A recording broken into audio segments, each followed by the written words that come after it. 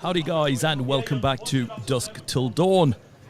We are looking here at the final table of the Mystery Bounty Shootout. And we'll be underway in just a moment.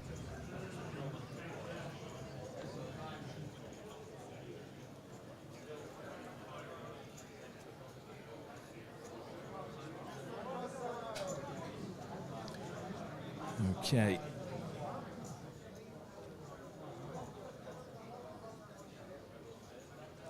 So we're just going to hand over to Lee. He's just getting his camera.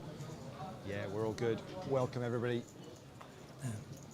The most important thing happening at this moment in time is Tom Brady is shuffling the mystery prizes envelopes. That's the most important thing. Does he bottom deal, Lee? Does he bottom deal? Does he bottom deal? There's the question. Right, so what we're going to do is we will have a little look here. We'll run you through who we've got here on this final table. They've already won one sit and go. They're now playing a second one. So in seat 1, we've got Christian Vadilo Bilder. In seat 2, John Rabb. In seat, Andy Sileski. In seat 4, let me head round here so I can get to you, Simon Thaxton. In seat 5 is Ryan Johnston. In seat 6 is Andrew Story. In seat 7, Gary Jackson. Seat 8, Andy Coyle. And I'll head all the way back round to the only lady on the table, which is Natalie Bromley. That makes up your 9. Prize-wise, 7th to 9th, they're going to pick up £240. Then it goes 300, 400, 500, then 600 for bronze medal, 800 for silver, and 1,000 for the gold medal position. But that's not all that's going on here. We have 8 mystery bounty prizes. Every time there's an exit, whoever's bust that player gets to pick an envelope. In those prizes, there are 4 lots of £250, 2 lots of 500s, a 1,000 and a £2,000. So whoever gets a little bit aggro on this final table and busts a few players could seriously add to their prize winnings at the end of the tournament. Fantastic. Love it, love it, love it.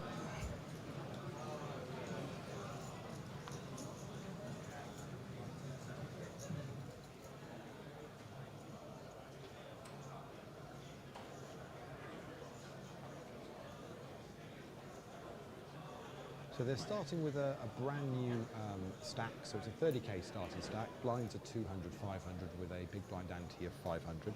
So say they've all already played one of these to get through to this final. 81 players in this to start with. They've all proven that they can win a 9-handed sit and go. Let's see whether they can do it back to back. One of them will.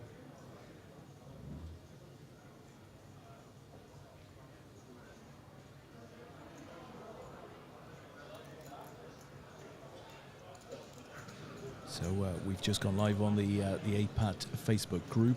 In addition to the APAT show page, if any of you guys want to shout out some support for one of the players at the final, please do so, and we'll share that news.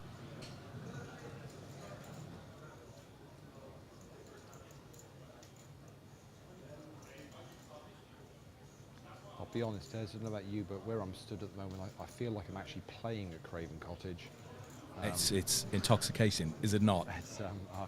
We've got the football on the big screen behind the players here. And if I look to see the screen, I'm that close. Yeah, I'm pretty much on the pitch, I think. There you can just see in the corner of the image there the sort of the goalie's small box. Wow. Spin it back to you, Lee.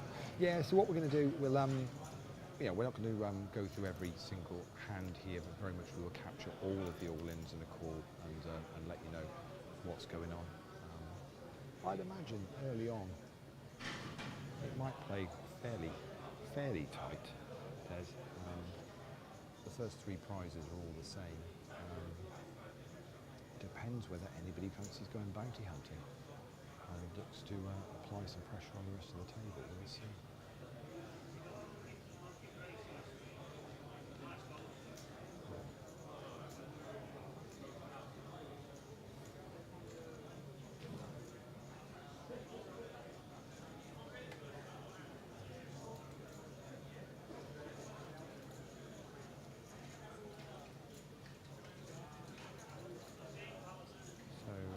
raise from Christian, 3 raise from Andy Selesky, and he gets that one through. Let us know how you would play this this type of tournament. Let us know in the chat. Curious to know. Des will pick the responses. How would you go about tackling this 9-handed stick and go with half of the money in bounty prizes?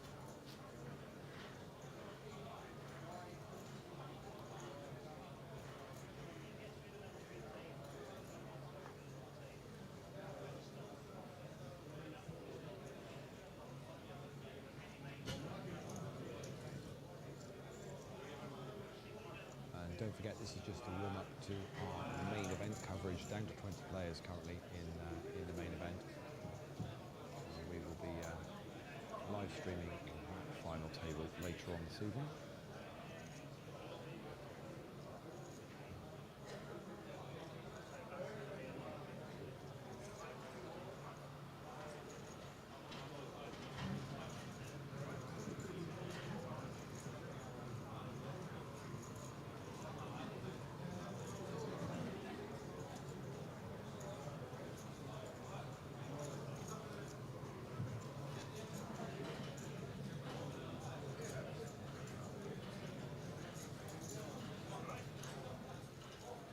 Raise for Christian got 3 callers in John, Andy and Simon.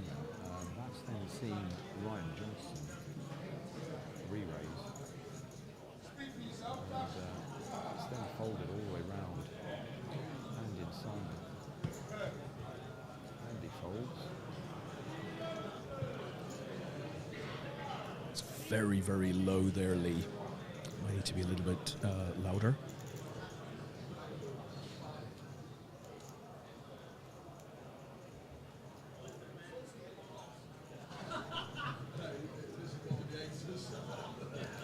And Simon folds as well.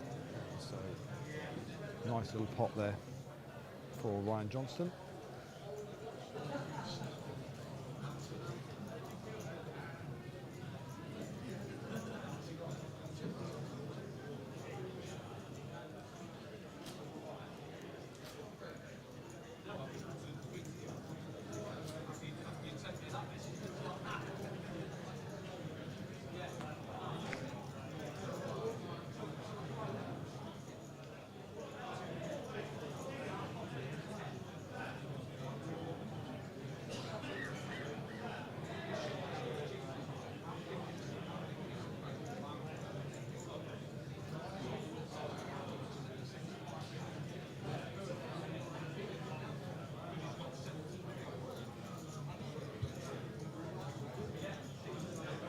And Tomo is out there at Lee. Come on, Natalie Bromley, Newcastle fan. He's a Newcastle fan. I think she might support Burnley. Yeah, to say, let us know in the chat, how would you go about tackling this? You sitting time? You going to go out and get a bit aggro, play some pots?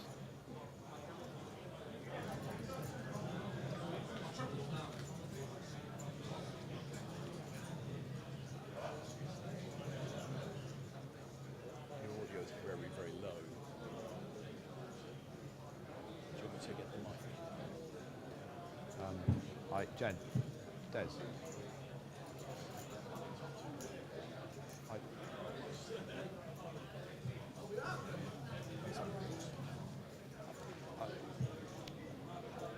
only have 2 minutes.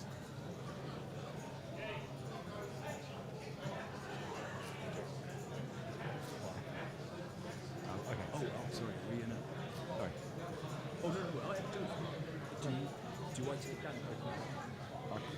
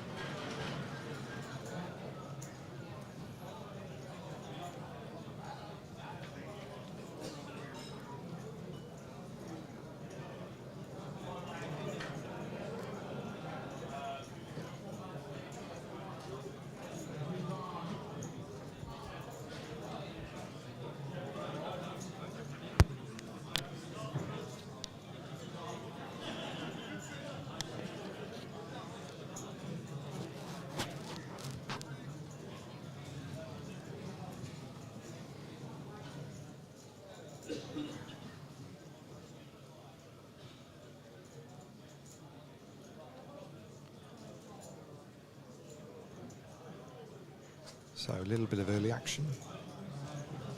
A few little sort of 3 bets already. A little squeeze spot there. I guess you just want to get ahead of the chip stack wise, because obviously then you put yourself in a position where you can bust players. Yeah. You don't want to be the one that's actually sat at the table where you can't bust anybody and you're looking for a double up. Makes it very difficult for you. You can very quickly get in that position if you've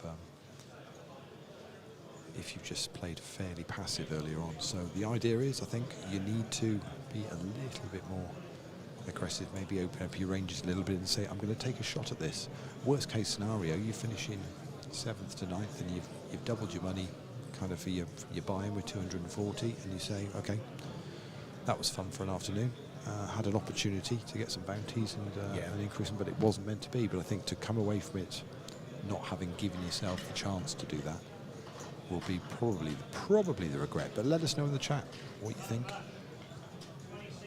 How you think this will play out. Yeah, not necessarily the tourney. I guess what you're saying, Lee, is to ladder slowly, get short, and actually you exit with 4th place money, but you haven't got a bounty. You haven't given yourself a chance to get a piece of that $5,000 that is kind of sitting there for knockouts. Yeah, I mean, 4th place money, don't get me wrong, it's £500. It's very nice, but with a total prize pool of just over 9,000, to finish 4th with only 500, because you've not taken any bounties or you've given yourself a chance to do that, does feel like a missed opportunity. Yeah, indeed. We're down to 2 tables in the main event, down to 18 now. It's coming in nicely, and our plan is to live stream that later on this evening once we get to a final. There are some comments coming in the chat box, Lee. So first of all, Tomo, bless him, Lee. Thank you, Des, Lee and Tom, for your efforts this weekend, and to Daniel and the other staff, great job.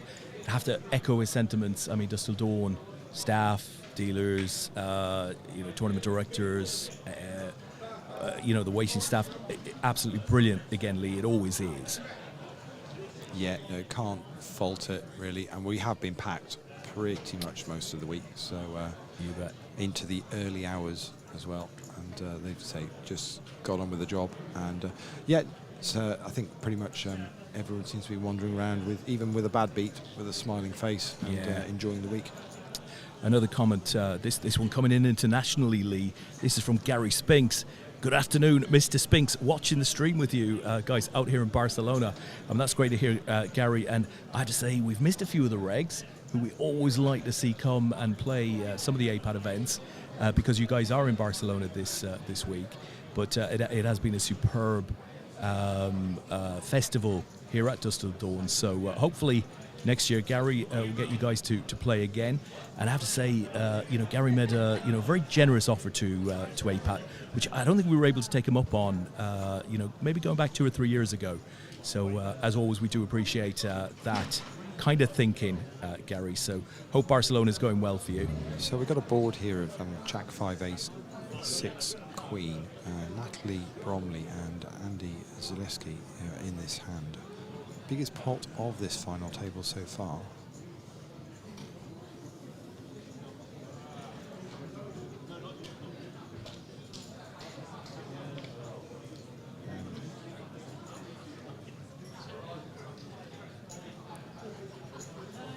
Natalie lets that one go, and Andy scoops a nice size pot which will make him chip leader.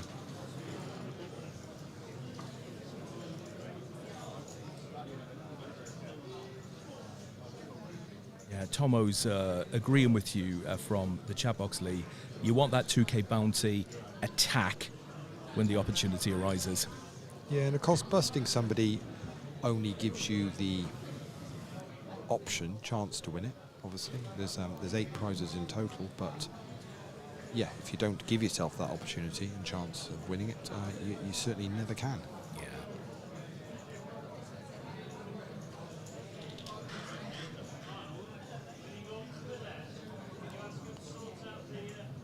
See Lisa Gray on the rail chatting to Tom, resplendent in her Poker Raffles hoodie, looking good.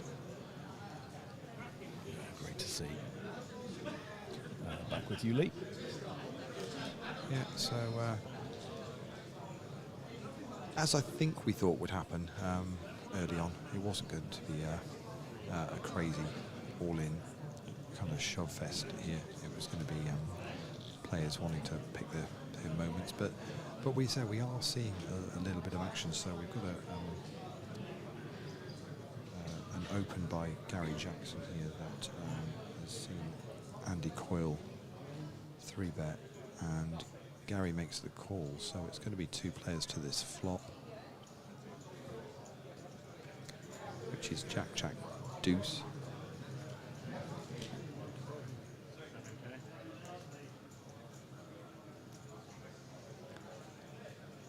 Check from Gary, bet by Andy, and takes that one down. Very nice. Matt Cleaves asks, is Donald Jones still in the main event? He is indeed, Matt. He's still going strong. Barry Cullen says, let's go, Andy Coyle.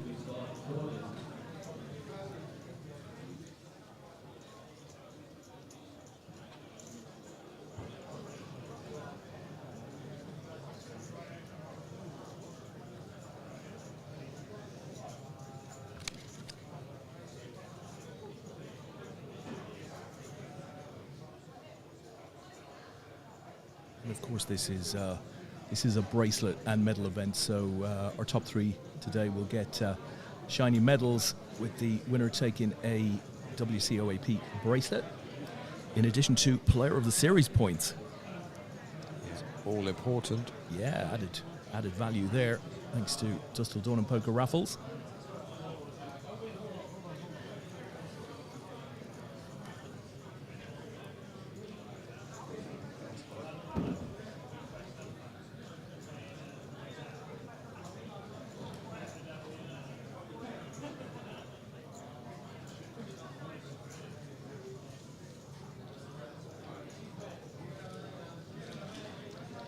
Blind on blind, you're going to see a flop here. Ryan and Andy Story, which is 3, 7, 10.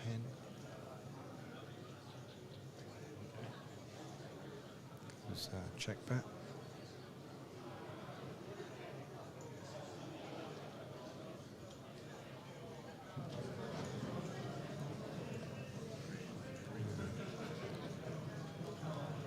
Takes it down. Raise from Ryan. Matt goes on to say that he set with Don Jones yesterday through 6 hours. Great guy. Don for the win. And Jack Sanderson is out there. Come on, Cowley. Coily. Should be Coily.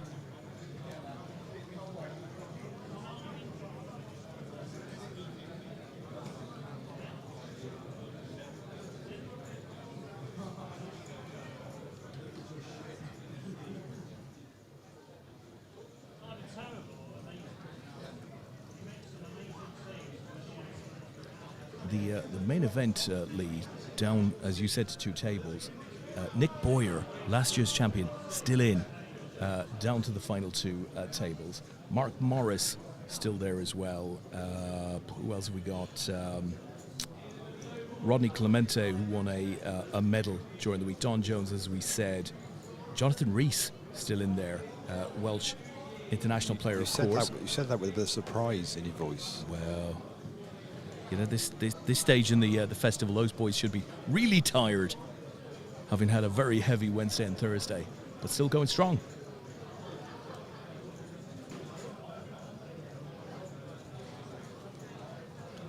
Simon Lawler says, go on, Natalie Bromley, the Oracle. What about you, Jess? I think I can knock this corner in at the far post if they get it across to me. Yeah, I'll be good. We can just see that in the corner. I'll put it on the main camera again. We'll get taken down by YouTube. Ridiculous. So on we go. Folding round to Gary Jackson and Andy Coyle in the blinds this time. Raise from Ryan in seat 5. And both the blinds are going to cause a 3-way to this flop, which is 4 deuce jack.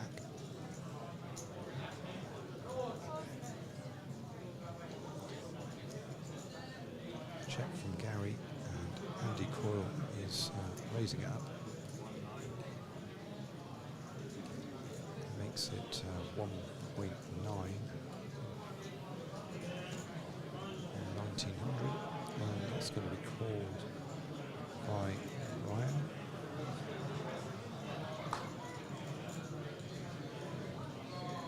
So we'll see a turn. It's the ace of clubs on the turn.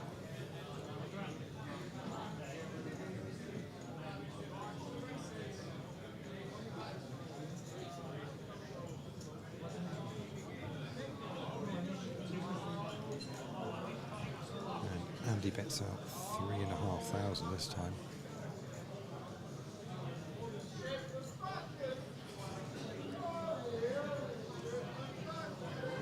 Ryan makes the call. This is now definitely the biggest pot of the final table so far. 10 of spades on the river. Check from Andy.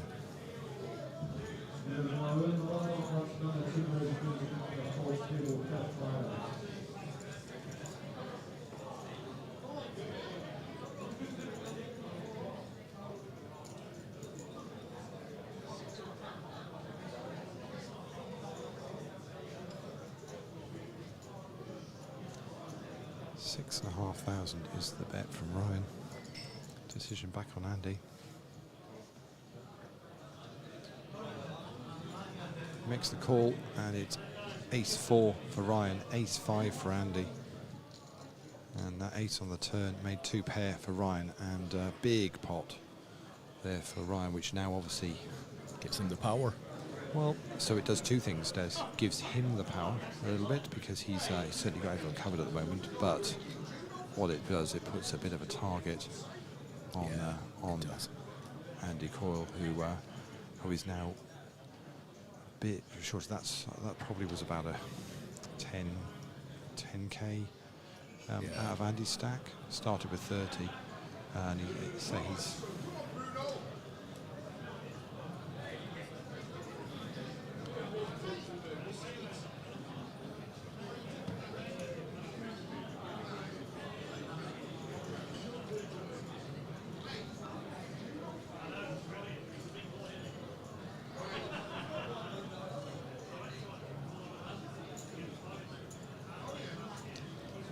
a VAR decision at Craven Cottage, Des. I might be stepping up to take a penalty here. You might have to just bear with me.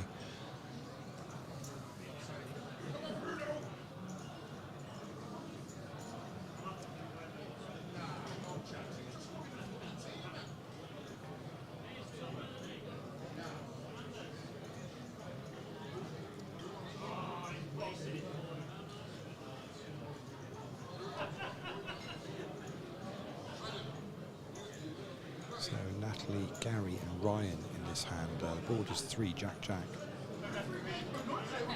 And another bet from Ryan, and the other 2 fold. So Ryan is very much bossing this early on out of seat 5.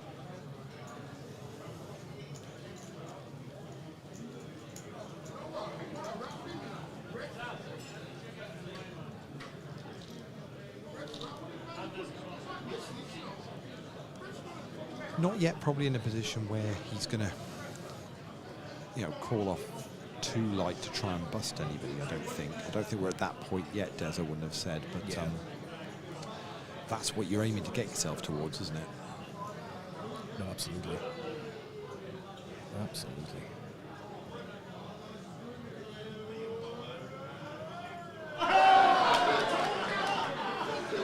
What's happened there, Lee? What, in the poker? Nothing at the moment. They're in the middle of a hand. I was thinking more about the football. I'm not watching the football.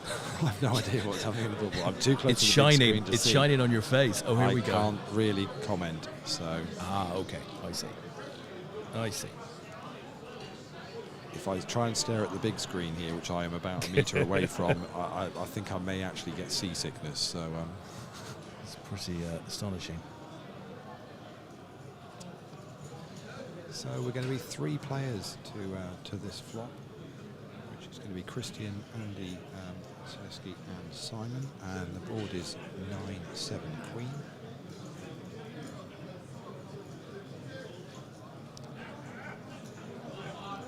Christian checks, Andy fires out a bet of 2,800. Simon folds. decision back on Christian in seat 1, and he folds, and Andy C. Saints won a few early pots on this final table, as we've now into level 2. Blinds now 300, 600 with a running, a big blind ante of 600.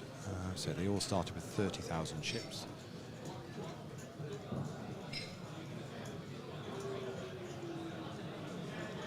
So if you've got an average stack, you've still got 50 bigs. Good shape.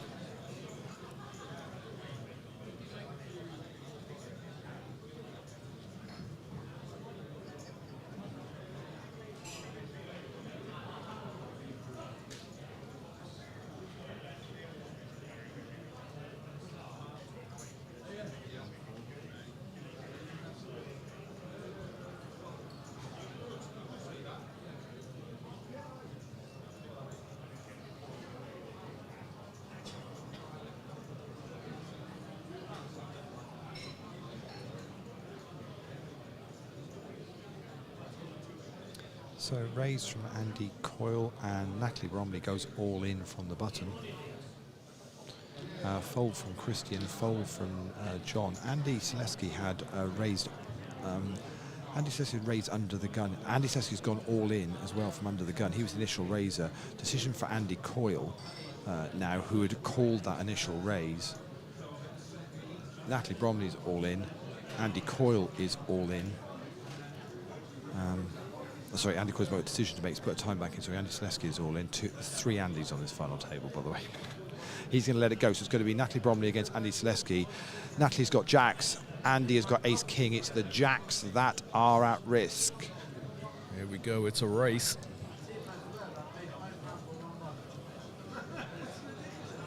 King, queen, 6, 5. Natalie's going to need to hit a jack. On the river, wow. There it is. Wowzers. Double up for Natalie Bromley. Hits the jack on the river and lives to fight another day. Unlucky Andy Selesky there. Gets Andy. The king he wants to see. As you say, total. It was brutal. Perfect flip. Coin flip there. And yeah, Natalie gets a double up. And yeah, first opportunity for somebody to pick up a bounty, and they've missed it on the river. Well, I like Natalie's aggressive play with the jacks. No messing. I think as per strategy, right? In this situation, the only way to play it, because actually no one's calling off light at this moment in time. So actually, with the raise, so the raise under the gun and the call from Andy Coyle, it was the perfect way to play the jacks. Just get your chips in the middle and go. You know, it looks like a great squeeze spot, and if somebody wants to call you off, okay, you kind of hope you're not running into aces, kings, or queens, in which case you're flipping at worst. Well, yeah, I think you take that spot. Obviously, with the bounty prizes, she's not in a position where she was going to bust somebody, but she's now doubled up. And now puts herself in a good place where she can potentially cause some damage and try and target some of the shorter stacks.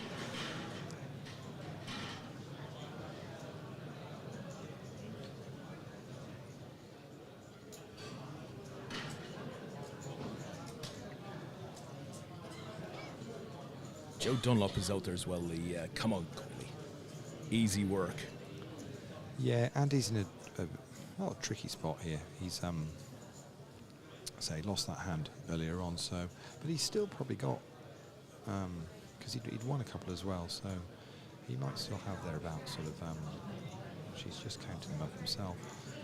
He might still have about 20, 25k, something like that. So he's not in that bad shape. It's just obviously the minute you get under the 30,000, you know there's going to be a few people that are going to cover you. Absolutely. The Coldstream PKO boys are all in tonight. Jamie is out there as well. Jamie Lackenby. Good luck. Andy Coyle. Take it down for Coldstream.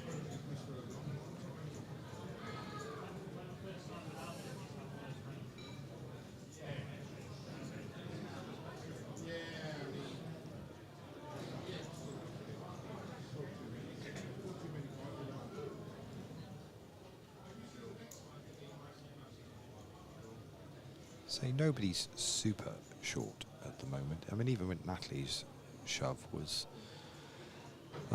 still, she probably was a short stack at that point. So maybe she had about 18,000, maybe something like that, 18, 19,000. So yeah, it's not super light. Simon's probably playing about 22 at the moment. He may be the shorter stack. Everybody else. No, I wouldn't say anybody's less than 20k at the moment. So it's tough to start targeting those people. But it is Simon against Andy Selesky at the moment, and Simon's got out of the way, and actually Gary's in the hand as well. So we've got Gary and Andy Story and Andy Selesky. Again, far too many Andys on the final table. 5 deuce 7 10 3 is the board, and Andy Selesky bets out 5,000. Going, we go to Gary over there. He folds, as does Andy Story. So having doubled up Natalie Bromley, adds a nice pot to his stack, which is to say will put him up back up around let's say 20, comfortably over 25k, maybe a bit more than that.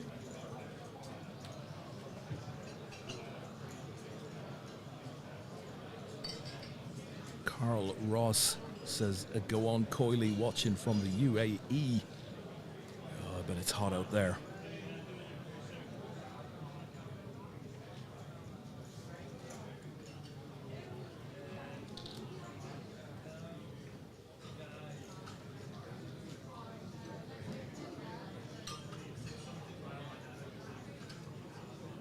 And Carl Pilgrim is in the chat as well. Go, Natalie Bromley. Hope you're well, Carl.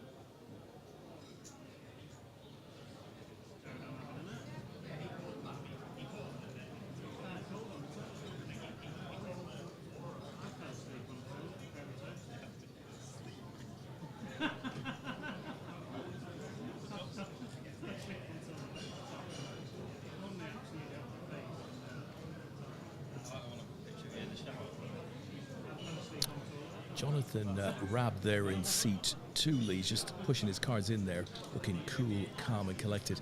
Jonathan, somewhat of an industry veteran in the UK poker world, was, I think, if I'm not mistaken, one of the initiators of the Grosvenor Poker Tour way back in, it must have been 2006, 2007 when that launched, and was a long-term PokerStars Live employee as well.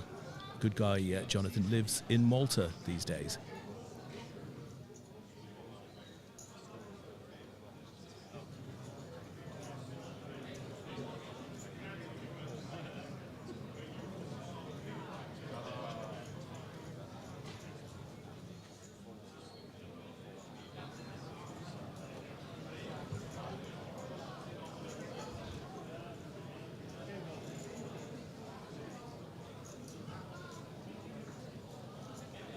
So I think we may have lost Lee's audio. I don't know if you can hear me there, Lee. No, you've got me. Oh, there you go. Okay, sorry, you were quietly watching that hand play out. Yeah, I mean, bear in mind we're right by the tables, and sometimes, you just, whilst there's hands going on and we're talking about them, you've got to just be a little bit careful of how loud we are. So sorry if anybody at home is sometimes not picking up on everything, but say we're just trying to take into account the fact that we've got 9 players around the table at the moment, and we don't want to interfere in their game if we can help it. We just want to watch it.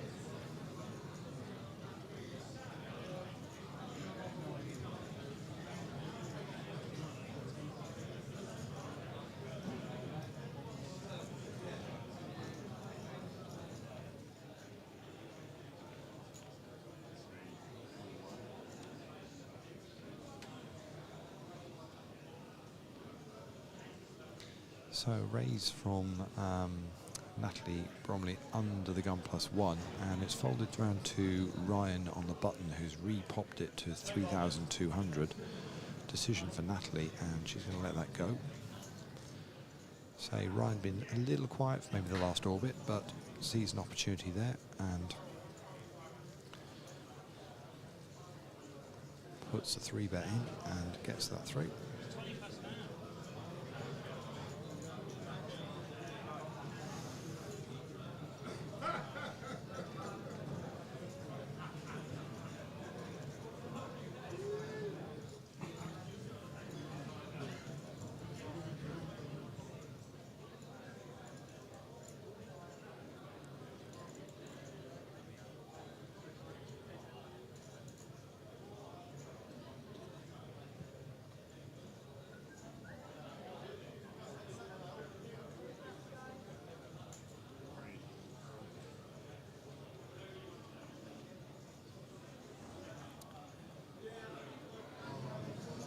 So raise from Andy Selesky round to Ryan again, who is doing exactly the same as he did the previous hand. So the raise was to 1,400. He's 3-bet it to 3,700. Blinds get out of the way.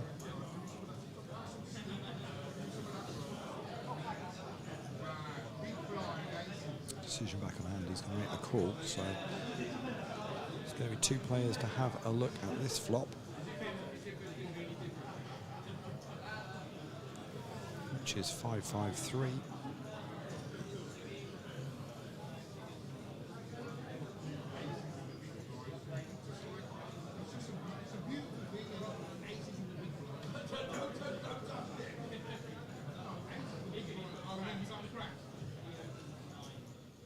Andy checks and Ryan bets out 3,500, so we're back round to Andy.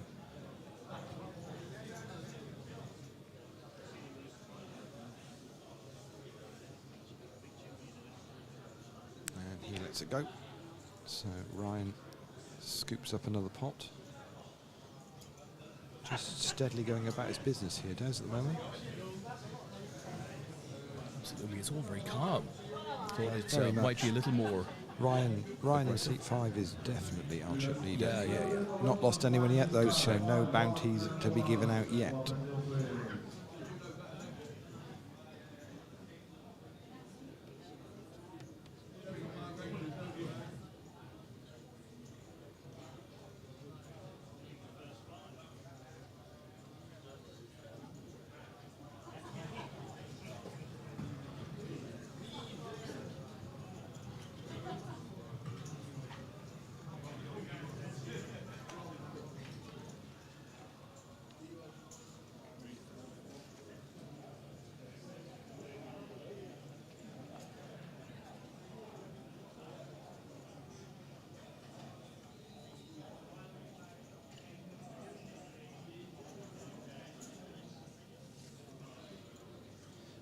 So raise from Andy Selesky and folds all the way around to Natalie Bromley in the big blind, and she makes the call.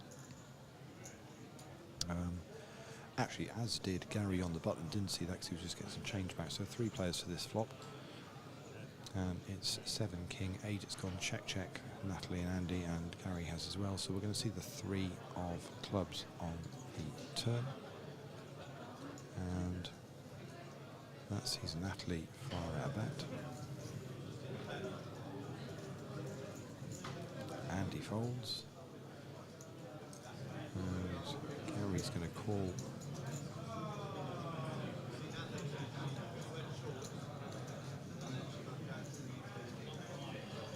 He's going to call that 2K, so we're going to see a river, which is the 4 of diamonds. Check from Natalie, check from Gary. Gary shows ace-3, Natalie's got 7-5, and Natalie will win that one.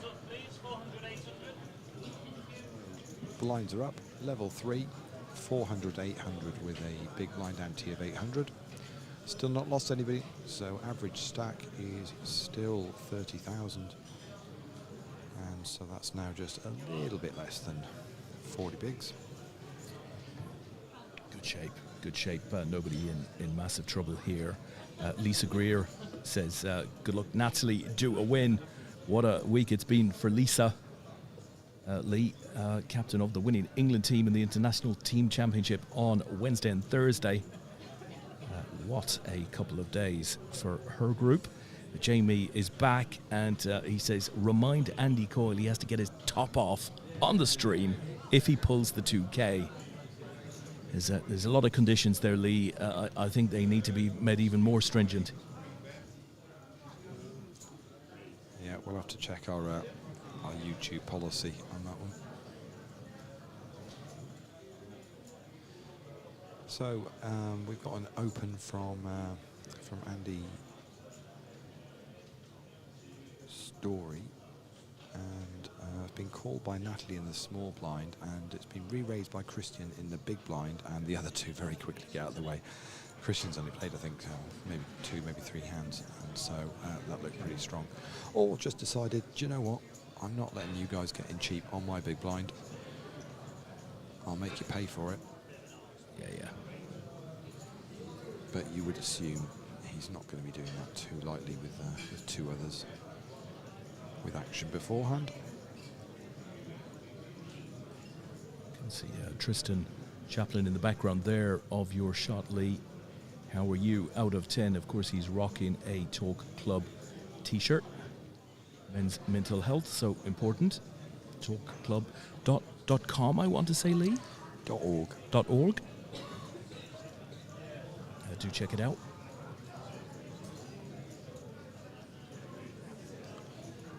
So Ryan opening up this time at seat 5. Makes it 2,000. And just into the big blind of John Rabb, who we've not really seen play a hand yet. And he's going to see a flop here, so he's made the call. 2K was the raise, and the board is 3-7 king. John to act first, he checks.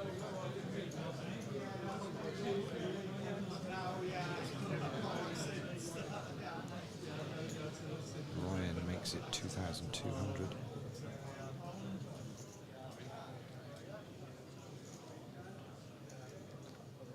John has another look and lets them go.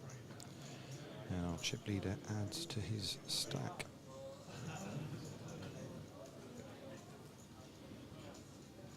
I mean, are you surprised, Des? We're in level 3 now, and we've had what? We've had 1 all in the call. Yeah, I mean, I don't know, what stats would be behind this, but I tend to think that, momentum is something that can be kind of almost learned across the table, i.e. if a level starts aggressively, you can find that players begin to adopt that as the normal pattern. This has started reasonably quietly, with the exception of Ryan, who's obviously taken a pretty chunky opening pot. But he hasn't won anything massively huge. Yeah. There's lots of little opportunities to just chip away at the others. But it feels like it's a calm table right now. It doesn't really feel like there's anyone being overly aggressive or... Well, talk about aggression. Ooh. Andy's story opens up to 2,000. Natalie next to out says, I'm all in. Blinds get out the way. Round we go to Andy Coyle, and he's going to fold. So there's a little bit of aggression from you. So Natalie, in the 2 hands she's been involved in, has shown aggression. Nice re-raise there. She gave me a little cheeky smile there, so who knows what that means. And now she's practically laughing That might be a tell, Lee. But I can't tell whether it's a tell for strength or weakness. So on we go. Blinds as say 400, 800 with a big blind ante of 800 now. And it'll be chip leader Ryan to act first under the gun. And he folds. Round we go to Andy Story. He folds, as does Gary. Andy Coyle next to act. And he just makes the call. Natalie folds, Christian folds, John folds, just the blinds. And Andy Selesky's going to make up the small blind. And Simon checks his options. So we're going to be 3 players to the flop, which is 8, 3, 4. Check from Andy.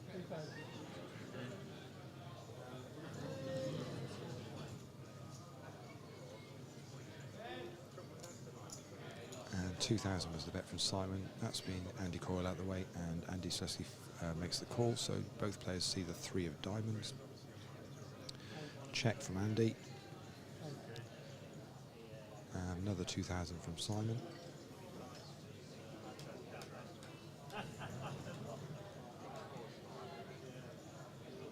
Andy makes the call, so we're going to see a river card here, Des.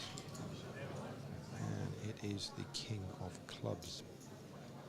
Check again from Andy, and Simon checks as well. 4-5 for the flopped pair.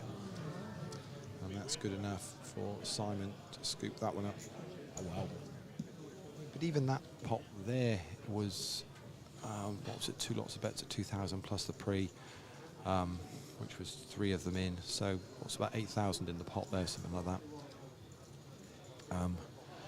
Yeah, when you think, say, average stack is 30,000, that's decent. We're at that point now where you know, you say you can't afford to lose too many of those, really.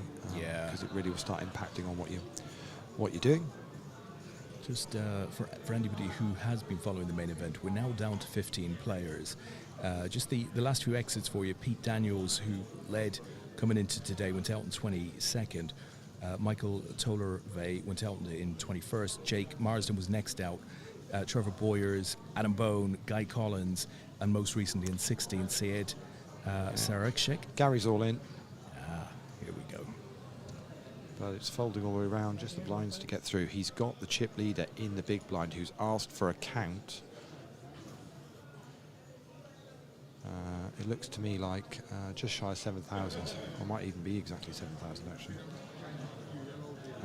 It's going to call. Wow, here we go. It's Jack 6 for Ryan. It's King 10 for Gary. It's the King 10 that is at risk. And that's how this game rolls, folks.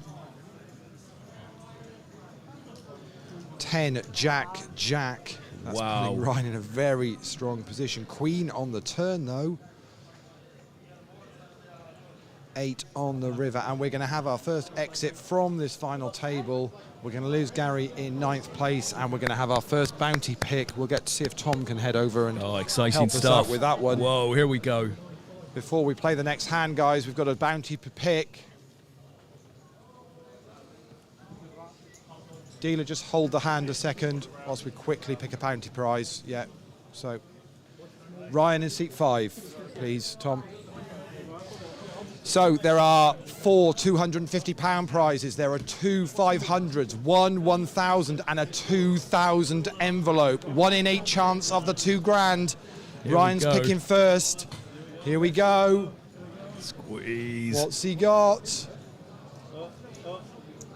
It's a 250. The disappointment for Ryan. Guzzled. The rest of the table are ecstatic that it's only a 250. On we go again then. The 2K's still in. Brilliant. But that's the first bounty done. Well played, sir. Never seen so many players anti-railing somebody opening an envelope. Yeah. On we go then. 1 bounty down, 7 to go.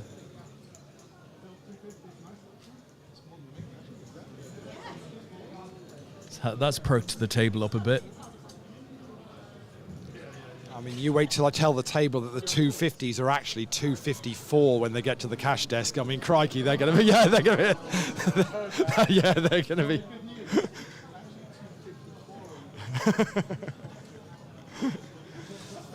It was some little odd in the prize pool, so the 250s are 254. So yeah, you got a little bit more coming your way. Ryan looks disgusted at that news.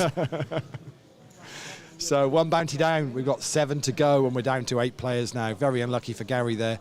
Made the shove with the king 10, and yeah, chip leader decided, you know what, I like the look of my my jack 6 with of hearts. I'm gonna, yeah, let's make the call. Thinking it's got to be, probably got 2 live cards maybe, and it did, and hit. So one bust out, and Gary will pick up £240 for finishing there, and Ryan has added 250 to whatever his prize ends up being at the end of today.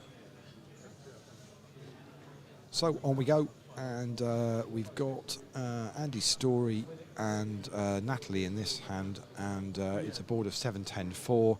Andy checks, Natalie bets out 2,000. Back round to Andy. It's going to make the call, so we're going to see a turn. And it's the 5 of spades on the turn. 6 of clubs on the river. And it's gone check, check. And so Natalie's ace 6 is good enough. Bear with me 1 second.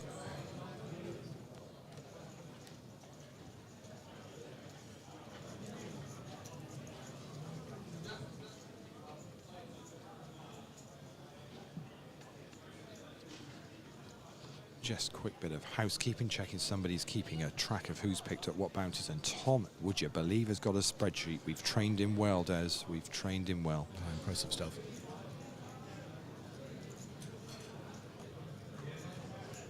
When you went to that side of the table, Lee, what with the match on in the background? Well, I haven't seen a poker table on a football pitch since the ISPT at Wembley. This is what I mean. It's I'm stood so close to that screen. It's curved as well. You can't actually look across and see what's going on. It's crazy. Jen will think you were in Mallorca when you returned back. Yeah, I think I'm getting a bit of a suntan off it. That's for sure. Yeah.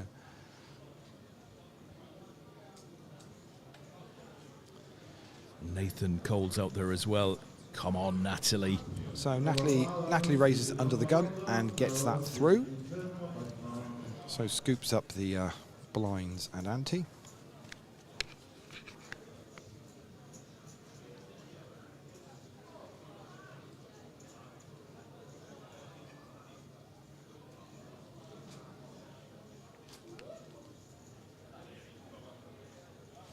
Peter Wilson, come on, coily lad. We know who the followers, the fans want out there. He's somewhere between Natalie and Andy Coyle. Right now getting the love.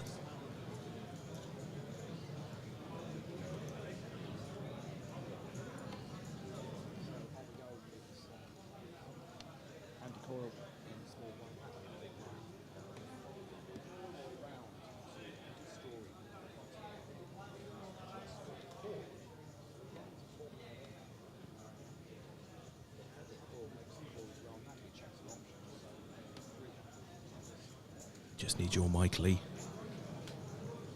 So the flop is Jack, Jack 4.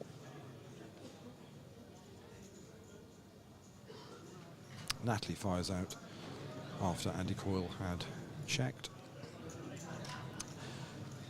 2,500. Andy makes the call, so the 2 blinds are going to see the deuce of hearts on the turn. Andy bets 2,500. Natalie calls. Big old pot building here, Des, between the blinds. 5 of spades on the river. Andy says I'm all in. Natalie makes the call. Andy shows Jack 7. Natalie's got pocket aces. Oof. And Natalie is going to pay Andy off and double him up. Great hand for Andy there. Unlucky for Natalie to find herself with aces. Yeah, blind on blind. Yeah, yeah. One of those horrible ones. She benefited from 3 jacks earlier, and ultimately it's cost her here. Yeah, I mean, so slow played that obviously on the big blind. I mean, you're better off popping a bit of a raise in when you've got you're up against 2 players. you know, aces are great, but you can get out easily out-flopped with two players in the hand. Maybe it should have been a raise. Try and get one of them out of the way. Is Andy playing Jack 7 if there's another raise? No, but maybe you're missing some value. A lot of the time, I don't know. You have to work the numbers out, but didn't work out for Andy, for Natalie in this case, but it did for Andy.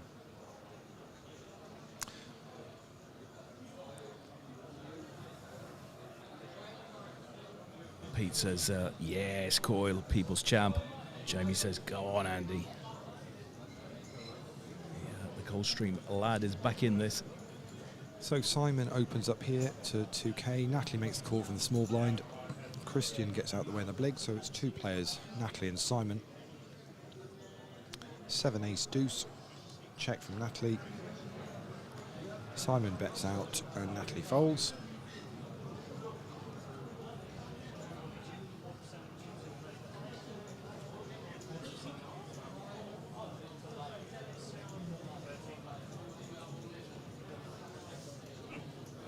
Unlucky Nat. Nice one, Coyley. Joe Dunlop. Yep. Natalie was unlucky there.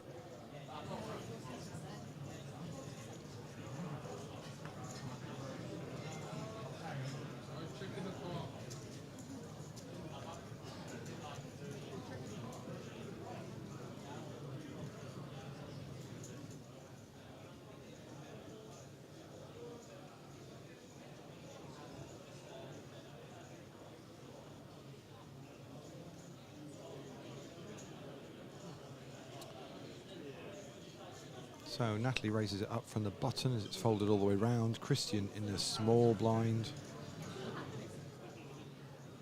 Just looking to see how much Natalie's playing.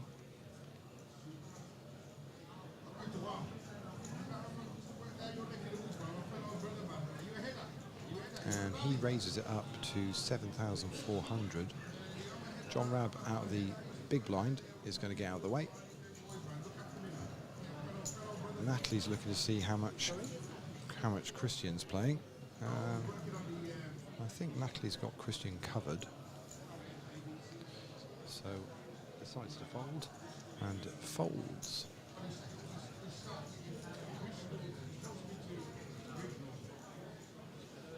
So we're down to 13 in the main event. I've got a feeling they're going to get down to a final table before we're concluded here, Des. Yeah, I think that does look possible. I have to say, I'm not sure whether they'll have a short break before they commence. I suspect they might, but we will keep an eye on that over the next half an hour or so. The most recent two exits there, Rodney Clemente and Mark Morris, both gone, 13 left. But I think being 13th now, I think so they're all locked up over £1,000. Superb.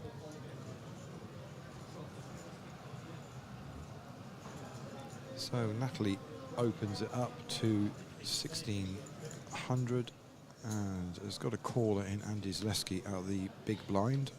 So 2 to the flop. Deuce 4-5. Goes check, check. Queen on the turn. Check from Andy. Natalie bets out 1,100.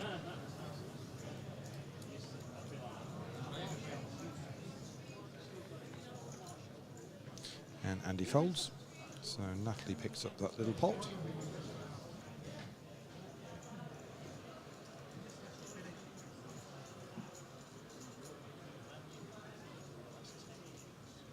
Ali Waldy's out there. Good luck from everyone at Coldstream, PK Orr, Andy Coyle, and Jack Aitchison as well. Good luck, Andy. Well in, pal. I think they just want the money in the next Coldstream game on the table, Lee. Wow. I think that's what's going on there. So we're going to play this hand out and then blinds will go up. It'll be 500, 1,000 with a big blind ante of 1,000 next hand.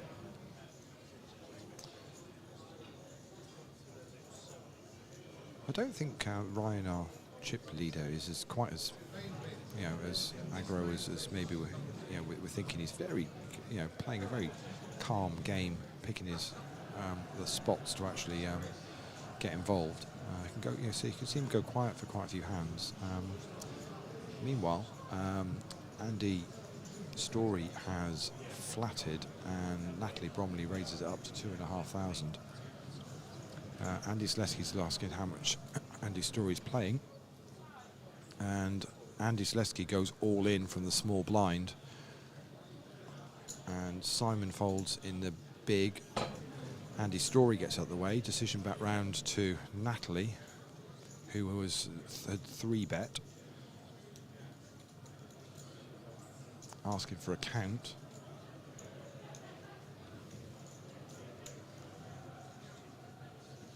This with any two, Lee? 23,000. Natalie makes the call. Wow. So it's Queen Jack for Natalie. It's pocket nines for Andy. It's the nines that are risky. I think Natalie's got Andy covered. So here we go. Pure race. Jack in the window, 8 and a king. Ace on the turn. 6 on the river. Oh, nice. And we're going to lose Andy in 8th place. And Natalie busts a player, and we'll get Tom back over because we've got another bounty to pick. Well played, Andy Selesky. Dealer, if you can just hold the deal a second whilst we pick a prize. Tom. So, Natalie busts Andy Selesky, so Natalie gets to pick an envelope. 7 left, so we still have 3 250s, 2 500s, 1 1,000 and a 2,000. Here comes the anti-rail from the rest of the table going, don't pick the big one, please. Here we go. Here we go. Squeeze. It is. Squeeze. It's another 250. And the table are ecstatic. Oh, yes. Yes, they say. 2 of the small ones gone, so the biggies are still in there, and we are down to 7 players.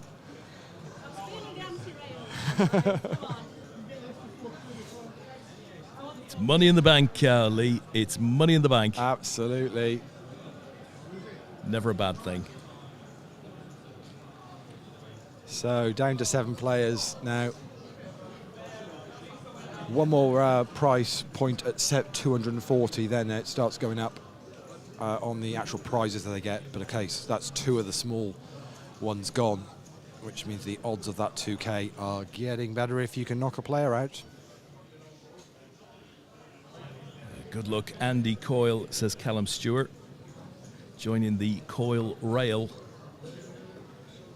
And of course that, I mean, say Natalie didn't have Andy covered by that much, so it's pretty much not far off a double up. So we've got a raise from John Rabb here to 2,500. It's been called by Simon in the small blind. Ryan in the big blind has gone all in. Decision back on Simon. I mean, Ryan could literally have any 2 here.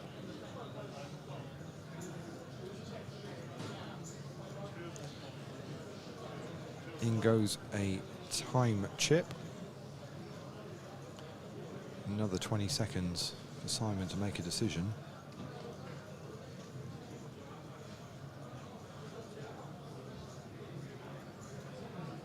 And he's going to fold. Wow. And Ryan will just scoop up. Nice little 5K. So, because obviously it was the 2.5K raise. He was in the big blind anyway, so he's picked up the 5K there. Blinds at 500, 1,000. And we're down to 11, Des, in the main event. This is quickly, Lee. This is flown through. Our latest exits there, just for your information. 13th was Basharat Mahmood, and in 12th, Stephen Ferguson. Yeah, we're going to have a plan for the stream, I think. Well, they're just going to have to wait, Lee, aren't they? Because, frankly, this is more fun. Not quite as much fun as £13,000 up top Well, for the that winner. That is Yeah, I mean, that is fair enough. It's fun, don't get me wrong, but yeah. It's not like seeing who's going to have got through a field of over 500 players. And Yeah. I think what we might do is we might ask Tom, APAT's own Tom Brady, to just inquire of DTD what they plan to do when that main reaches the final, because of course the plan would be for it to be played on this feature table up here. So that will have to happen. yeah, we might well have to move. We'll play this one for a little bit until we need to. We can just pop them down on one of the tables just in front of you, Des, and then you'll be able to keep an eye on the on what's going on. So if we're pulling envelopes, we can always nip across and watch an envelope being pulled. Not a problem whatsoever. Simon and Alan Story in this hand. Simon's got reaching for a bet on a 4-4 ace deuce board, and that was enough for Andy to fold.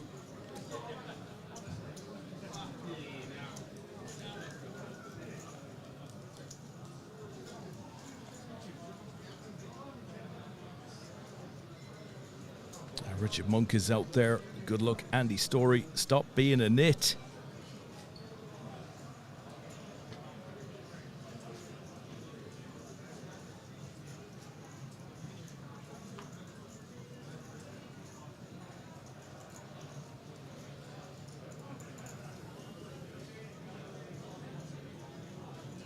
So many dynamics in this this final table, this mystery bounty shootout. You've got obviously a prize increase place on place. You've obviously got the mystery bounty prizes for busting a player, and of course there's medals and a bracelet as well. Yeah. John Rabb is all in. Oh, hello.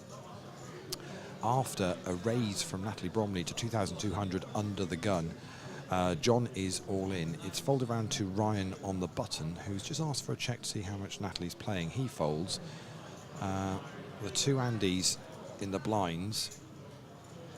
Story gets up the way, Coyle gets up the way. Is Natalie going to call this off? It's about 20, just over 20,000. 20,500, I think. Get a little nod from John. Natalie makes the call. It's Jack 4 of clubs for Natalie, and it's Ace Jack for John. Well, she needs a 4. It's the Ace Jack at risk, though, so John is all in. Here we go.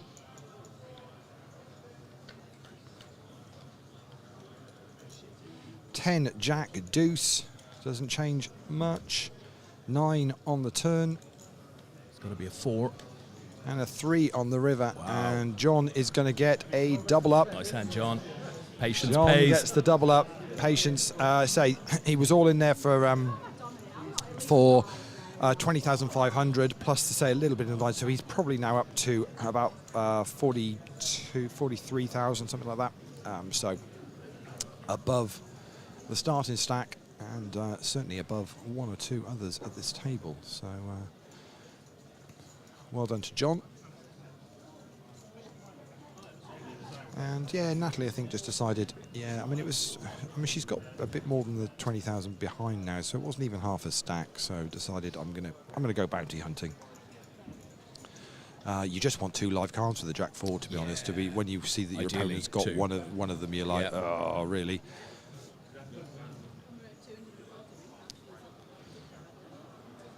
You know, obviously Natalie's already got 240 min cash plus the 250 in bounties, so she's already up nearly £500 already in this, which is exactly the same position Ryan finds himself in as well at the moment. So it's John and Natalie again, raised from John to 2,500, and Natalie's made the call out of the big blind this time. It's 10-8 Jack. Check, goes check, check. 7 on the turn. And that sees Natalie bet 2,500.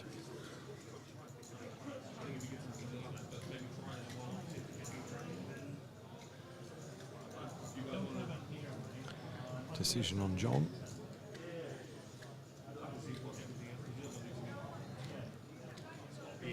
And John's going to let it go. And so Natalie gets a couple of those chips back from the previous hand.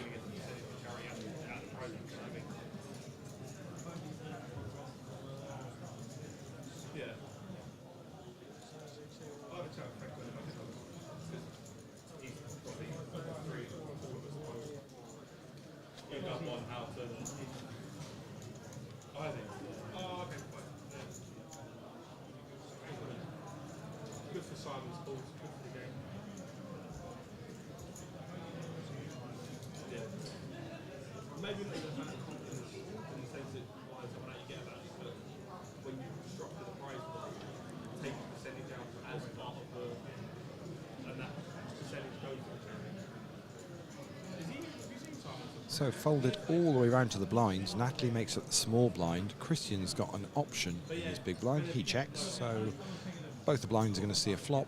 Last time this happened, it was absolute carnage. 10-8-6 is the flop. Check from Natalie. And Christian bets 1,500.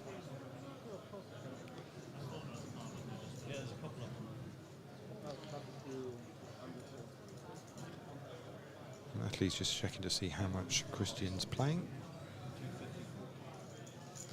Makes the call. So we're going to the turn here, does, and it is the king of diamonds on the turn.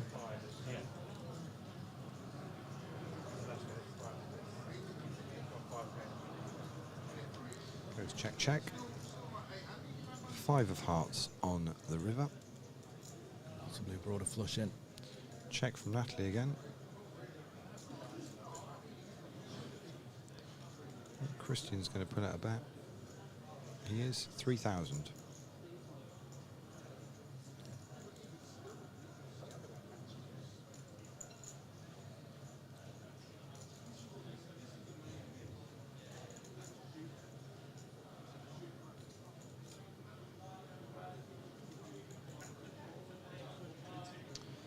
Pops a time chip in.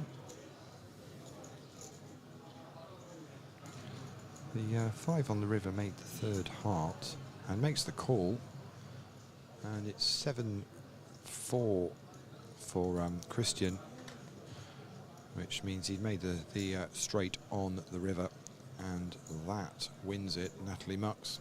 Sounds sir.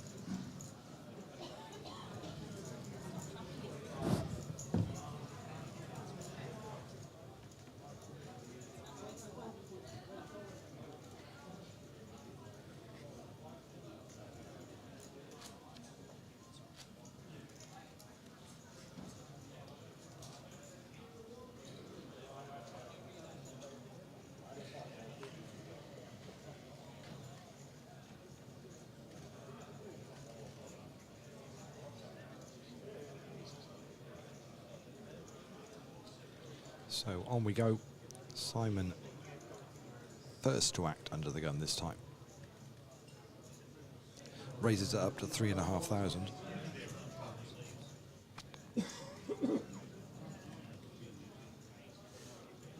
Folds all the way around to Natalie on the button.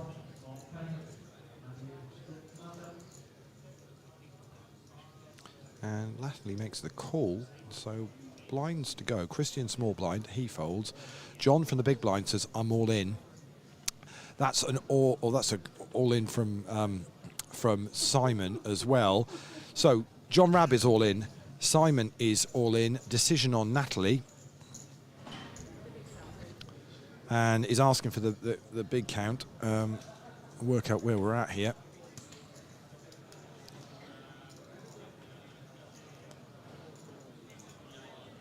And folds, so it's ace-jack for Simon, it's ace-queen for John. The ace-jack is at risk here. John is bounty hunting. The ace-jack at risk. Let's go.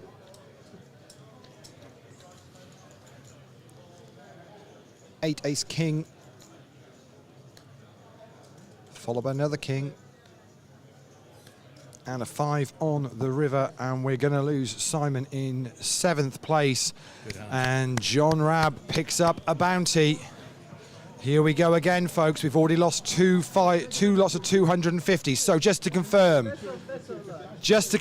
are two 250s, two 500s, 1,000 and one 2,000 in here. John Rabb is picking an envelope. You won't see any Here we go. It's a 250. You did it too quickly, Lee. That's the wrong strategy here. That's 3 of the small prizes gone, which means the big stuff is still in here, and we now have 6 players remaining. Tom's asking whether I put the $2,000 in. I'm like, yeah. Trust me, we check those envelopes about 3 times. So. Well, so 3 of the 250s gone. The guys have now all locked up 300 for whoever finishes in 6th place. On we go. And John Rabb nicely chipped up now. Going to be not far right. In fact, he may even be ahead of Ryan on chips. I think he probably is. See how many whites Ryan's got there. That's not probably much difference between the two of them. So folded all the way around to the blinds. John in the small blind, and it's Ryan in the big. And John makes up the small blind, and looks like Ryan's going to. Actually, John raised from the small blind. Ryan's made the call. So both of them are going to see a flop, which is going to be 9, 10, 6. 6K in the middle. And John pops out about 4,500.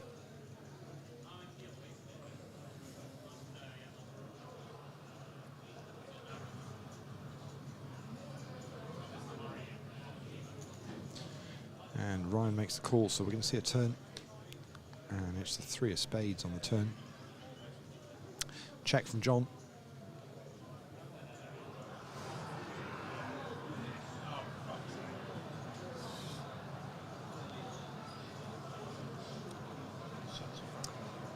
And Ryan makes it 7,000. Pretty quick call from John, so we're going to go to the river. And it's the 9 of spades on the river. Action on John, he checks.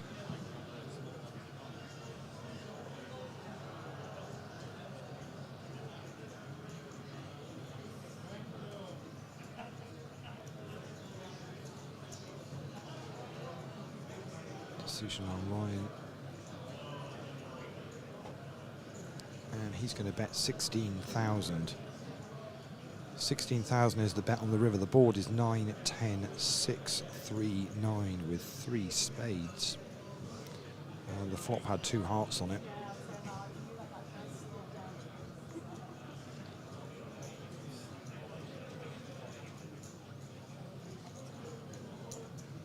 And John's going to call. And it's a Queen 9 for Ryan, and Queen 9 is going to be good. And our, who I thought was still our chip leader, is significantly our chip leader now. It's a big pot there. Nice hand, Ryan. Simon Lawler's out there saying, is that John, the poker writer? It is indeed, Simon. That is John Rabb, who writes articles for poker.pro, in addition to others. Yeah, so short stack here now is going to be Andy Story. He's got maybe 10K, so he's got about 10 bigs. Then I would suggest Natalie is next with about, what's Natalie playing there? About 30K, something like that. Would be next at risk. I would say Christian and Andy Coyle are probably very similar stacks. With then John in second, and very much Ryan now our chip leader again.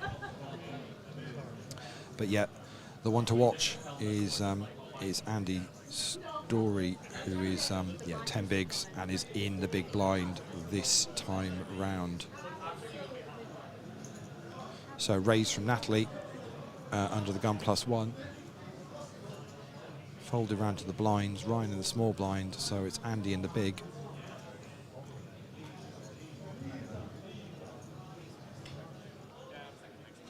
And lets it go. It's tricky. You're down to 10 bigs, Des, so everybody's got you covered. Yep. You've locked up £300. There's a pay jump to 400, and then 500, and then 600. It's not adding a huge amount to your possibly what you're going to take away. What will add huge is what's in those envelopes, and there are 5 of them left, and there's a 250, 2 500s, 1,000 and a 2,000. But you can't win them when everyone's got you covered. So at some point you've got to say, all right, I need to give this a go. Laddering up for another 2 or 3 places is going to make you 200 or 300 quid. That's what pretty much one of those envelopes will do, minimum. And it's a tricky situation, Lee, because of course everybody's looking at you. They're like, you know, hungry wolves. Almost don't care what you have. Just if you're putting your stack in, you're going to get called. Oh, absolutely. Possibly in multiple spots. You've seen some of the calls which we've already had here. You're looking for 2 live cards, really. Exactly. Ryan did it with 1. Natalie's done it with 1. Jack 4. Yeah, we folded all the way around to the blinds, and Andy Story's made up the small blind. Andy Coyle's checked his option in the big, so the 2 Andys are going to see a flop. And it is 3 ace jack with a couple of hearts. It's gone check from Story, raised by Coyle, and Andy Story folds. You say at some point you've got to say, well, actually, I can't sit. You can't sit here. You've got to, you know, it's like it's. And even, okay, we've seen some hands where people have got it in with, with good stuff, ace jack, ace queen, or a pocket pair, but sometimes you just go, well, I'll take my chance. Obviously, you do raise the issue that if you are shoving it in with maybe something a little bit lighter than you would in your normal range, in the way of maybe, I don't know, some suited connectors, mid-suited connectors, something like that. There's a chance the vultures are going to go, well, for 10 bigs now, I'm going to call off with pretty much anything and try and bust you out and add to my my prize. Absolutely. As Simon said, vultures circling an injured sheep. So we folded round to Andy. Oh no, we ran to Ryan. Sorry, I thought it saw Ryan's hard cards. Ryan makes it 2,500. Blinds are 600, 1,200. Right. Andy is all in. Andy Story. He's going to get called by Ryan. He may get called by Natalie. No, he's going to get called by Ryan 100% of the time here. Ryan has Jack 7. Andy has 5-3 of diamonds. The 5-3 is at risk here. Here we go. Ryan is bounty hunting. Here we go. 8, 6, 9. 7 would be interesting. Queen on the turn. Is Andy going to get saved on the river?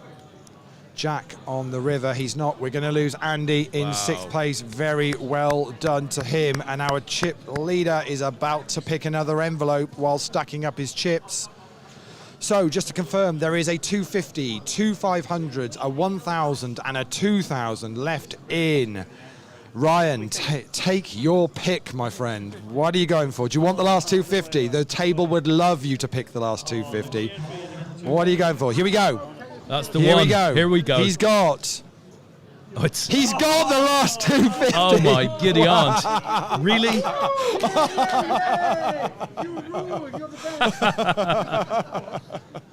Well, he's had 2 shots at it, Lee. Can only blame himself. 4 250s have been picked. Somebody do the probability on that. Goodness me. Okay, well, the top prizes are all in the last 4 bounties. We have 5 players left. That is incredible.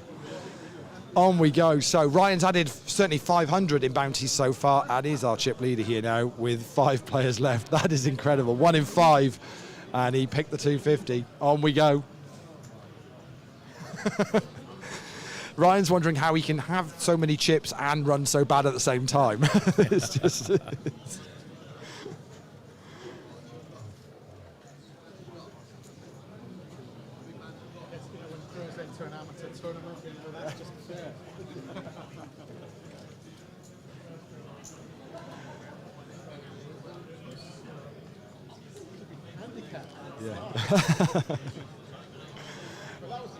Yeah, that was good enough. 2 lots of 250. On we go. So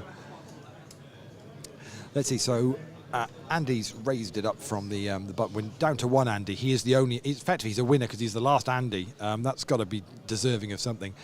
He's raised it up to 6,000, and that's been called by Christian in the big blind. But there was already an initial raise from Ryan to 2,500. So he's made the call. So 3 players then. with about 20k in the middle, and we're going to see a flop. Here we go. And it's Jack, Ace, 8. Decision on Christian. He's checked, Ryan's checked. And Andy says 11,000.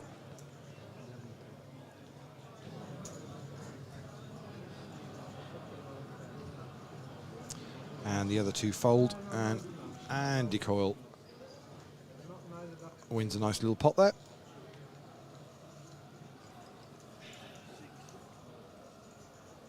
So still 11-handed in the main event.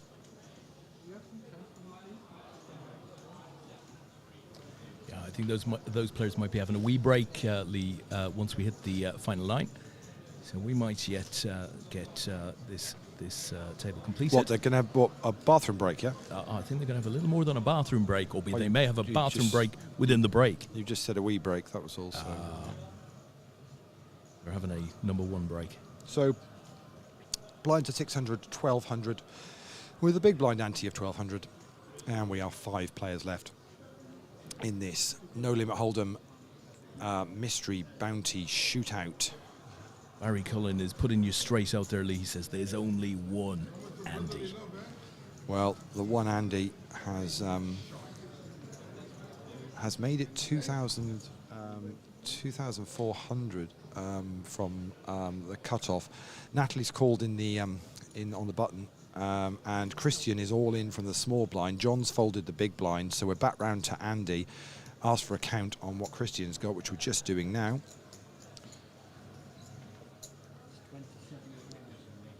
It's 27,900, and Andy says he's calling. What's Natalie going to do? Natalie gets out of the way. Spot.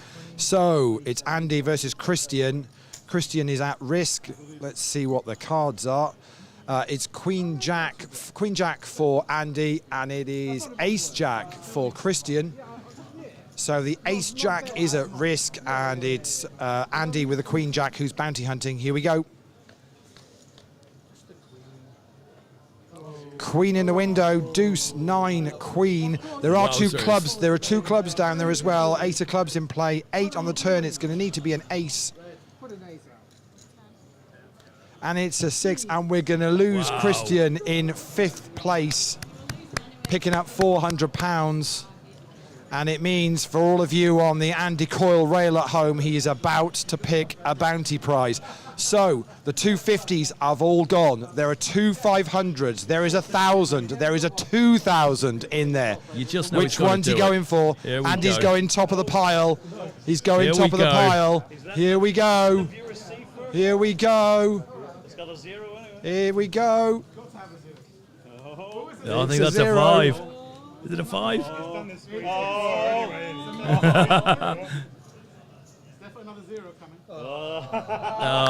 Put it back, it's a 500. Wow, it's a 500.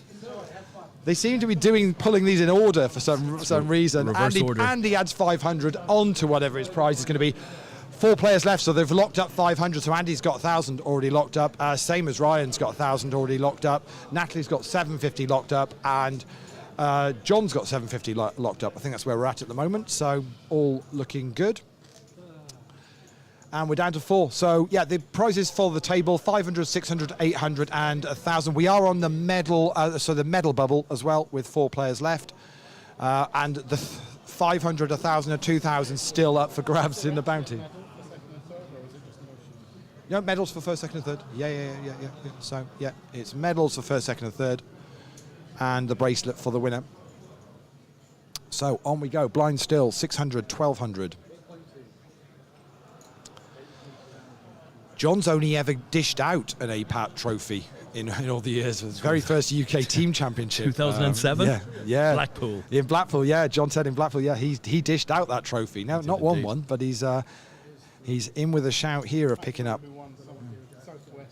Southwest, Bristol and Southwest in the bright orange. Yeah, in the bright orange. Yeah, correct. Spot on. I think, yeah, about then. Yeah, about then.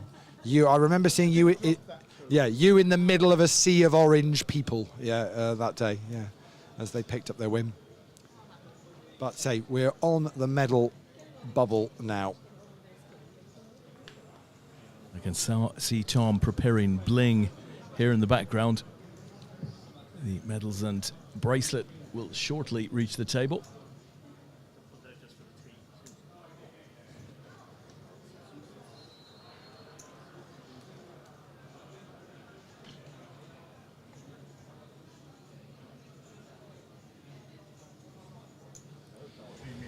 So raise from Natalie to 2,500 under the gun. And John's reaching for raising chips himself. He makes it 11,000. Ryan folds the small blind. And Andy's going to make the call out of the big blind. So we're going to be two players to see the flop here, Andy and John.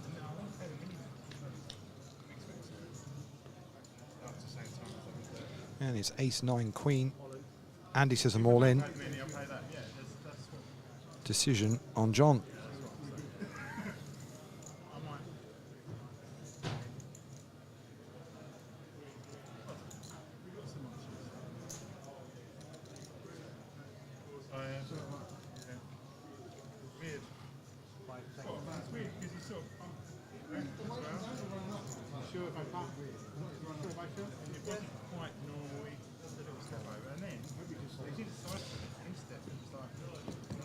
John folds pocket kings, and Andy shows ace jack, just to keep it friendly.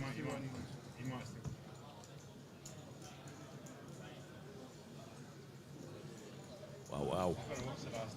Wow, ace jack versus kings, four-handed. I mean, John just wants to do anything other than an ace on that flop.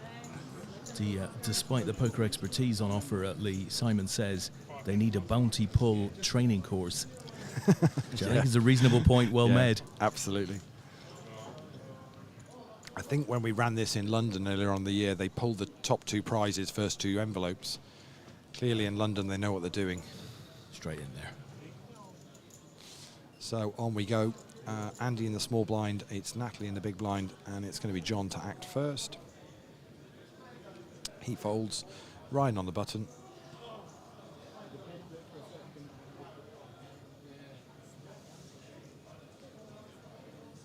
And Ryan makes it 2,500, and Andy makes the call. And Natalie's going to make the call from the big blind, so we're going to be three players to the flop here.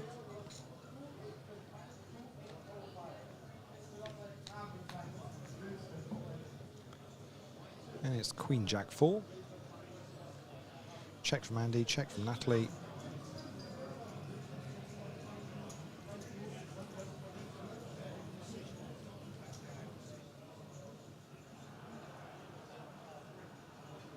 And Ryan makes it 4,600. Andy folds, Natalie folds, and Ryan will scoop up those.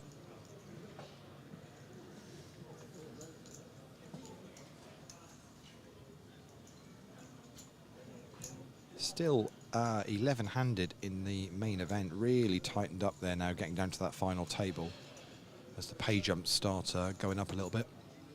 Yeah.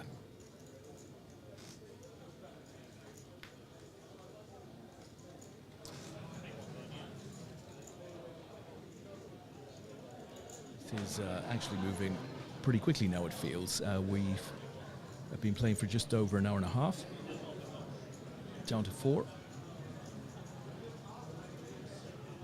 Yeah, and I mean, now they know that the last three prizes are a 2,000, a 1,000 and a 500. Natalie is all in from the small blind. It's folded round to a John Rabb in the big, decision on him.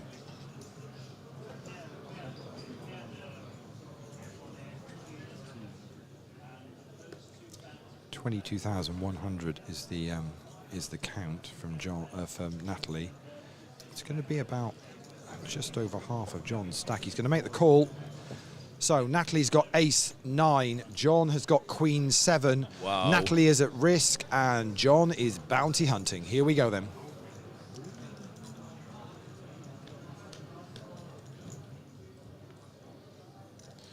3, 4, 5, all hearts. Natalie has the ace 9 of hearts. Natalie says I'll take that, because kind of that's kind of it, really. So we'll see the other 2 cards just for good measure. But it's a straight flush. Bloody hell. Yeah. Six of hearts, please. 6 of hearts would chop it. Oh! Insane. That's incredible.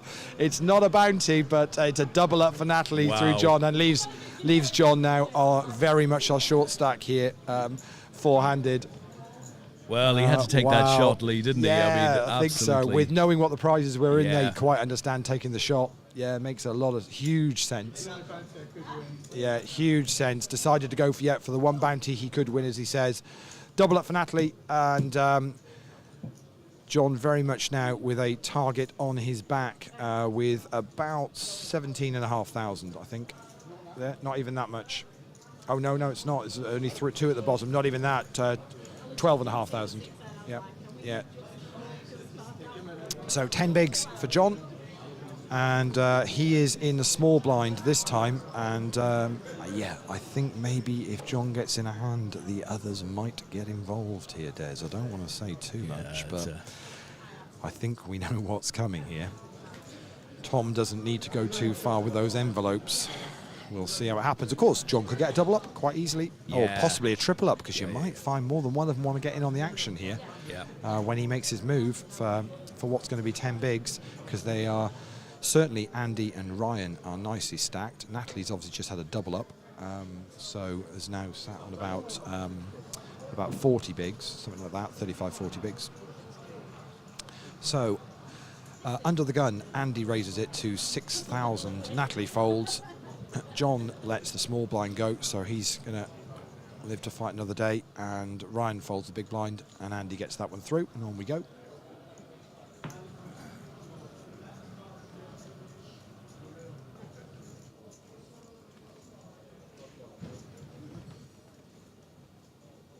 Down to 10 on the main event now.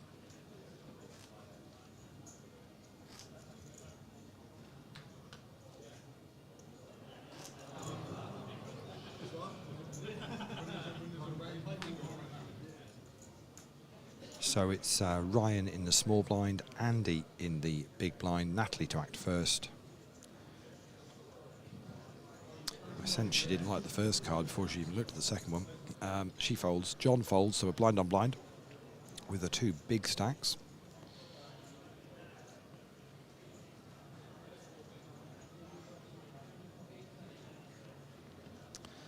And Ryan raises it up, and Andy lets 8 deuce go.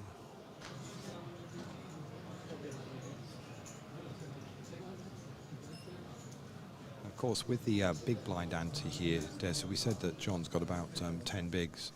The hand after this one, he's going to be in the big blind, and that's going to be 2 of those in the middle, that's for sure. He's going to have to make a move shortly, right? Yeah, is he going to want to make a move before this? I mean, you can let the orbit go around if you want to.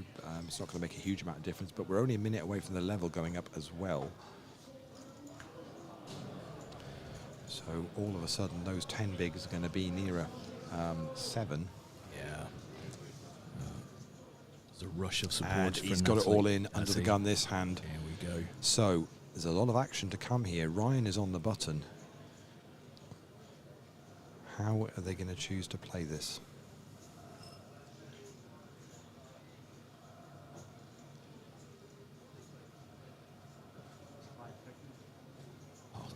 Possibly a 2K Ryan decision. folds. Interesting. Andy says I'm all in. Natalie gets out of the way.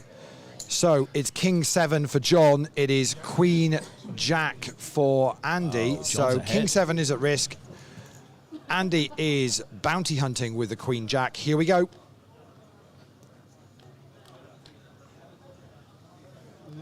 Jack in the window. King, though, on the flop as well. 2 clubs. Ace on the turn. Andy's calling for the 10. And it's a 9. And it's going to be a double up for John. By John. Unlucky Andy.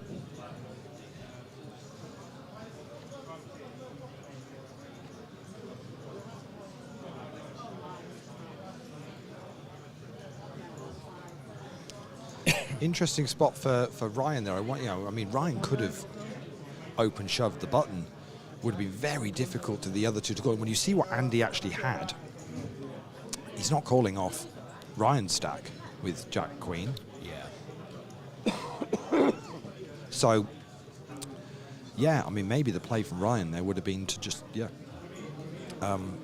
make the shove from the button. I mean, let us know what you think in the chat. Was that the play? I'm assuming Ryan must have had a terribly filthy hand altogether. But Des, live. They're live. They're going to be live cards. That's the point, isn't it? But on we go. John is in the big blind this time, and it's Ryan under the gun.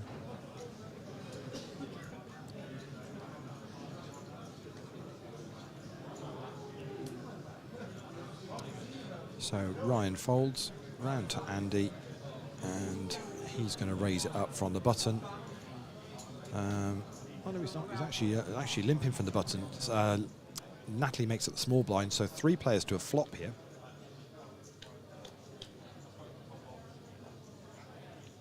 And it's Queen 10 Jack with a couple of spades. Check from Natalie. Check from John. And Andy bets 3,200. Natalie folds. Decision back round on John. And he's going to fold as well. And on we go. Main event is down to 9. Wowzer.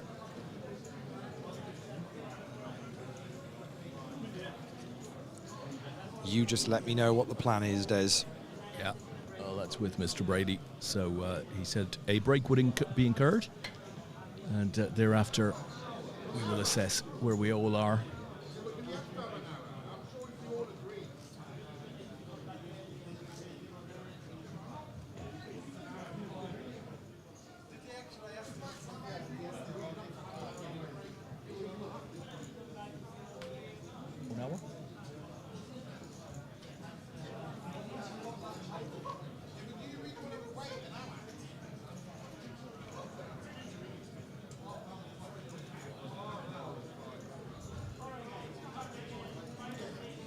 So negotiation teams from all sides are discussing the length of break in the main event, Lee. I can hear.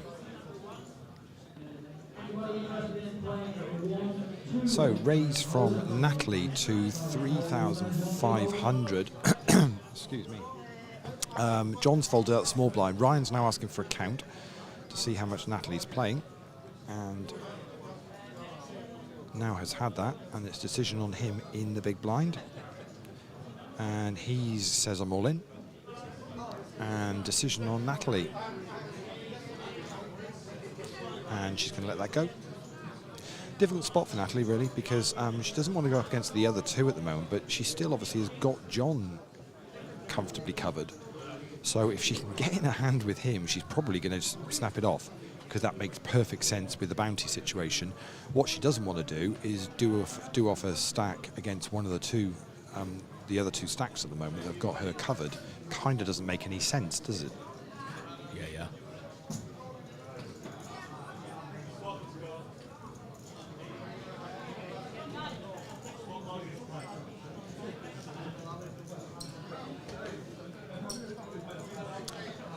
So on we go, and Ryan on the small blind here. It's Andy in the big, and Natalie to act first. John on the button.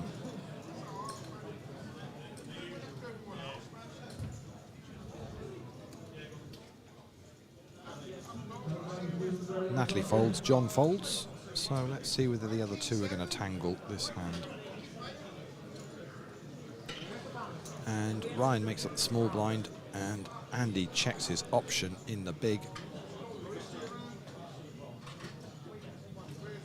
So we're going to see 8, Jack, Ace on the flop. And Ryan reaches for chips, Andy folds very quickly, and on we go next hand.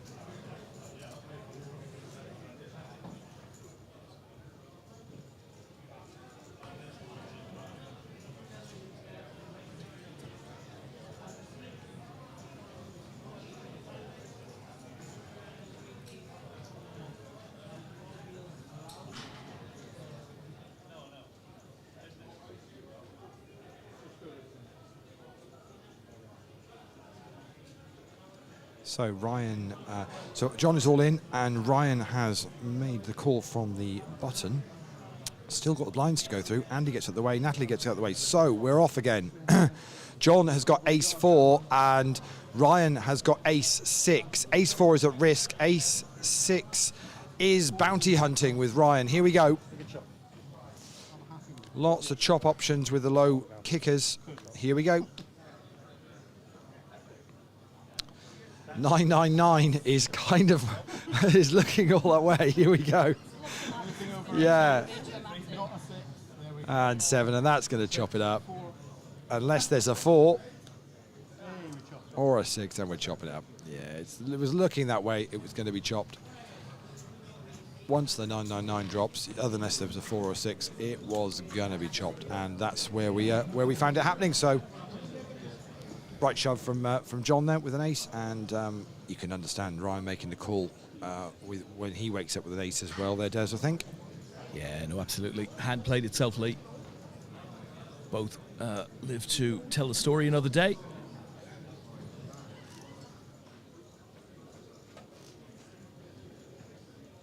Got a good look, Johnny Rab from No Grubben on YouTube.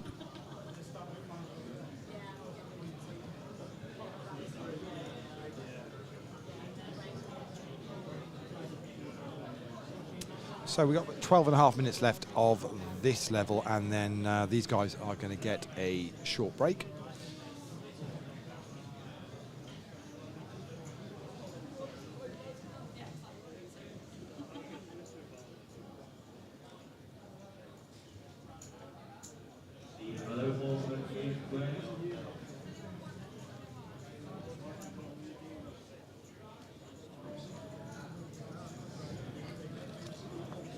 Stu Harkness says coil.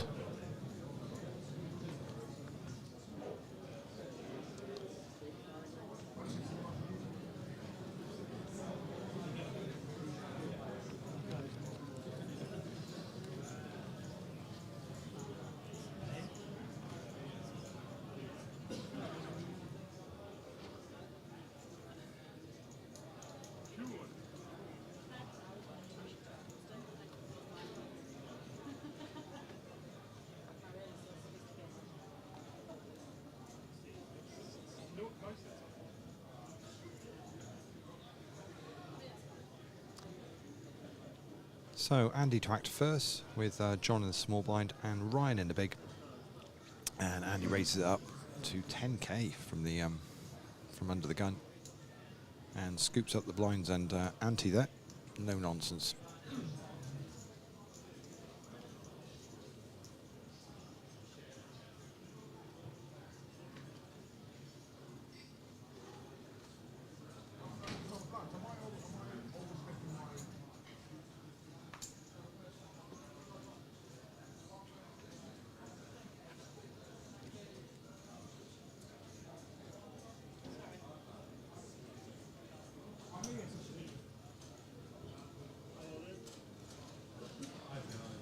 Under the gun, Natalie is all in. John gets out the way.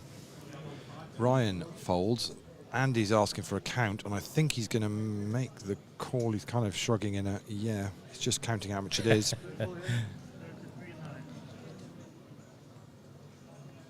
33.9, and he does make the call.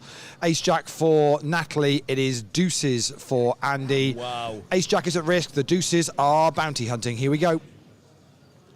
10-10 king, 8, and another king counterfeits the board. So it's Natalie gets the double up through Andy. 2 overpairs on the board means Natalie's ace plays, and that does for the deuces of Andy, and Natalie gets a double up. Hand. And I can't remember whether that is now second or third life of this final table, but she's quite happy with that. And Andy just shakes his head. Not a lot you can do about that at all. Gutted. He looks gutted, Lee. Absolutely gutted. So on we go. And so we've got Ryan on the button this time. Andy in the small blind. It is Natalie in the big blind, which means it'll be John to act first under the gun. And he lets those go. Round to Ryan we go.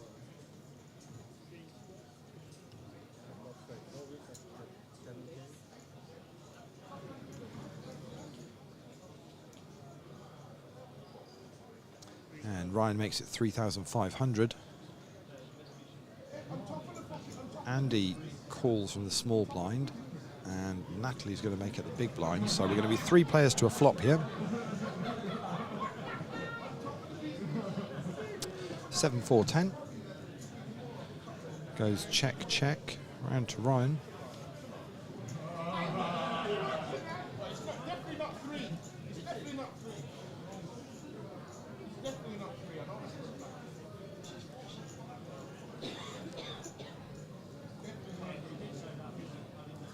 And it's another 3,500.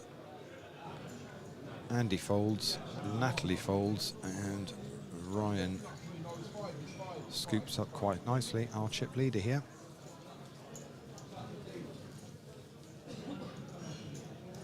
So 4 players left in the World Championship of Amateur Poker 2025 Mystery Bounty Shootout Championship.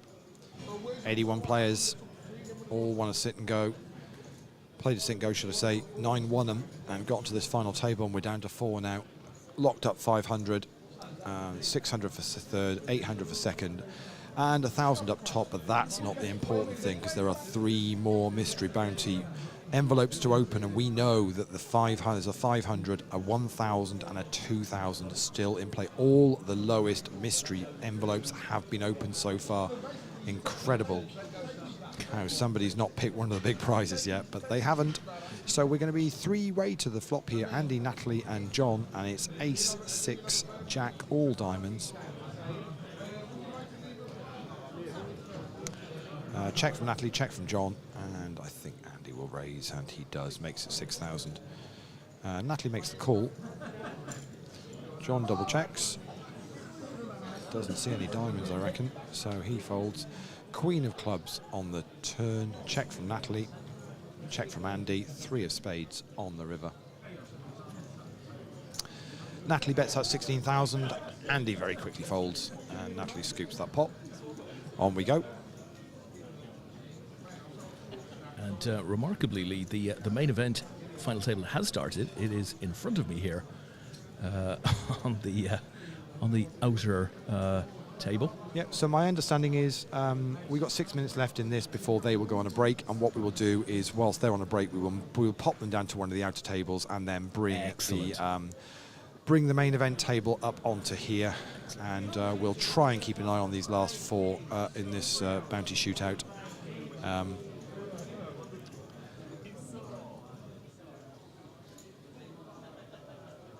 As they are now on a break as well down there, so they were just playing to the end of the level, so they're actually on a break as well. So I think that the reality is, it looks like they're on an hour break, to be honest, so we might not actually move.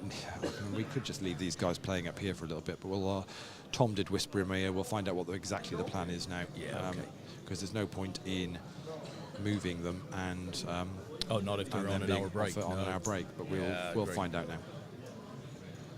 So board's coming down here, 3, 7, 5, 7, and it's Ryan and Andy in this hand. Andy bets out 10,500 after Ryan had checked that turn, and Ryan is gone all in. Andy's made the call. Ryan's got 7-4. Andy has got pocket queens. It's the pocket queens that are at risk. Andy is bounty hunting with a 7-4 and in really good shape, because it's not going to be there. We're going to lose Andy in 4th place. Unfortunately, for him, he's going to pick up 500 plus the bounty that he pulled earlier on, which was another 500, so I think it's 1,000 in total. We are down to our medalists. Andy. We have 3 players left. More importantly for Ryan is he's picking another prize. We know there is a 500. We know there's a 500, there's 1,000, there's a 2,000 left. Ryan has run so bad with these so far. Wait, 2 grand on the bracelet. He won. The man wants the bracelet, and he's got the 2K! Oh, there we go. He's won the 2,000. Very well done to him. Ryan, after having 2 to pull earlier on, both 250s, he's now pulled the 2K and is our chip leader as we are 3 nice prize handed here. So on we will go. These guys are all in the medals now as well. John wanted a medal, but He's got himself a medal, that's for sure. We've got 2 more bounty prizes to pull yet. John is all in this very next hand on the button, and I'm going to assume he's going to get a call for an all-in from Ryan. So Ryan's just getting out of the way. It's ace-5 for John. It's queen-9 for Ryan. Ace-5 is at risk. The queen-9 is bounty hunting again. Here we go then. 10, 5, king, deuce, and a 3. John will get a double up. He's not gone yet. Still going. Played John. John gets a double up, and on we go. 2 prizes left. We know there is a 1,000 and a 500 left to pick. I do feel Ryan deserved that, having picked the 250s to get the 2K. Very nice indeed. That's brilliant. That's like 225 now in bounties. Yeah, plus locked up 600, 1,000 up top, so it's going to be a nice top prize for whoever gets there. But it's not over yet.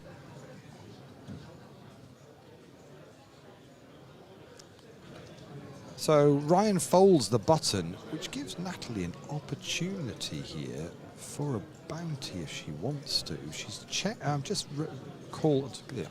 made up the small blind, and John's checked his options. So it's king, jack, ace.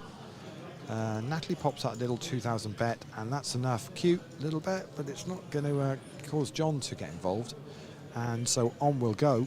I thought that was an opportunity there for whether Natalie could have just shoved that small blind and gone, do you know what, let's try and see if we can just, tempt him in. Go for it. Well, again, it's only 2 live cards. Just take the, you just take the chance there and go. There's a 500. So this is the thing. There's a 500 and 1,000 still in there to pick.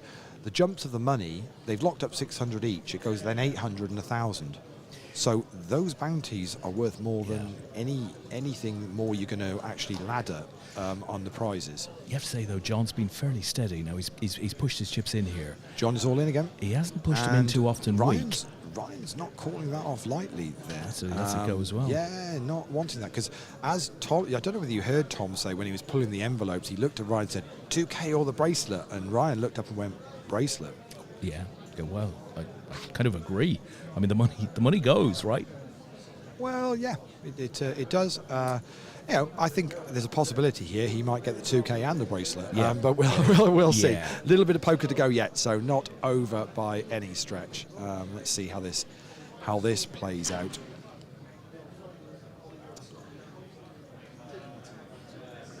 John folds, and Natalie's got a walk.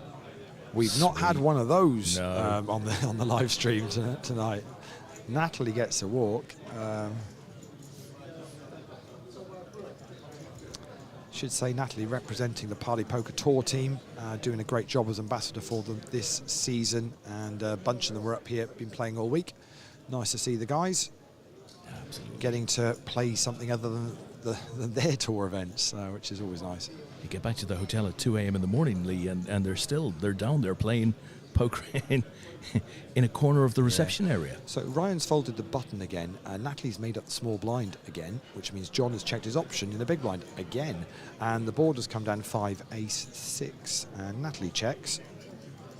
And John bets out 4,000. And Natalie makes the call, so we're going to see a turn. And it's the deuce of hearts. Check from Natalie. John says I'm all in.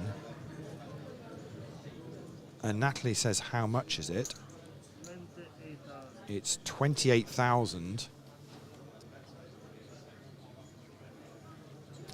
And Natalie has a decision. If you've got some of this, you might well just say, with one card to come, no, has a thing, counts it out, and decides, no, not going to be. So John from the short stack is now probably not far off. Probably not far off Natalie's stack. So, well, it's interesting that Ryan gave us his decision, so he'd prefer to win the event at this point rather than maybe take or make a decision based on the bounty. I wonder where both Natalie and John are, because if they too are thinking more about, I'd like to quite win this event now, with or without those bounties, then the kind of vibe here has changed a bit. Yeah, and of course the other thing with this is the dynamic changes. Once you get heads up and therefore you know Yeah. what the remaining bounty is, you kind of basically know what the top prize is going to be, and what the jump is between second and first, which is currently 200, but you know it's going to be either 700 or 1200, depending on what comes out for whoever does third. Yeah. So then you know where you're at, and once your head's up, well, okay, you know the situation. It's not so much about busting the other player for the bounty anymore. It's about that's the pay jump now and that all-important bracelet and an APAC gold medal. So that's where it does slightly change when you get to a heads-up situation.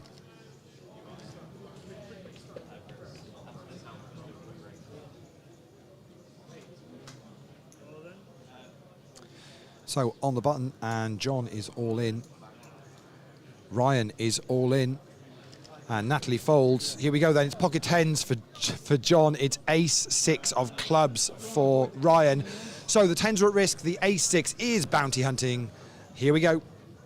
Queen 7, 9, 7. Anna 6. And we're going to see another double up for John. He rarely puts them in lightly. And he's managed to get a couple of hands at the right time. He said a little while ago, he said, finally, I've got an APAC medal. Don't really care what colour it is, but yeah, maybe he fancies a bit of an upgrade on what was available for third place when he was the short stack, because he's no longer really that. He's certainly got probably a few more chips than Natalie, and actually Ryan, surprisingly, we're just going to clear some of Ryan's back chips and we'll see, hasn't got as many of those white chips, which is the big denomination, as the other two. Obviously, still got a stack of others the others behind. So the whites are 5k, the greens are 1,000, and the orange are 500s. We're just going to say chip away a little bit of the others now as we do a quick chip race, because we're going to blinds of 1k, 2k.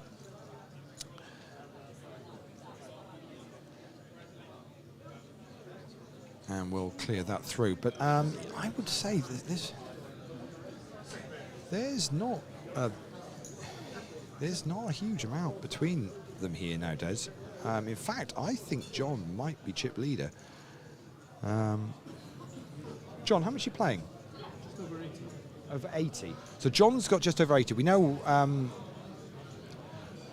that the average stack at the table is 90,000. So John's playing just over 80, which means, I say, there's not a lot between any of them.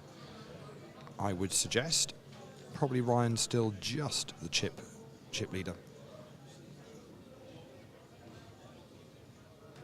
So Natalie and John in this one, 7, 6, 7, deuce on the turn, gone check. Natalie bets out bet 5,000, and John folds, and Natalie shows a 7. Had hit on the flop, big style.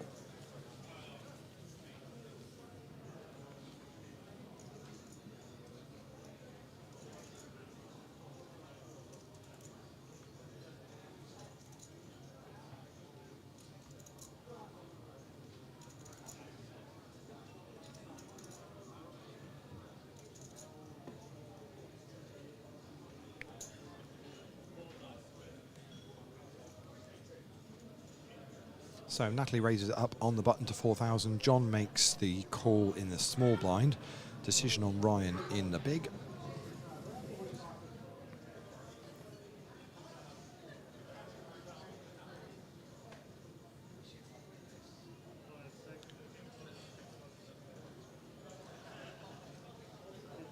And he's going to raise it up to 15,000. Natalie says, I'm all in.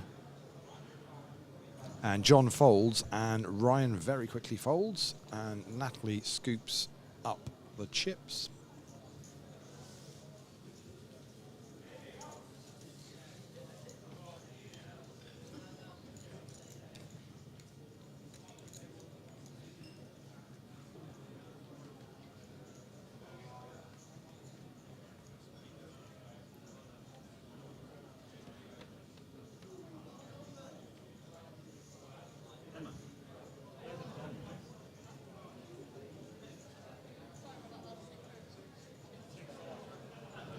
So John folds the button, Ryan raises it up to 6,000 small blind, Natalie makes the call, so 2 players to the flop, ace, queen, 4.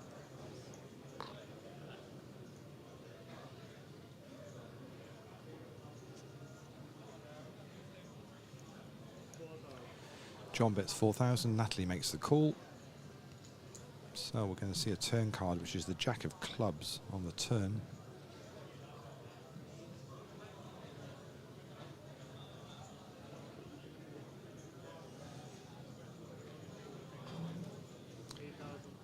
$8,500.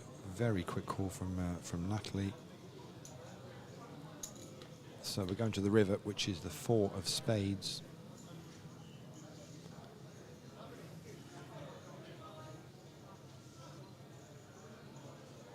Check, check. Natalie's got ace 10, and ace 10 is good enough to take that down. And I think that's going to put Natalie, I think, possibly just as our chip leader now. I'm not sure what they're stacked in, but...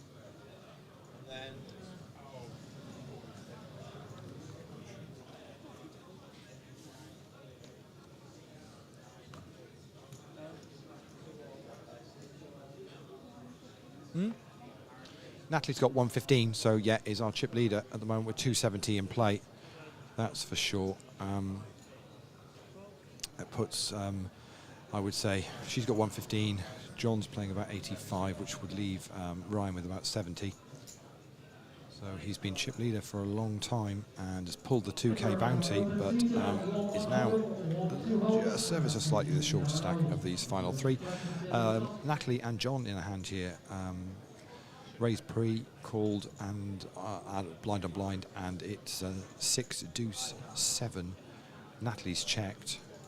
John is betting 11,000. Natalie quickly makes the call. We're going to see a turn here, Des, and it is the Jack of Hearts on the turn. Check from Natalie again. John says I'm all in. strong play. And Natalie is going to have a think about this. And a little think, and then mucks them. Let's it go. Ian Thompson says, nice job. Indeed. And Jamie R on YouTube says, go on, Rabbi. I wonder if that was, or if that is an ex-Grosvenor colleague. Yeah, Square colleague. Even that little pot there has probably moved John into the chip lead ever so slightly now. Yeah. Say it doesn't take much. Very tight. Yeah, really, really super tight. Blinds are 1K, 2K. This is the WCOAP 2025 Mystery Bounty Shootout Championship. We're down to the final three. 81 players played. All played a sit and go. Winners got through to the final table. And half the prize pool gets paid out to the positions that you finish. The other half gets paid out as players get busted. So very much bounty hunting along the way. The bounty prizes, well, the first four were all the 250 minimums. Then the fifth one was a 500, the next minimum. And then with three remaining, Ryan has just pulled the 2K top prize, which leaves a 1,000 and a 500 left for the two remaining exits. These guys have all locked up £600 for a third place finish, which then goes 800 and 1,000 on top. So we'll do all the numbers as to who's exactly won what at the end. What we know is these three have all got APUP medals, and that is for sure. Ryan and Natalie in this hand, and it's Queen 6-7 with a couple of diamonds gone check check. Deuce of Hearts on the turn. Check from Ryan, bet from Natalie, and Ryan folds.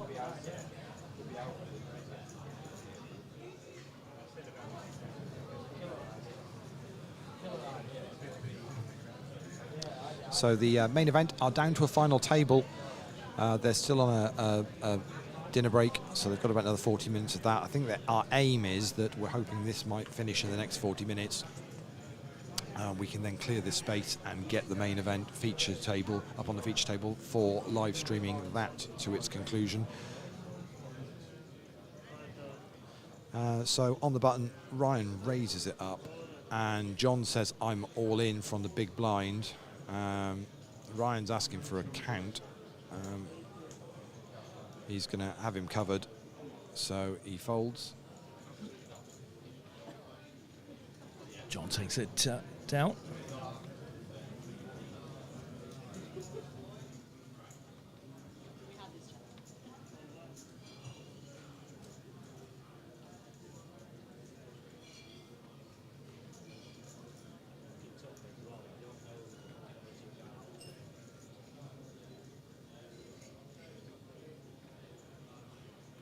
So Natalie on the button this time. And makes it 5,000. John folds a small blind. And Ryan folds the big, so Natalie just scoops up the blinds and ante there. And on we go. Say the pay jumps still, smaller than either of the two bounties that are remaining, so it's still very much a plan of wanting to try and bust one of these players. Difficulty for Ryan at the moment is he's been chip leader on this final table for a huge chunk of this final, Des, but of course that's not where he finds himself now, but can be quite happy in the fact that he's got what, 2,500 in bounties, plus the 600 for third, so he's already locked up over 3k in cash, which is about a third of the prize pool. He's in good shape from a cash point of view, Lee, but I can't help but think he wants to win this now. Well, I think by declaring that openly, which he did, I can't help but think he's slightly given away a little too much information there. Well, I think it's obvious that everybody would like to win it. I mean, it wasn't a real proposition from Tom as to whether you take the £2 or the bracelet, that's for sure. So he Ryan raises it up to 5k from the button. Natalie calls in the small blind. John's going to call in the big blind, so three of them are going to see the flop here, which is 969.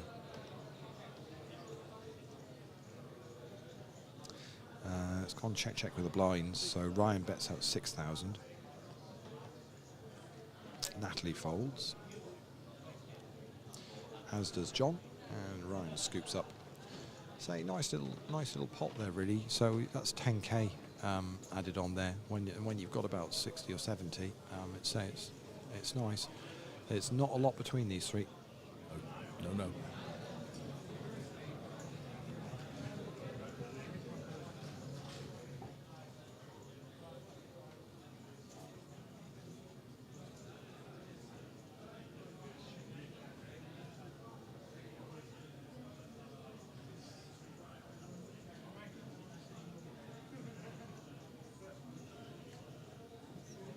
So Natalie's button this time, and as seems to be standard now, the button is raising to 5k. I've seen it now quite a few hands in a row. John folds the small blind, and Ryan's going to make it the big blind, so it'll be Ryan and Natalie to see the flop, which is a delightful 10-9 queen check from Ryan. Natalie bets at 5,000, Ryan folds, and on we go. Natalie shows pocket nines. Pocket nines. And Ryan says, I almost shoved. Shit. I almost shoved then. Wow.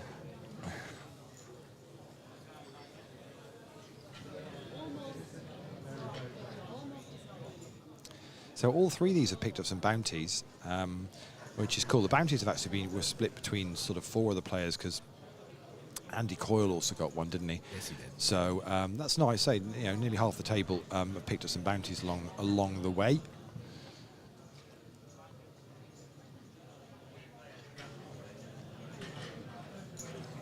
So raise to 6,000 from Ryan in the small blind. Natalie makes it the big blind. John had got out of the way in the button, and it's 899 on the flop. Ryan bets out 4,000. And Natalie makes the call, so we're going to see a turn, which is the 4 of diamonds.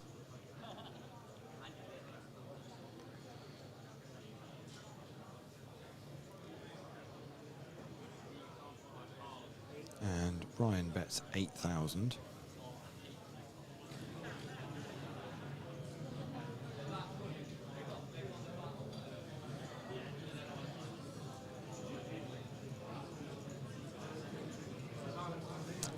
Natalie's going to let that go.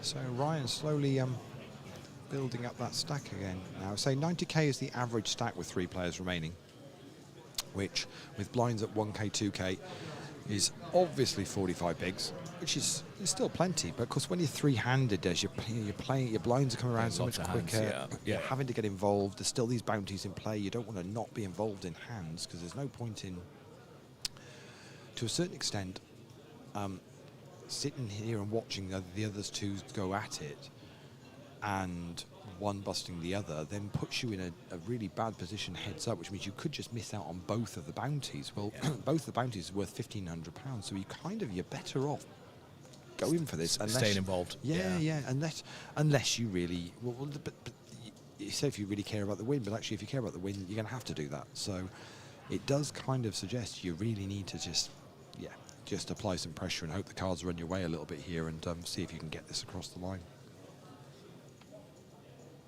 Yeah, it just feels like we've gone a lot more cautious. So there's, I want to win. There's also I don't want to lose. And I feel like we're a little closer to I don't want to lose right now than I want to win.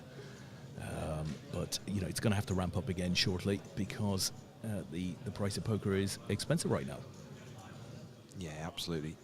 In 3 minutes, we're going up to blind levels of 1,500 and 3,000, which means those 90,000 average stacks, all of a sudden become 30 bigs. And Ryan and Natalie in a hand here on a board of 3 ace-4. It's gone check. Queen on the turn. Ryan checks. Natalie bets up 5,000. Ryan's going to make the call. 7 on the river brings the third spade.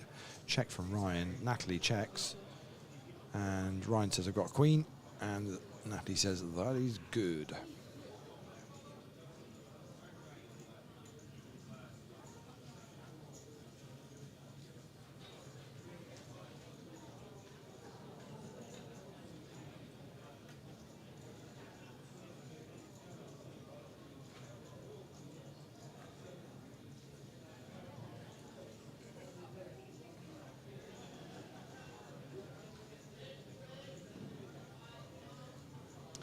So John on the button this time.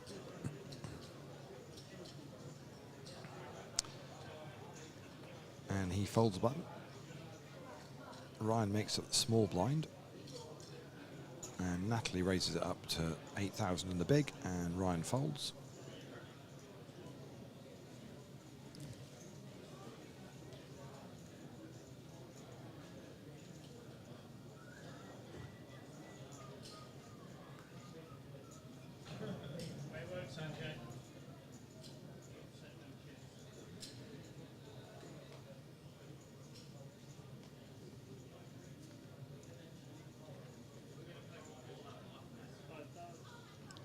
So Ryan makes it 5,000 from the button.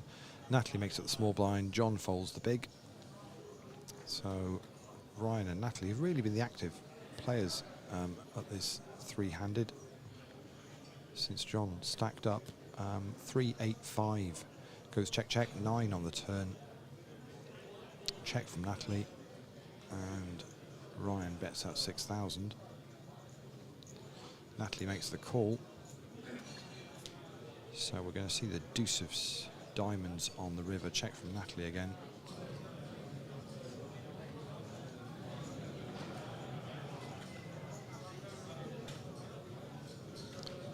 And Ryan makes it 8,500. Feels like a bit of a value bet there, does. Yeah. Natalie's going to pay it off. We're going to see. And it's ace-9 for Ryan. Natalie shows an ace, but turned the pair of nines, and Ryan adds more to his stack. Yeah, I think he got it. It just felt like a value bet looking at it. Yeah. Warning signs were there. So I think Natalie is now the shortest stacked of the three. Yeah, she is.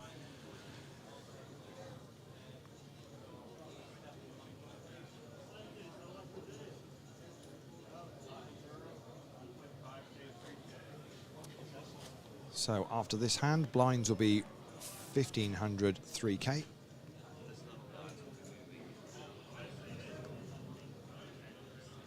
And we're just confirming after this level, we will be moving this table down onto the next level so we can get the final table of the main event up here.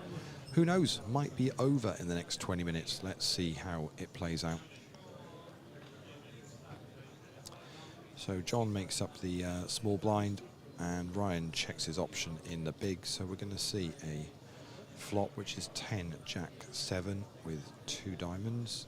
And it goes check, check. Ace of clubs on the turn. Check from John. Check again from Ryan. And 6 of diamonds on the river. Ryan checks. John checks, as does Ryan. Queen 4 for John. King 5 for Ryan. And the king plays. And so Ryan picks up that one. So yeah, in just under 90 minutes time, we will be moving this table down to the middle tier, so we can get the main event final table up here. And I don't know from our point of view whether we're planning on starting a new stream for that or continuing on this existing stream. I think we'll start a new stream for that one, Lee. Okay.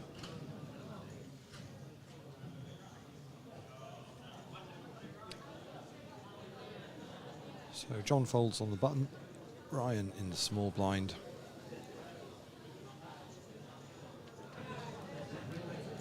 And makes it 7,500, and Natalie folds.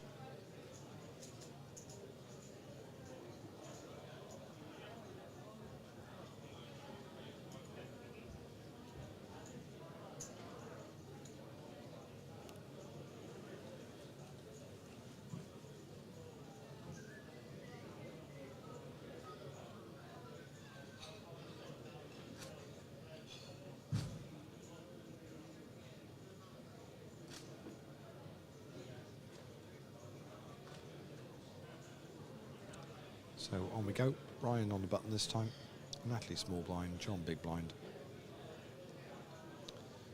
And I don't think I've seen Ryan not raise many of his buttons, that's for sure. And Natalie makes up the small blind, and looks like John's going to make it the big. We are. So 3 of them are going to see a flop with about 20,000 in the middle already. And it's King 4, 8. Check from Natalie, check from John.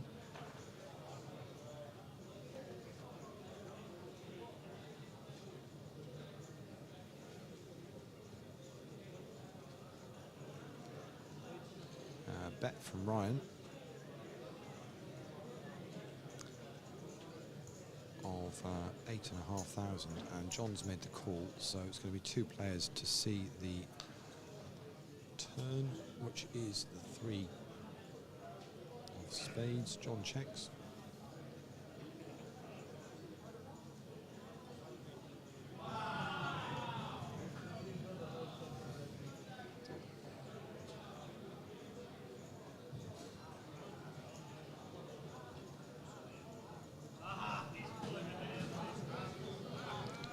And Ryan bets out 17,500.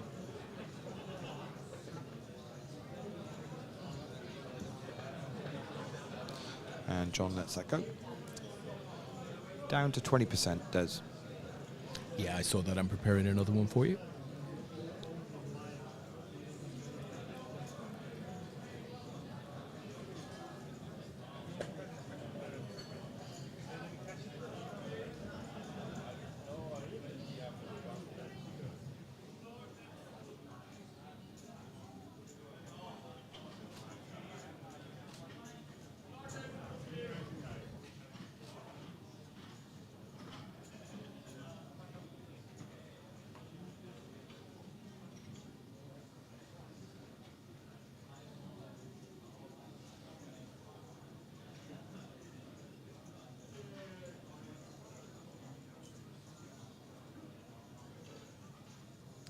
So Natalie raises up to 6,000 on the button. John folds, and Ryan just has looked to see how much Natalie's playing from the big blind, and decides to make the call. So 2 players to the flop, and the board is 8-10 queen with 2 hearts. It goes check check.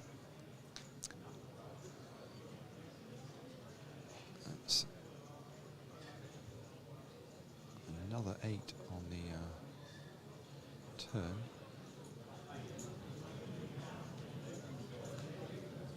7 on the river.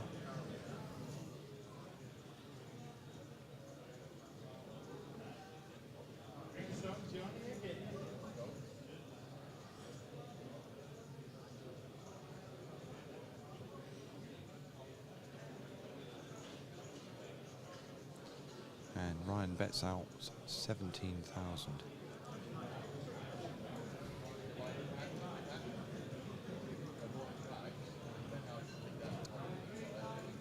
So it's 6-10, Queen 8-7 on the board with 3 hearts.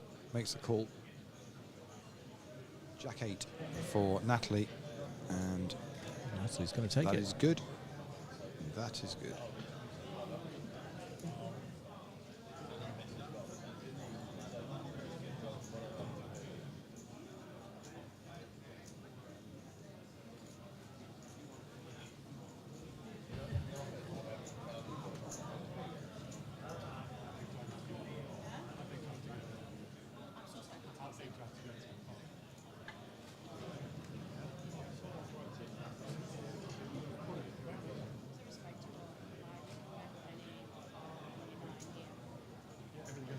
So it's all gone very, very calm here. Some of the early excitement has washed away maybe, but there's still 1,500 in bounties to be won here. Yeah, absolutely. John's kind of whittle away stacks it, but there's really nothing between them all again now. I would suggest they've all got between, they're within the 80 to 100,000 range. Possibly Ryan is, if anything, the chip leader again now. So it doesn't take much, just winning a number of small pots to do that. And John, again, having had the chip lead, is now the shorter of the 3 stacks.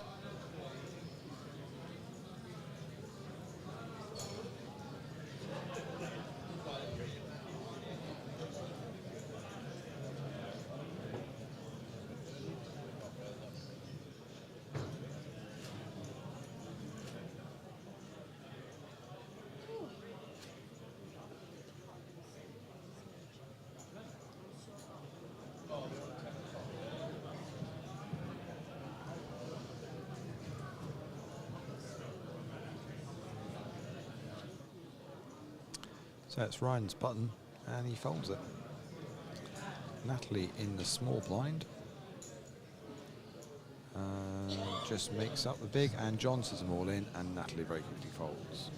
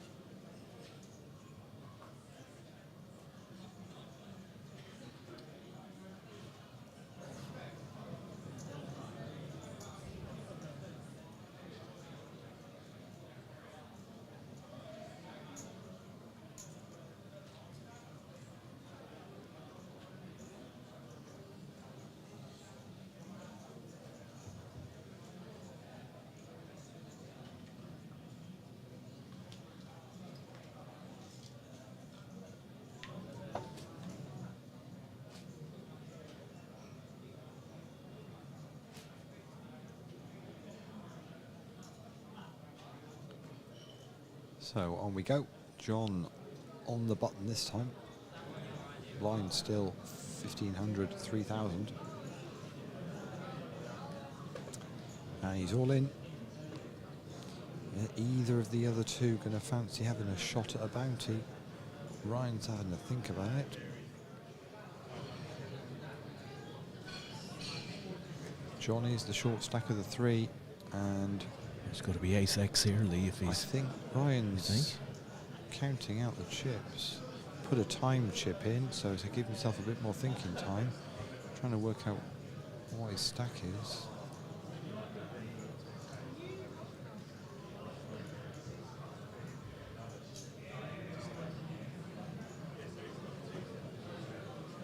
and he's going to fold. Natalie's just asking how much it is, about 60k, and I think it is about that.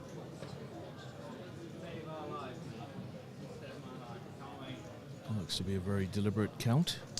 It's 51,000. No, I think she's worried it's just a bit too much. Yeah. Does it go to? Yep. Bit too much.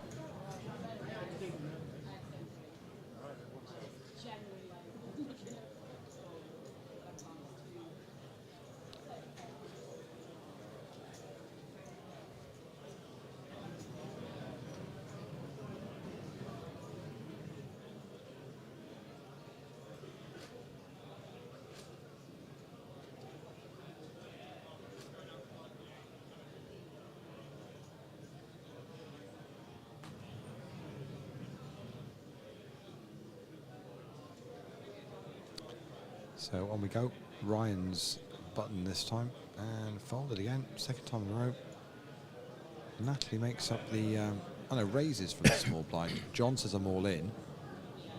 Natalie says I'm going to have a go this time. Okay, here we go. Here we go. It's ace-7 for John. It's king-8 for Natalie. So the ace-7 of clubs is at risk. The king-8 is bounty hunting. John Rabb versus Natalie Bromley. Here we go. Deuce 9 6. 3 brings a third heart, no hearts anywhere. And 4 on the turn, and it's going to be a double up for John.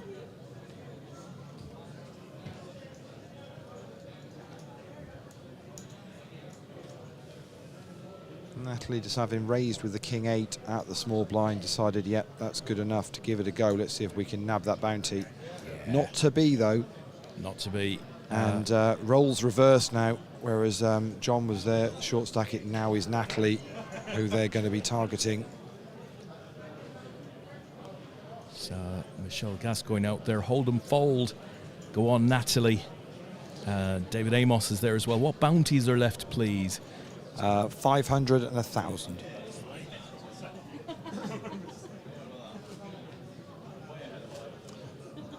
So the bounties were 4 lots of 250, 2 500s, 1,000 and a 2,000.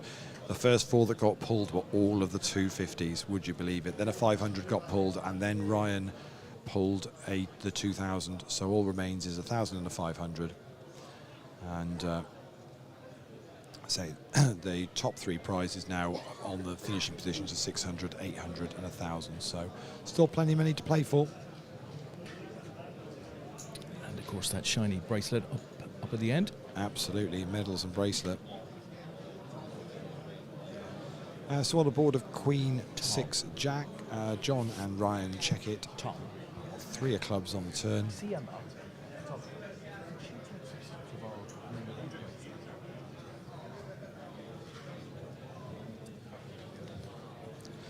Bet from Ryan of 3,000 and John folds. So Natalie is in the big blind. John to act first on the button.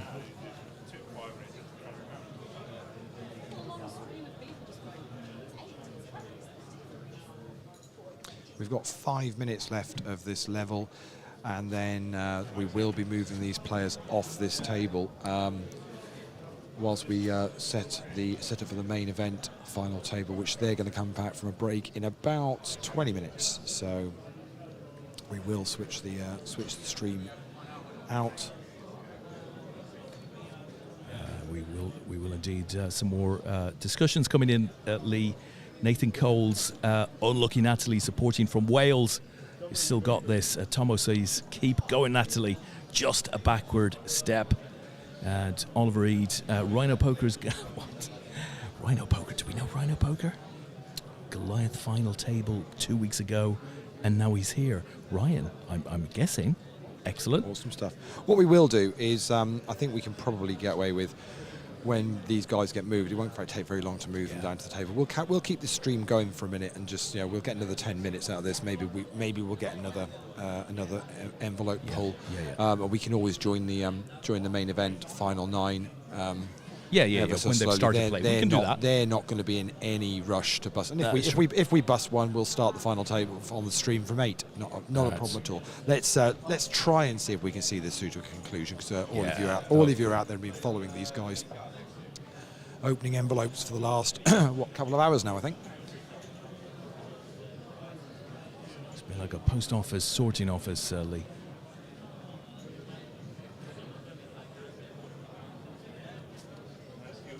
Well, I found a seated waiting area, so I'm quite happy. Happy So, days, you yeah. probably needed at this stage. Yeah. Right then, on we go. Blinds still 1,500, 3,000, and it's Natalie on the button this time. Is it a shoving button? We're about to find out. No, it's a folding button. And actually Ryan gets a walk and shows the mighty 9 deuce monster hand.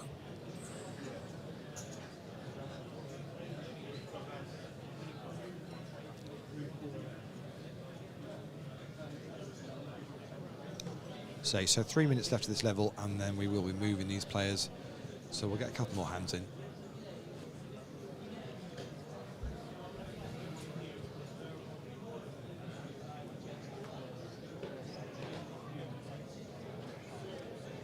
That's the scene from on high. You can see a little rail in the background there.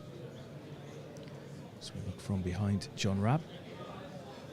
We shall go back to Lee. Oh, Ryan's all in. Natalie's made the call.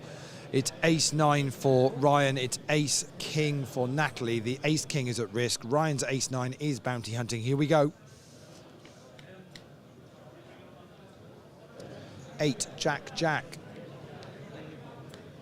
King on the turn. And 4 on the river. He's done. Good nut- double up. Nut flush in the end for Natalie, and gets a double up through Ryan. No, that's true. Yeah, not lost a single one all in. Yeah, hence the reason why she's still sat here with some chips. So we'll get at least one more hand in, maybe 2, depending on how we go here.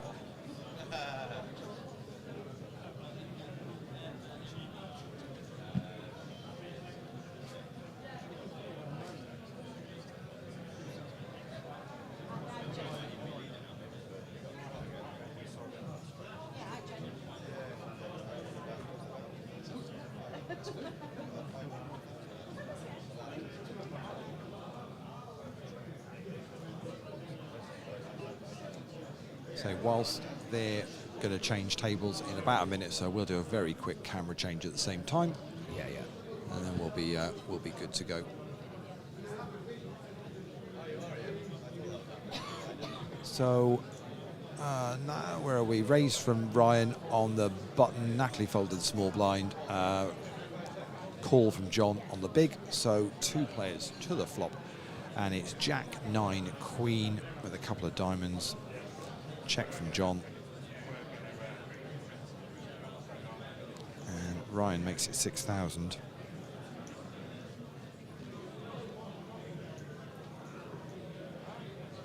Called by John. So we're going to see a turn card. And it's the 2 of diamonds. Brings the 3rd diamond. John checks. As does Ryan. Queen of spades on the river.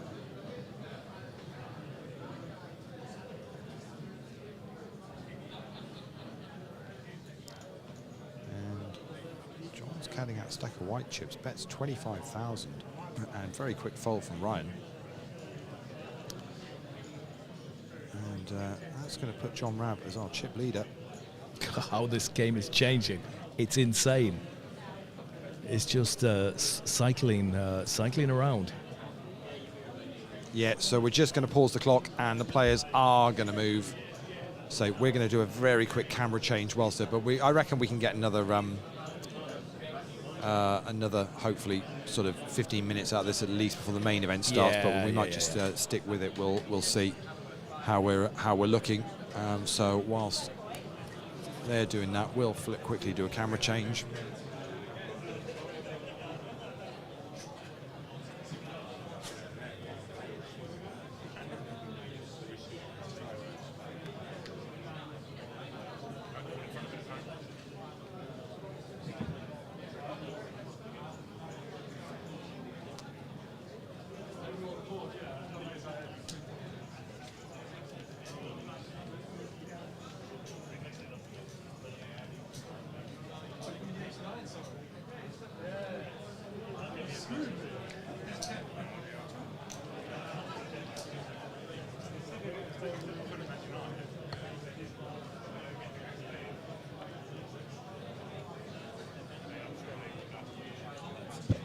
We might give it a minute of charge.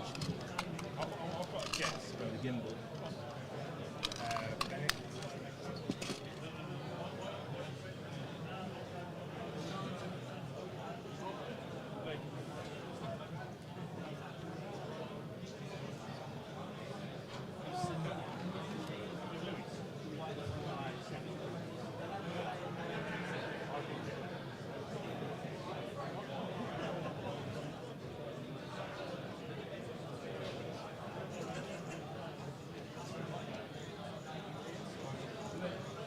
So you're not missing anything, folks.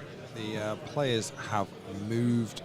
We haven't yet restarted. They've just taking a very quick break themselves. So we'll just say clear that, and we will. No, we might try and how easily you can get a camera on that other table at the moment. Des, not sure how easily you can. Yeah, I think we're only going to stick with a portable because I need a spare to charge. Yep.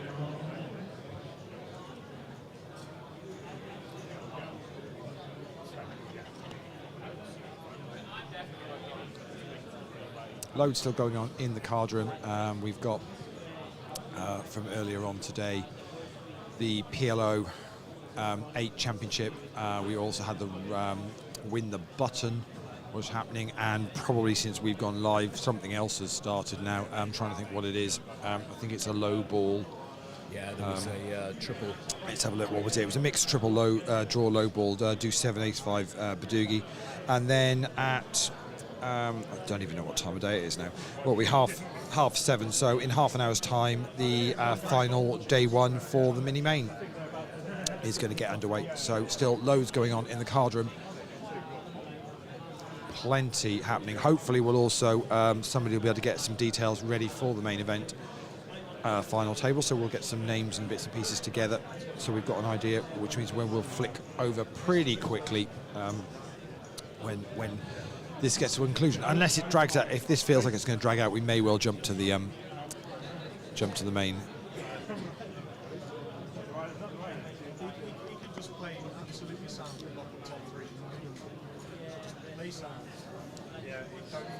So just for info, Lee, the main event, obviously we'll do a walk around the table as and when we switch to that, but it's Don Jones in seat 1, it's Mark Langdale in 2, it's Ed Johnson in 3, Kevin Smith in 4, Ed Tilbrook in 5, in seat 6. I'm just waiting for a name to come through.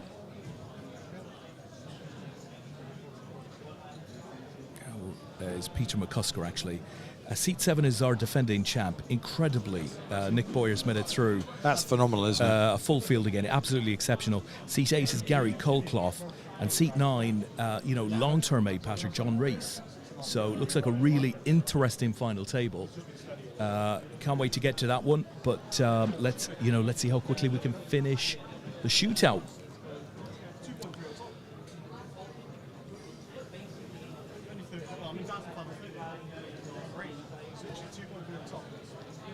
Let me see if I can find out how many runners were in that low ball. Let me see where that's playing out, and I can let you know. I think it's down on the bottom tier there, so I'll wander down there, and I can tell you how many we've got in that. Find myself a screen, and I will let you know. Let's have a look. Yeah, this looks like the sort of mixed game crowd. Not that I'm going to describe what a mixed game crowd looks like. It'll get me into all sorts of trouble. But 77 runners in this, just coming back from a break, and they've got 70 remaining. So, yeah, I'm not sure what level they're on as to whether there's any late range left in this, possibly not. As I say, mini main to go in about half an hour's time. But still busy card room. There's... let's see, so the PLO 8 must be in the VIP. How are we doing? Oh, they're not back at the table. I'm going to wander to the VIP. Let me see if I can tell you how many left in the PLO 8. If I head that way, bear with me. Let's see if we can see in there. They're on level 15 at the moment, and they have got 18 left, so they've got 2 tables of 9 left in this. Which means, are they close to the money, in the money? But it says remaining left, so that's just, they might be in the money, to be honest. 13th, maybe not actually, 13th is going to pick up 250, so they're a little bit off that to go. But 113 runners in that PLO8, and there are 18 remaining. I can see John Murray in the last on the last two tables. Who else can I see there? I can see Gary Lippman there. I can see Ben Burnhill. Dave Howard is there. Sat alongside David. Is that Tony? Yeah, it is. So yeah, pretty crazy. Actually, I'm going to guess that looked like at the back of Andy Duncan. So yeah, it looks like. Oh, and Dawn is there as well. So loads of APAT regulars on the PLO8 final two tables. That's playing out in the VIP area, and yeah, stacks going on with a mini main still to run. Let's see if I can head up and give you an idea of who's in the who's still in the win the button. Let's wander up that way and see if I can. We just use the tablet. We can use the tablet if you want, Lee. Yeah. No, don't say that. They're on a break, so it doesn't really matter. So there are 35 left of the 147 that were in the win the button. They're on a break still. That's a hell of a number in a win the button. Yeah, amazing. Incredible.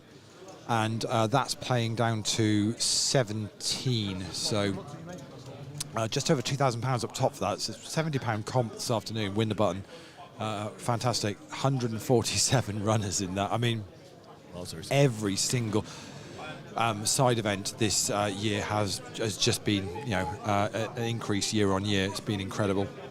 Yeah. So the players from the Mystery Bounty Shootout have just returned to their new home, and we will maybe continue with a little bit of this for a while because they're still setting up the chips and everything for this final table of the main. So although they've got 5 minutes on the break, they have paused the clock on that. So I think we'll be good to head over there, and we'll continue following a little bit of this super amazing this Shootout mystery for the time being. 2 prizes left to be pulled. I'm wondering if we could just find a place to leave that camera close to the table. Not really easily doable, but that's fine. I will go down there and do that because they're just about ready to go. So we've got 2 envelopes left to pull. We know one's a 500 and one's 1,000. So let's see how this plays out. Exciting stuff. Okay, back with Lee, folks, as he just makes his way into the card room. There we go. Right then, so 3 remaining, all in the medals. So in the same seats, just slightly different background now. So we've got Natalie, we've got Ryan, and we've got John. And we're going to be good to go. So just remember, blinds just gone up. So they're 2,000, 4,000 with a big blind ante of 4,000.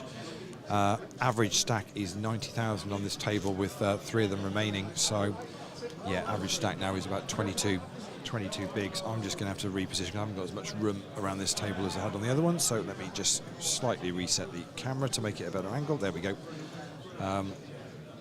Let's see how we get on here. I have a feeling, Des, we're going to see a fair bit of action, and I'm in a horrible spot here because it's where people are going to keep cutting through. So this could get a little bit a little bit of traffic, unfortunately. I'll try and go the other side maybe and see if I can have less chance of people getting in front of me in a camera, which means I might not be able to get all 3 of them in. That's the only problem. They should have all just sat in 3 seats next to each other. Would have made life a lot easier. Absolutely. Yeah, would have made life a lot easier. Let's see if we can go down by here, and then I can catch. I'm going to miss a little bit of Natalie, but she'll dart behind the dealer every once in a while. That'll be fine. Here we go then. So John on the button, which means it's Ryan in the small blind, Natalie in the big blind, and John to act first. He folds. Round we go to Ryan, and he's going to fold. Natalie gets a walk on this new table. Wowzers. She says I'll have a little bit more of that.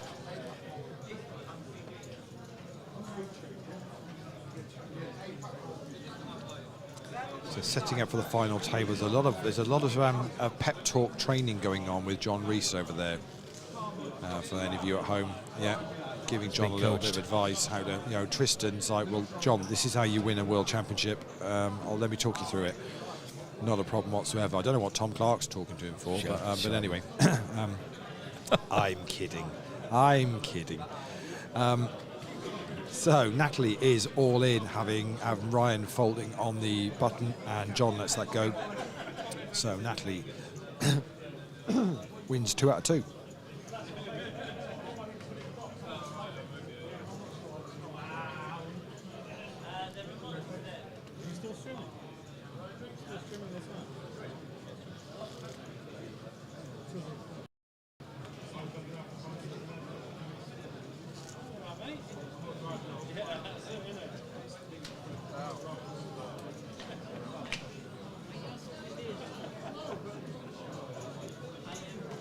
So Natalie on the button, she lets that go.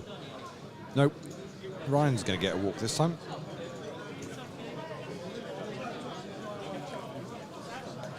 Has Ryan got a little bit of the what was that crazy thing that was going around a short while ago? The final Ibiza boss. So a bit of that sort of dark glasses and beard and. No idea. You haven't come across that one? Never seen it. Just took over the world for 24 hours.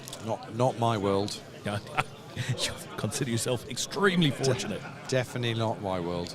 It's like the Family Shark song thing. Never came across it. Yeah. I see people singing it and know about it, but Yeah. no, never ventured anywhere near that nonsense. I said exactly the same thing about a week ago. Somebody said to me, "Hey, you have seen the final Ibiza boss thing?" And I said, "Nah, never seen that." Had a look, made a mistake of having a look. What did you look for? Made a mistake, Lee. Why look? It's ingrained in my brain now. I see him everywhere. Better off not to look and don't worry about it. Don't look. I think Natalie's won pretty much most of the pots so far. It's good running. Yeah. Players are gathering for the final table of the main. Yeah, indeed. And There's some happily late photography just going on. walking in front of my camera. I'm on the main event final table. I don't care. Yeah. Yeah, Who are luckily, you? I'll still say nice things about you when I get up there to do some comms. It'll be fine.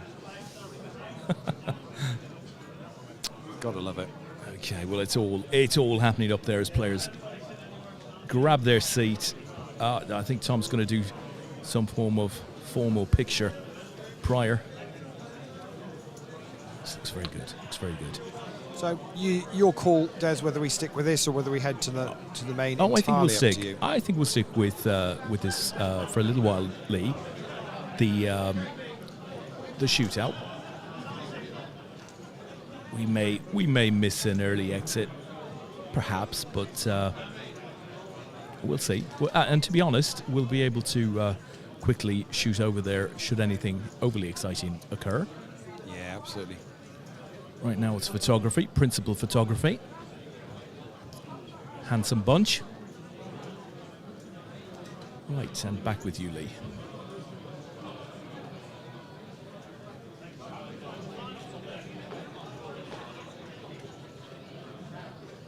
So Natalie all in and gets that one through. Kind of feels like she's dialed up the aggression a little bit since we've moved tables and gone, okay, well, let's just go for this. Let's see who wants it. And if you run into a monster hand, well, okay, so be it. You might get lucky.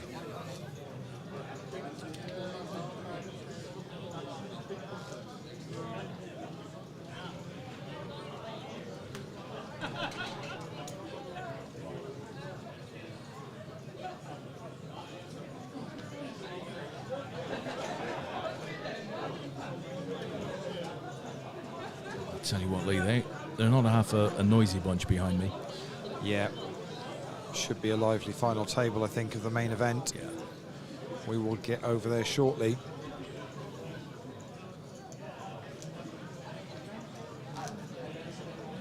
So there we go, guys. They are sat now. I think the first hand will shortly be dealt. But meanwhile, we'll keep an eye on the bounty. We've still got 1,500 of prizes to draw on top of first, second and third caches, medals, bracelets.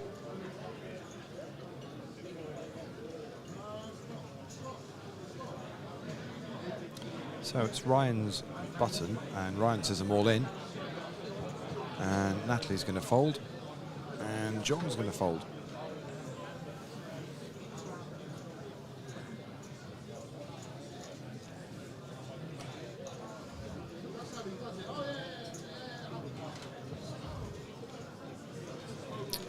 And Johnny Duncan is out there. Come on, Natalie. A lot of good wishes for Natalie, of course. Yeah, she's on the button this time, so we'll see what she makes of that. John in the small blind, Ryan in the big.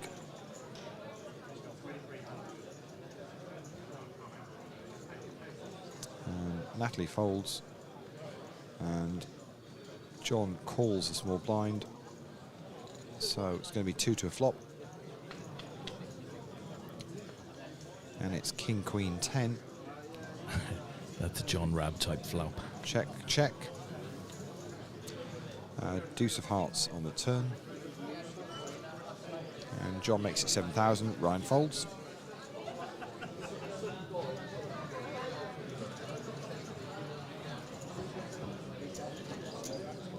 I think John has a reputation here of playing, you know, pretty, you know, given the format and everything, but pretty premium hands. He's been very solid throughout. Hasn't really gotten too creative with lower holdings. No, but it has worked very well for him. He's, secured an APAT medal and has locked up, obviously, the 600 for third at least, plus one bounty of 250.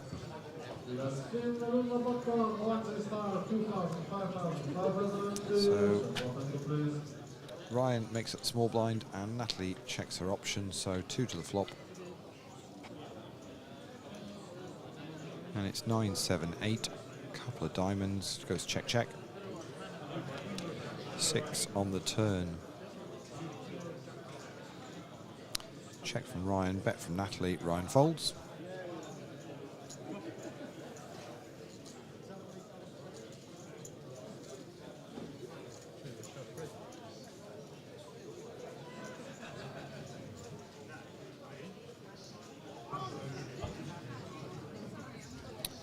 Meanwhile, Kyle Fraser says, come on, Mogsy. It's got to be Ryan, right? I would think so.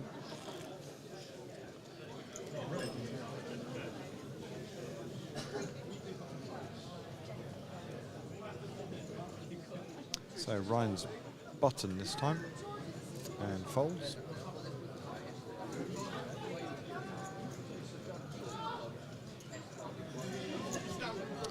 Natalie raises to 8,000 from the small blind, and John's going to fold the big. It's gone very, very passive here, Des, since we've moved onto this table, isn't it? Yeah. Nobody's really grabbing it. And Kyle goes on to say, Nick Boyer for the win in the main. Wow, back to back. Can you imagine? Be incredible, wouldn't it, if he could do it? Nick is set down there. C2, I believe. And we will be coming back to the main once we conclude or feel that there is no conclusion in sight on the shootout, but I think we all suspect there will be soon. Yeah, we're only another 9 minutes away from blinds up again. It'll be 3,000, 6,000, which means they'll then be playing an average stack of 15 bigs. So yeah, you kind of feel it's going to head that way.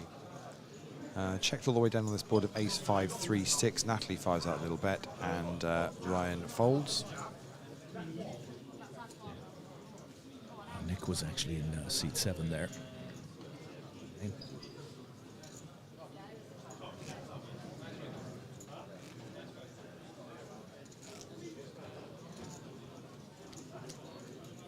Dan Charlton is out there as well. Go on, Nick Boyer. So, Dan, we will be going over to the main very, very shortly.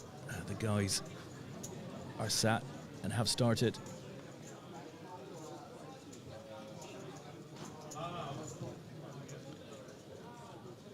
So raise from John on the button to 8,000. Natalie makes the call, so we're going to see a flop here. And it's 6-10-6. Goes check, check.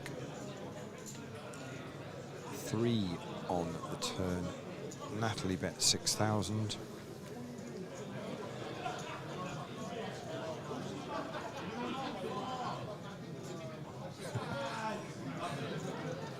Gimbal goes funny.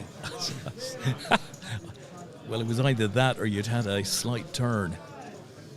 Yeah, but the gimbal would still be still, wouldn't it? I mean, that's the idea. Well, detail. Yeah, let's see whether we can do a reset on this. Bear with me. If you ping to another camera a sec.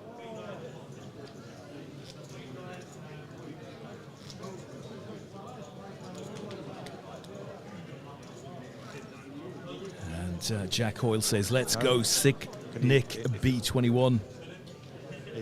If you can just ping to the other camera for me, Des. I can do that. There you go. Thank you. This is the main event, folks. We will be coming to it shortly. Nick Boyer, defending champ, and he is back at the final table. Right, we're good.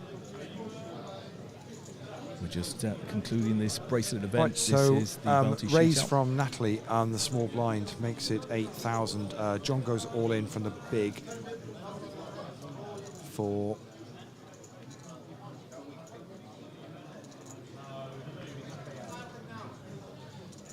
67,000, and Natalie decides, nope, not going to take that one on.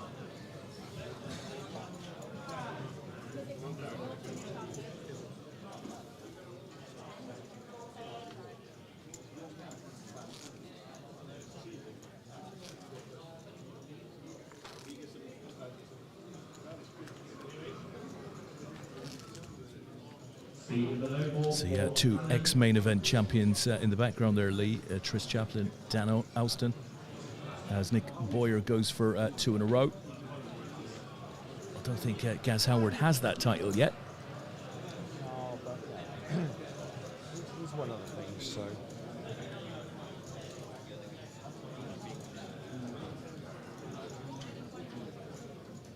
So we've got a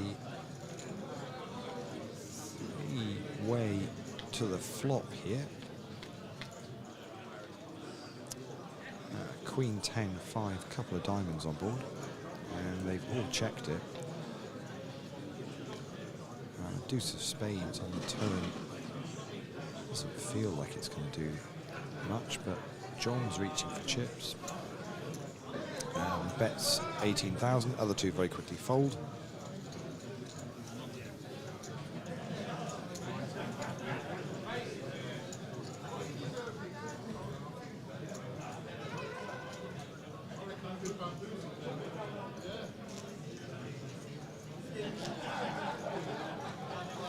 Whilst we're have they lost one on the final table? Down to 8, or do they play to 8?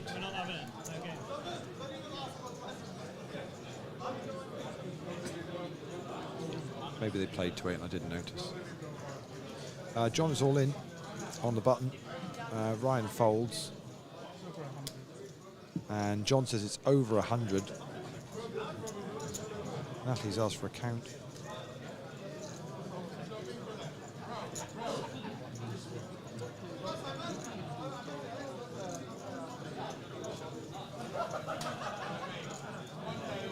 So John is all in. Natalie's got a decision to make.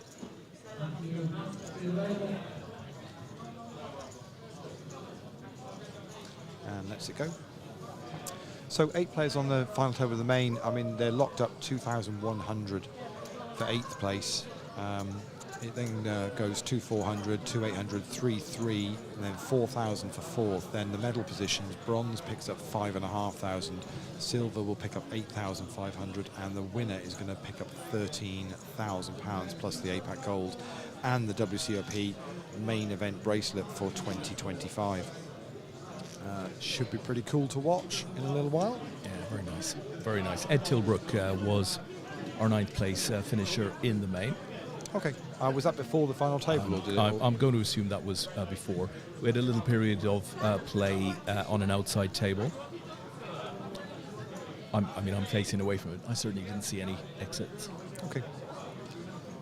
So Ryan is all in from the button. Natalie is all in from the small blind. Okay, here we go. Decision on John. And if John is thinking, John is something useful. Natalie's got Ryan go. covered. So Natalie's got ace, deuce of spades. Ryan has queen 7. So the queen 7 is at risk. Natalie's ace, deuce is bounty hunting. Here we go.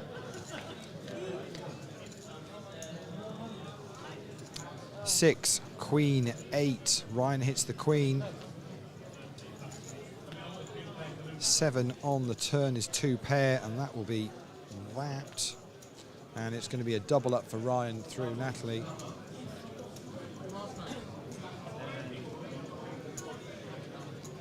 Yeah, I mean, Ryan made the shove with the queen 7 of diamonds on the button. Natalie's woken up with an ace in the small blind and said that's good enough for me, and was ahead. But unfortunately, Ryan got there. So just going to say, sort the numbers out.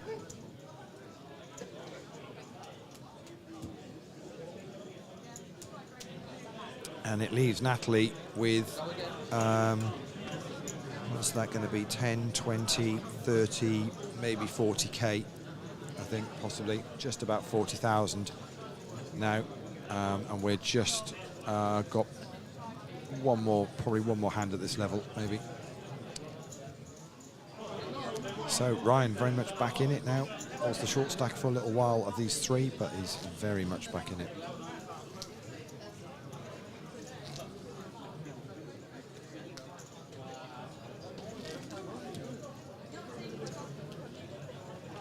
John just quite happily, obviously liked the look of his hand, but not quite enough. Not sure it's pondering, thinking he would have won that one. Not sure against the 2 pair. Natalie's all in from the button. John folds from the small. Ryan gives a little shake of the head, says no. Not got enough there to want to make a call. So Natalie scoops up.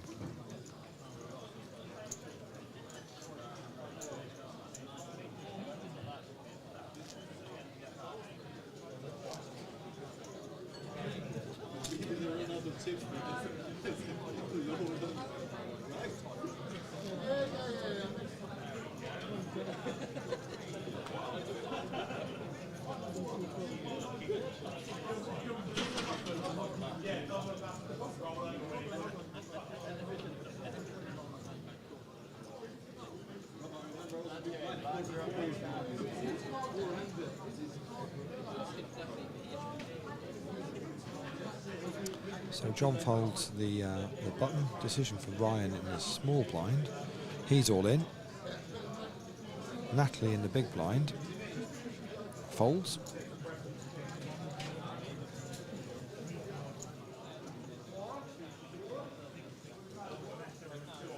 And on we go.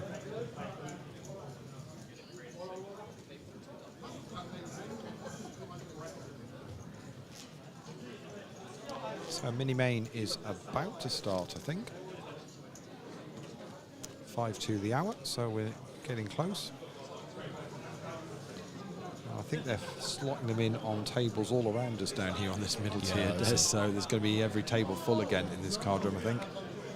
Lots of people in the background there. Yeah, so Ryan on the button this time, he folds. Is Natalie going to find a shove from the small blind? No, just folds. John gets a walk. Best not even look at him in that situation. Yeah.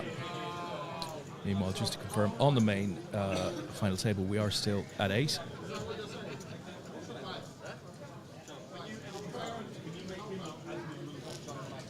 Photoshop it, put the tears on there. That would be absolutely amazing. Sorry.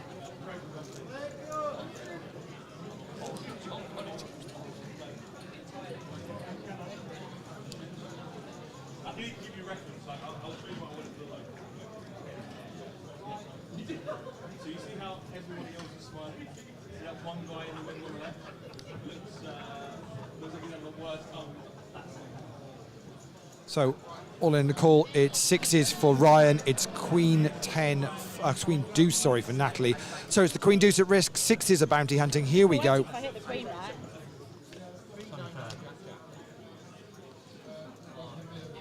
Ace, Jack, 5, it's no good for Natalie. King gives options though. Here comes the river. Jack on the river, no good, and we're going to lose Natalie Bromley in third place, picking up the bronze medal. £600 plus her bounties as well.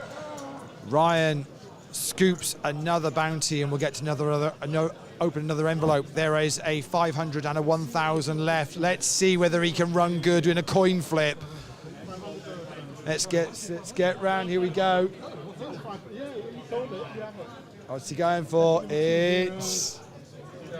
He's pulled the 500, so that means the 1,000 is left up top. So that means that the first place prize money is now going to be £2,000. So runner-up is going to pick up 800, and the winner is guaranteed £2 grand, the 1,000 for places plus the 1,000 on the bounty. So these guys are heads up. There's no bounties. There's no bounties heads up because there wasn't the last time. So I'm presuming there won't be this time either. Tom, no, Tom, no antis heads up. No antis heads up. Right then, so good luck to these guys. Well done to Natalie, superb performance, £600 plus the bronze medal, and she picked up, what, a 250 bounty as well, so well done to her. And here we go, heads up, John versus Ryan. Good luck to them both.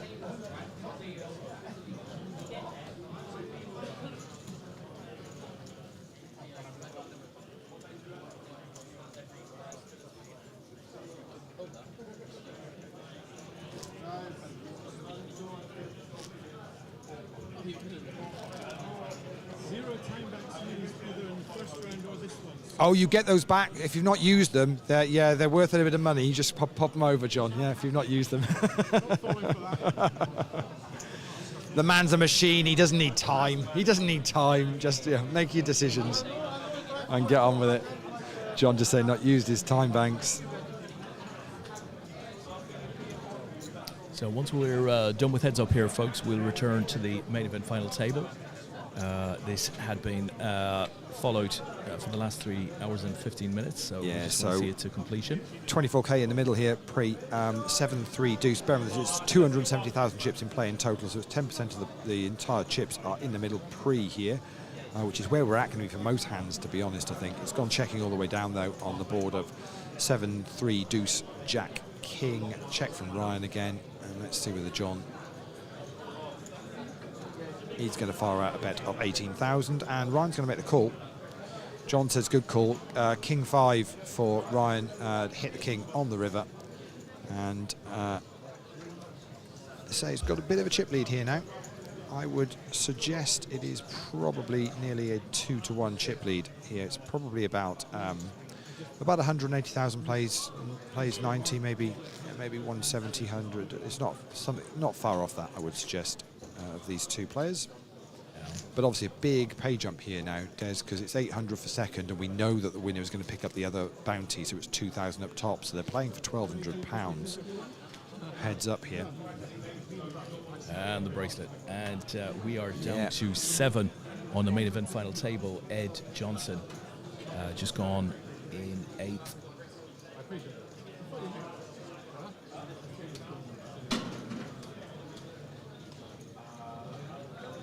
Ryan says them all in, and John folds.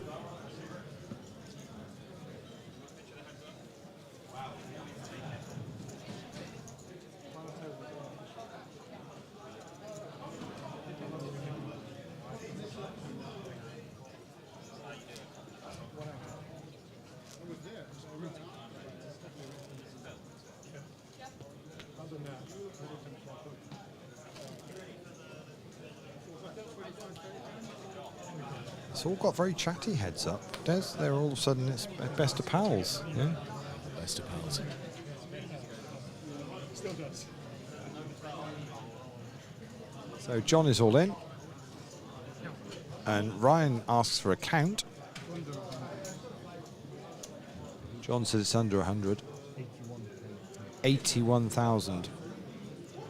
Ryan says a call. Okay, let's see. So it's ace-7 for John. It's ace-deuce for Ryan. The ace-deuce is bounty hunting. Here we go.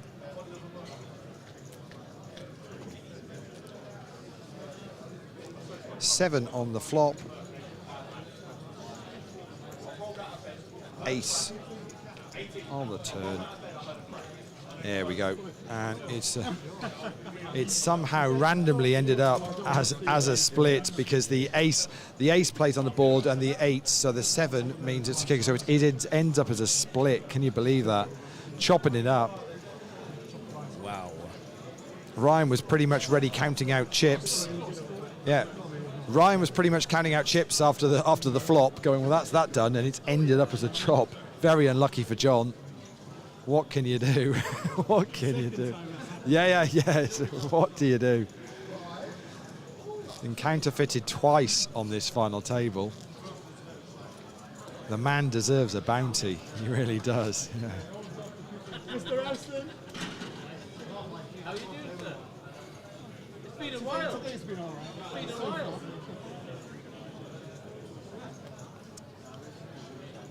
It was only when you closed your mouth that I recognised you. Doesn't happen often.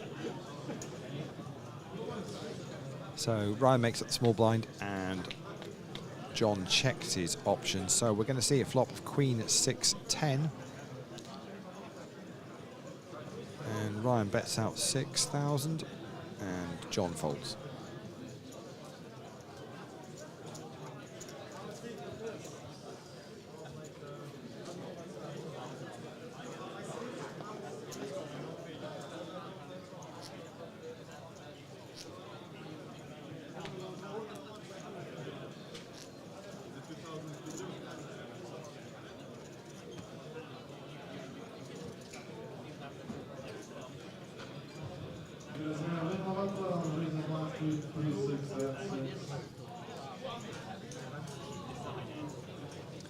And Ryan's all in, and John folds. So it's a little bit more of a chip lead than we thought. Because say the count on John was 81,000 when he went all in last time, Des. So that puts Ryan at about 190,000. So it's more like a 2.5 to 1 chip lead.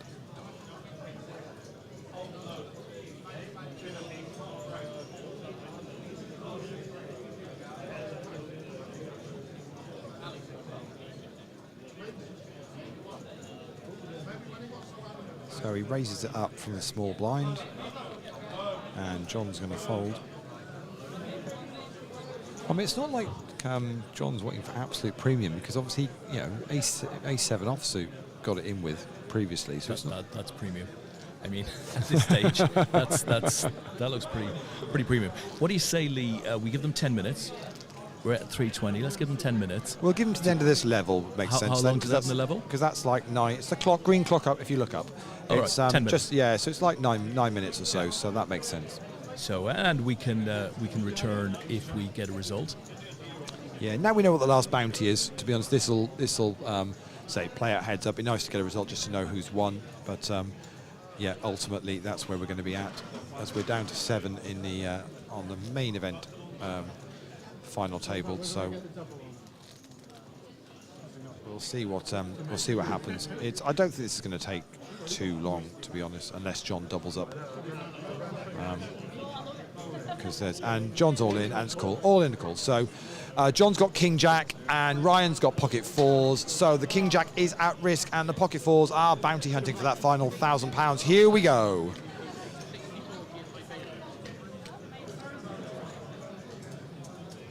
Ace, Queen, Queen. Whoa, that's a miss. I mean, we know what John's looking for here. 9 on the turn. And a jack on the river gets John a double up. Oh, dear. Gets him a double up. So it was, I think it's 60. 60,000, I think is the count. Yeah. So that puts John up to 120, which is going to put Ryan down to 150. So they're back to kind of even Steves. Although the reality of it is the blinds say at 3,000, 6,000 now. So it's yeah, they're sat on 20 bigs each kind of thing, Des. So again, I don't think it's going to take a huge amount of time to get these chips in. But obviously, it's a big chunk of money here. Difference is £1,200, isn't it? And obviously the gold medal and the bracelet. Oh yeah, they both want to win it, and that is why it could take a little while. But as we saw, that all in there. There is no place to hide. You're going to have to play. Yeah, the mini-main draw is up on the screens, and players are sitting down to get started in that last one of the day today, and it's been a busy old day here at Dusseldorn. 6 events in total have been going on, and the card room has been super busy all day. I mean, look, I'll just show you now. All round here is a lot of people still in Dusseldorn playing poker on a Sunday night. And meanwhile, just on the final table, it is there. We will be joining in 7 or 8 minutes. 7 players remain there, including Mick Boyer.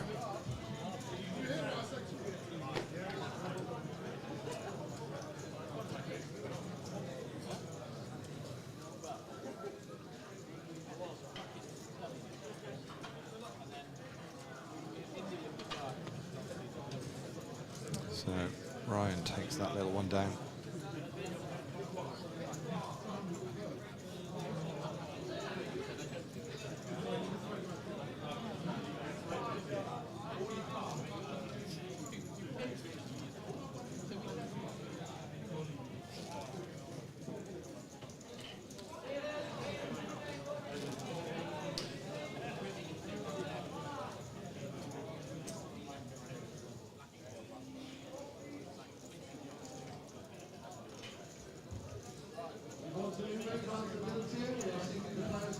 So raise from John to 15,000. Ryan says, I'm all in. Decision back on John. Does he want to go for this? No, he doesn't. He's going to let it go.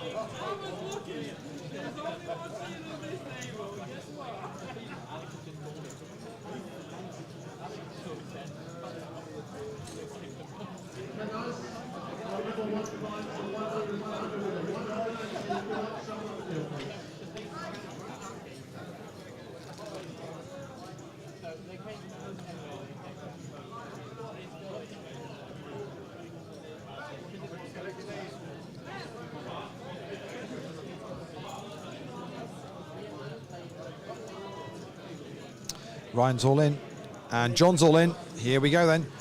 So it's King 5 for Ryan, it's Ace 10 for John. So let's just be clear. So the Ace 10 is at risk, King 5 bounty hunting for that last one. Here we go. Ace 10 8 for John Rabb into a massive lead. And an ace on the turn kind of does for that. And John's going to get a huge double up again. Just going to count this up. Going to put him in a massive chip lead now in this heads-up game. 105 is the count for John, so that's going to put him up to 210, which will leave Ryan with 60,000. So 3.5 to 1 chip lead for John Rabb now. You just have to win the next all in and it's good. So you say one more all in and it's going to be good. Let's see what happens. Just to bring you up to speed on the final table of the main event, Ed Tilbrook out in 9th before we went to the feature table. Ed Johnson gone in 8th. Other than that, we are fully intact. That always helps me out if there's not 2 Eds on the final table. So in a way, they've helped me out massively. Much appreciated. I've struggled with 3 Andys on this one, so. It's far easier after introducing them with their full names to just be able to just go for first names. Absolutely. So if you're in to watch the main event out there, 3 minutes left in this level on this heads-up battle for the Shootout Mystery Bounty Championship. They're going to go on a break. We're going to switch to the main event in just under 3 minutes' time.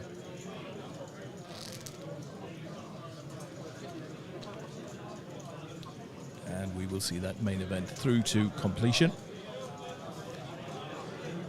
They've had their dinner break, haven't they?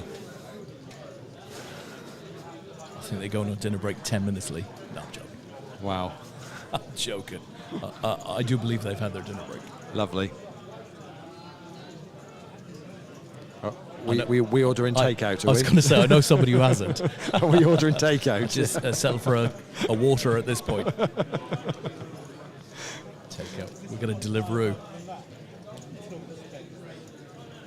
This is more exciting, eh? No, John's just asked, is this really live instead of the main? Yes, this is live instead of the main event. We want to see this through to a conclusion. We want to see which one of you guys is getting it. 9 or 8 people left. Yeah, there's loads of them left over there. Yeah, exactly. This is what the people want. We did a public vote, and they wanted to watch the conclusion of this. I'm not sure that's the public vote, Lee. I'm sorry I failed to pay the rent yesterday. I'm on holiday. It will be paid to you.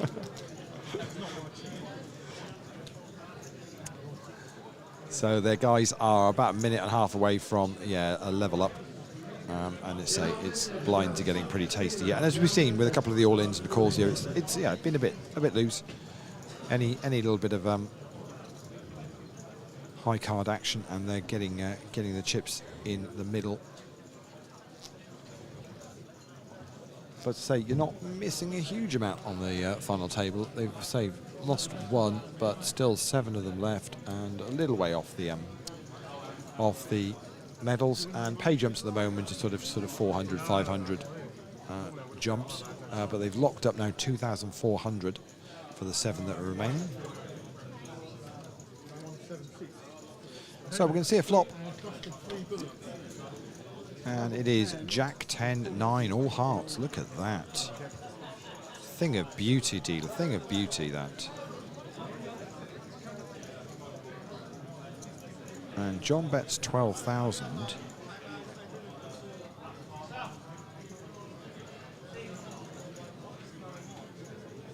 Ryan set them all in. John's going to call. So John has got 9-8. With 8 of hearts. Ryan has got Jack 3, so Ryan is ahead. Ryan's at risk, so lots of outs for John. Here we go.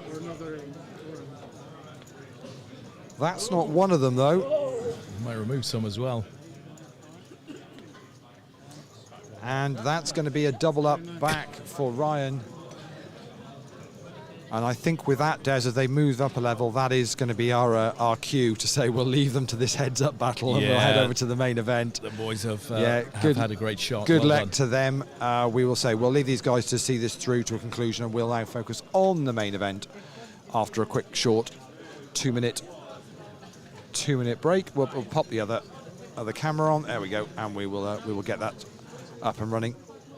Superb. So we are back on the main event. We'll have commentary with Lee in a couple of minutes. Just let him organise himself, and we will be watching this event to completion. And when we get a result from the shootout, of course, we'll bring that to you.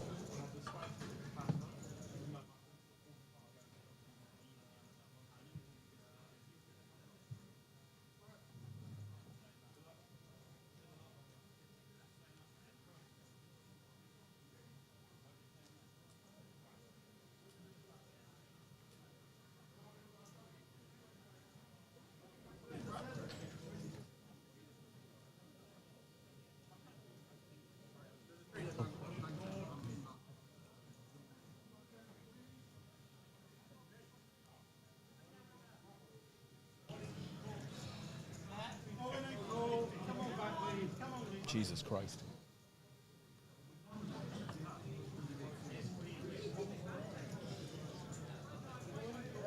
Would you believe, Des? Would you believe it? All in the call on the other table. They're going, get back here. We're going to do this. Right, hang on a minute. Right, just sitting down doing the getting the players together. Right, hang on a minute, on my way. Here we go. Right, just to be clear here now, if one of you doesn't win this after you've dragged me back here, right, there's going to be serious trouble. All right, so here we go then. So it is. Just talk me through what's going on because I missed the situation too. Is it John with the ace queen, and it's queen 10 for Ryan, and you're still covering Ryan chipwise, yeah? Cool. Right, let's go. Come on then. Here comes the 10. I know it's coming. It's king 4-3 with a 2 hearts. 10 of hearts on the turn. I did call it, didn't I? I mean, really. A heart will do, says John. And it's an ace on the river. That will do as well. Thank you, dealer, very much for that one. There you go. We'll leave it as it is. We're going to sort some photos out. Ryan finishes in second place. He picked up the big £2,000 bounty. Very well done to him. He's going to get the silver medal. He genuinely looks quite disappointed with that because he wanted to win it, absolutely. And John Rabb is going to be our mystery bounty champion, shootout champion. Congratulations to him. He picks up the gold medal, the bracelet, £1,000 for winning, plus the £1,000 final bounty, plus the £250 bounty that he picked up as well previously. And we'll sort some photos out for him. Right, can I go back to what I was doing now? Yeah, are we all good? Oh boy, this is hard work this evening, Lee. It wasn't meant to be like this.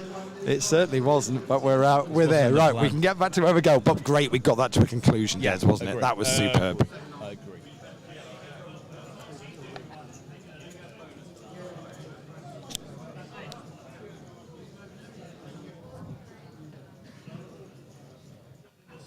I was expecting to return to this final table and see Nick Boyer stood up and kind of walking away. We have a deer stalker at the final table as well.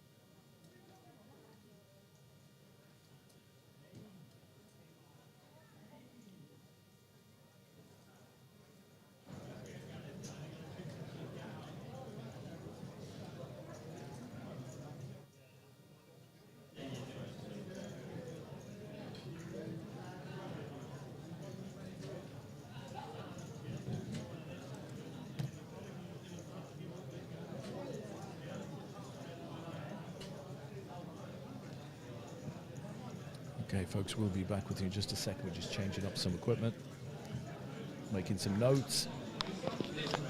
Well, just notes so I actually know the names of who's on the table. just the basics, just the absolute basics. Just doing biographies on each of the players. Yeah, just be known. Like their names. Putting their names into AI, and we've got some right random people here. We'll see what happens. It'll be fine. Right, I think we're nearly going to be good to go. You're already over on a camera shot with them anyway, aren't you? So we can literally do a run through, and I'll find out what's going on. That. Right then, folks, nearly with it. Nearly with it.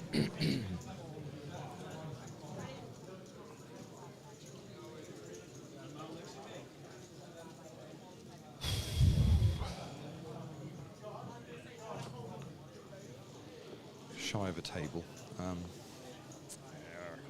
What do you need? I need a table, really. Stick it down the floor for a minute.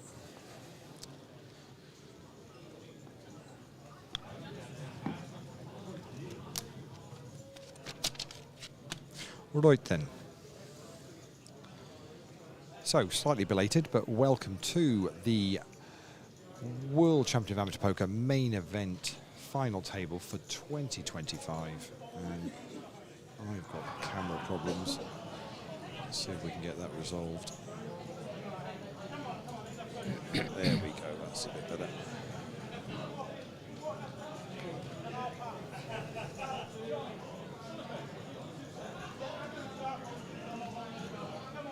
Cool. Right, so we're down to 7 now, so let's just confirm that the 7 have got locked up £2,400. And what we will do is we'll do a run through of who we've got at this final table. So in seat 1 is Donald Jones. Seat 2 is Mark Langdale. Seat 3 is already empty now, so seat 4 over the far side there is Kevin Smith. Seat 5 is already gone, so seat 6 is Peter McCusker. Seat 7 is a face you will recognise, our reigning champ on the final table again, Nick Barrier. Gary Colclough is in 8, and if I get round the other side, I can show you that in seat 9 is Johnny Rees. Got an all-in and a call, so it's pocket 10s for Donald and it's pocket 7s for Gary. Here we go. Gary at risk, 7 on the flop. Wow. 9 on the turn. Doesn't pair the board. Doesn't pair the board. Gary hits the 7 on the flop, and Donald turns the straight, needs to pair the board, and we're going to lose Gary in 7th place. Crikey, I rock up and all the action starts. Insane. Here we go. So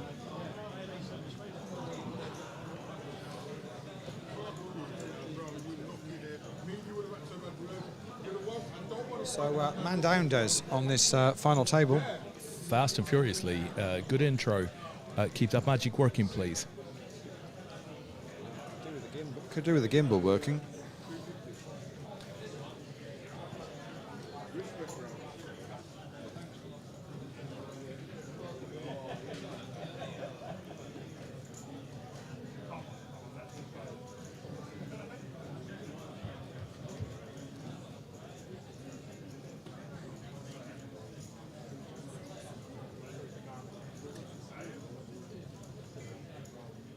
And I think we're back in the room.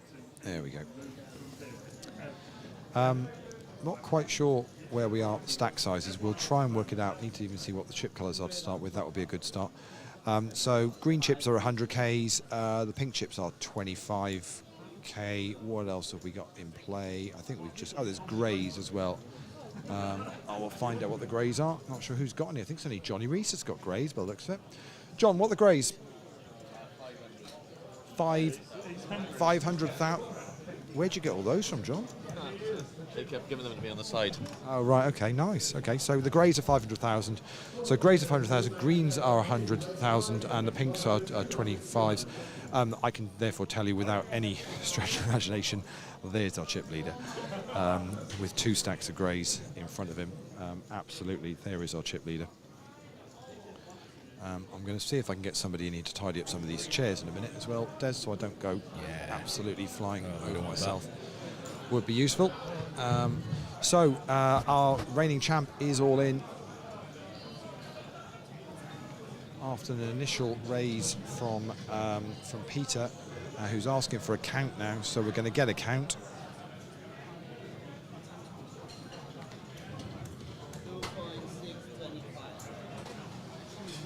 $2,625,000. Decision on Peter.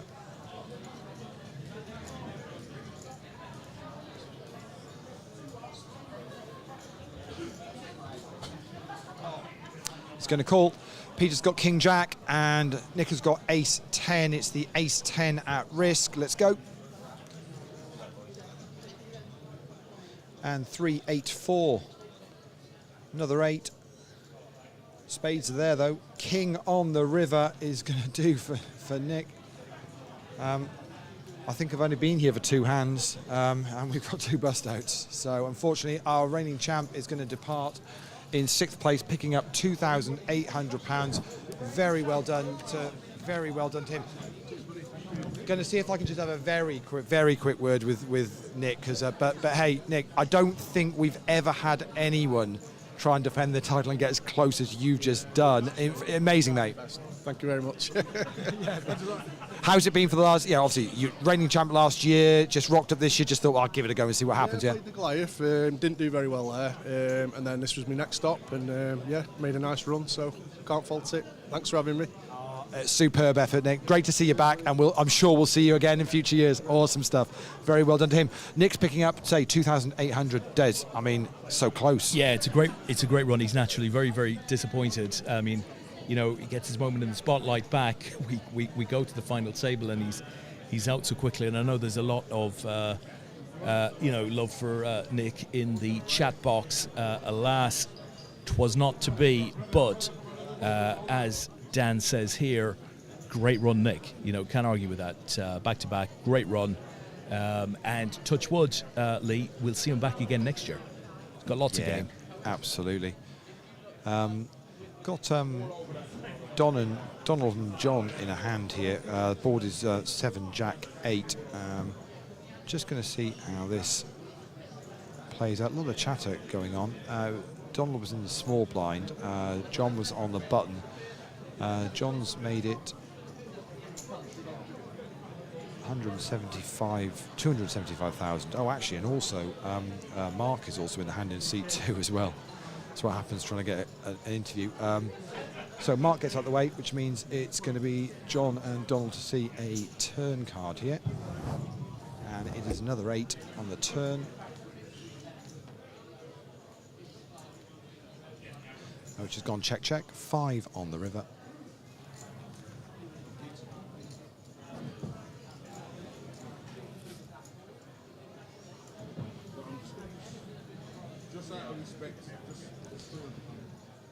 Don says, just out of respect, 300k. Very nice indeed. Des, if I drop you the gimbal, can you do a reset on the balance on it for me? Because Yeah, of course I can. It's Absolutely not, can. It's out of tilt. Lovely. Thank you. On its way to you now.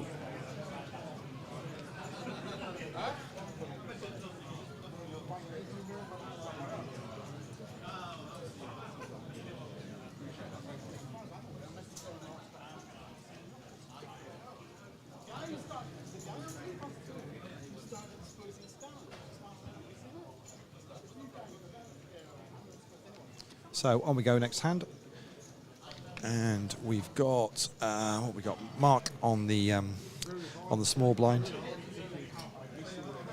Kevin on the big blind. So Peter folds round. We go to John Rees. He raises it up. Don folds the button, just the blinds to get through. Mark in the small blind, and Kevin in the big. I can see what Kevin's got there. Shows 9-5, says no, thank you. And John Rees picks up that blind, those blinds. Awesome, thank you very much, Des.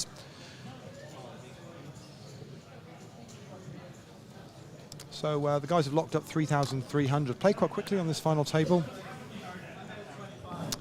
In the safe, capable hands of Jacopo for this day 2. He's done a great job. Jack Lee. looked after the team event as well, Yeah. and is now looking after the big one for us, doing a superb job as always, and flying through it. I mean, money does get big though now. With 3,300 for 5th, 4,000 for 4th, then it jumps 5,500, 8,500, and 13,000 up top. It's folded round to the button, and Mark is all in. Just the blinds to get through, and I think he's going to get through both of those. Yes, he does.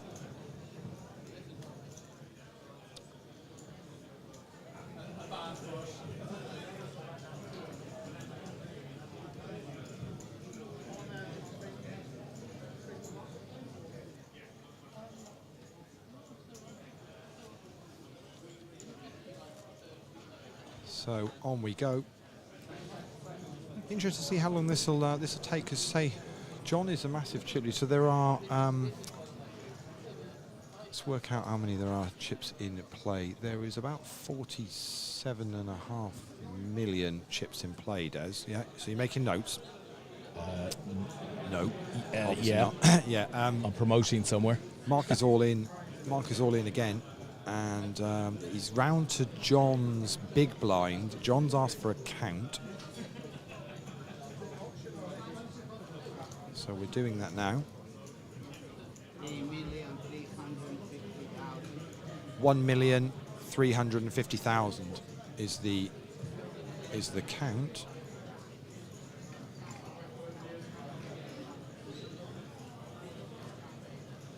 Nope, John's going to let that go. So yeah, blinds are 125,250 with a 250 big blind ante. Let me just going to ask John if he knows roughly how much you roughly playing, John. So John's got 25 million, which is just over half the chips in play, five-handed.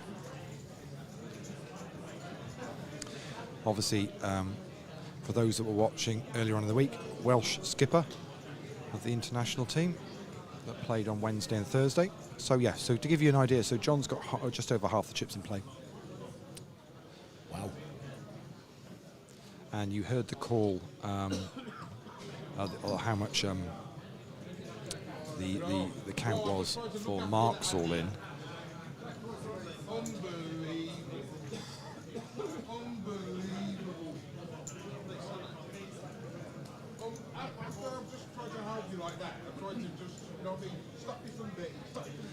Don is certainly a character on seat one. Loving the deer stalker. It's been a while since I saw one of those previously. A long time. You've gone very quiet in my ear. Can you just dial up 4 for me a bit, please, Des?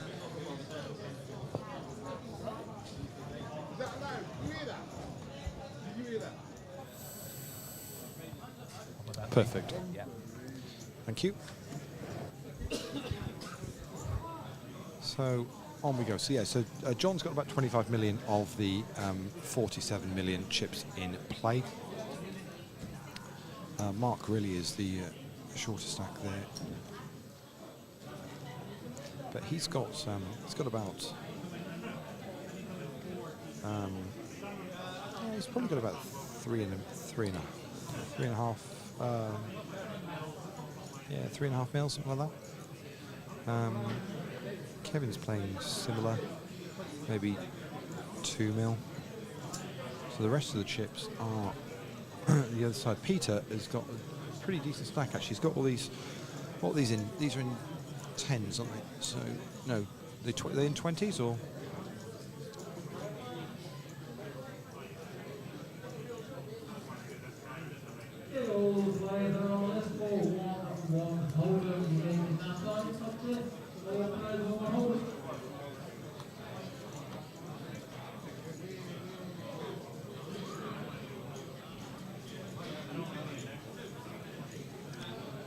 So I'd say Peter's got about 8 mil.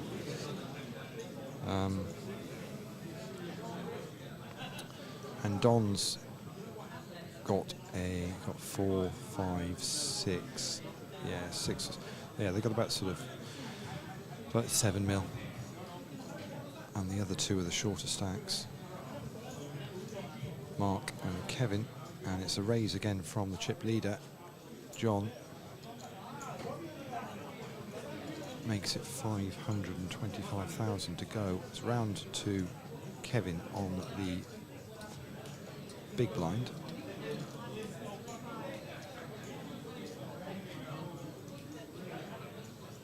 Who's going to make the call? So we're going to see a flop here, which is 8, 6, 10, and Mark is so Kevin is straight away all in and has got King 7 of spades. It's King 9 for John. Another spade on the turn. Ooh. And it's going to be a double up for Kevin. Some support, as you'd expect from John for John Rees in the chat box league. Yeah. Ryan Richards. Let's go, champ. So the double up there was it was 1.65 million was the double up when the remaining chips went in. Yeah. He obviously had put in what 500,000, 525. pre as well. So yeah, Kevin was playing about 2 point something pre on that.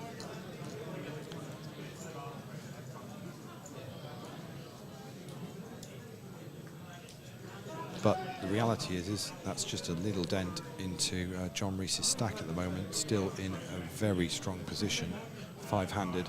Yeah, very good shape. Please come back to your seats. Following and shoulder.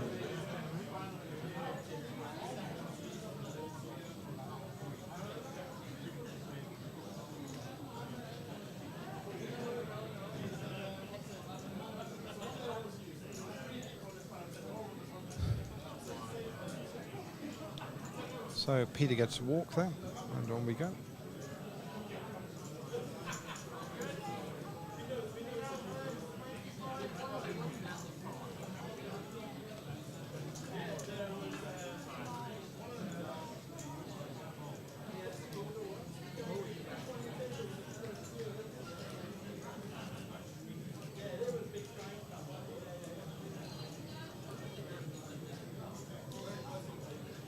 Are you okay for drinks, Lee? Yeah, no, we're all. Well, you heard a valet going past. Is that what you were thinking? Yeah, exactly that. Any food? So or I just heard my drinks? stomach rumbling. That's No, we're all good. Great to see John Rabb picking up a win there Yeah. earlier on. That was awesome. yeah.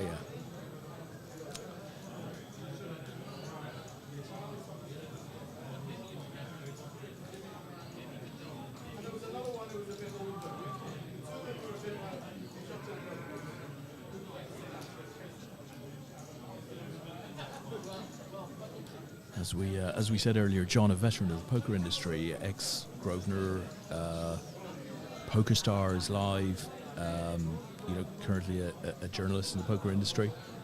Good guy, very well known. And now a WCOAP champion.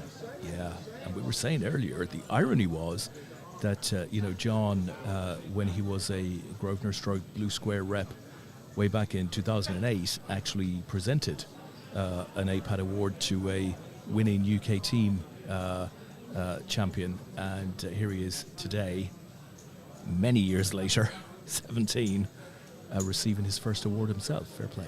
Yeah, absolutely superb. So Peter on the button here, so it's John in the small blind, Don in the big blind, Mark gets out of the way, as does Kevin. Round we go then to Peter's button, not interested, so we're blind on blind. And it's going to be a raise from Johnny Reese up to 525,000. Don's going to make the call though, so we're going to see a flop.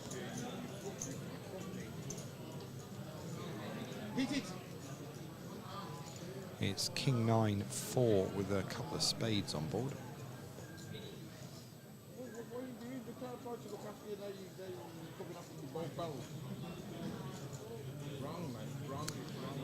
And just makes it 375.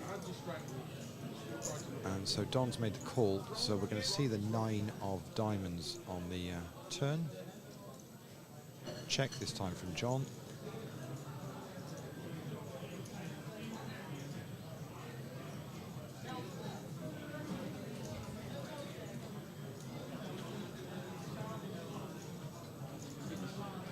Don bets out 800,000 and John folds.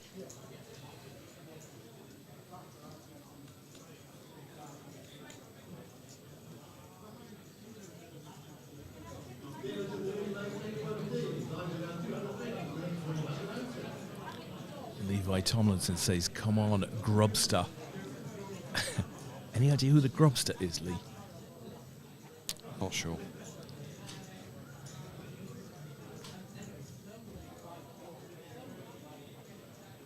So on we go. It's John on the button this time, Don in the small blind, Mark in the big blind, Kevin to act first. He's going to fold, as does Peter, as does John, so we're blind on blind again. Is Don going to go after the big blind of Mark? I think he is. Yeah, makes it 600,000. Mark says them all in. Don says I call. It's ace-king for Mark. It's pocket queens for Don. Ace-king is at risk here. Here we go. king on the flop. Diamonds there though. Two of spades. Double up for Mark again. That's two in a short space of time he's got, and all of a sudden he's very much back in the game. Plays itself pretty much blind on blind there, doesn't it? I'm live streaming.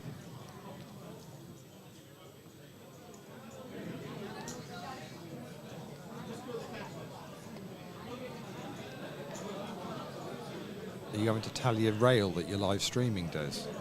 Oh, it's a bit like that, Lee. You know, just lining up for autographs. Well, your fans... Please. Fans take every opportunity they can when you're out in public. My one remaining fan was John Rabb, and he simply wanted to know where to collect his winnings. Quite rightly, too.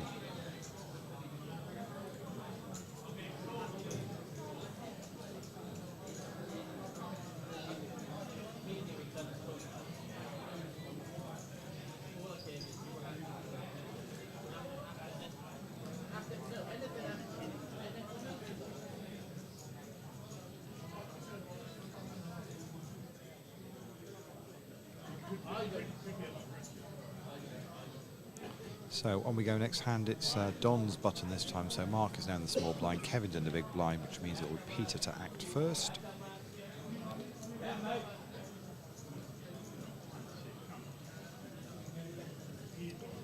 And he is going to make it 550. John folds, Don folds. Around we go to the blinds. And Mark, with his newfound chips, is going to make a call from the small blind. Kevin doesn't look overly keen in the big, gets out the way, so two players to the flop here.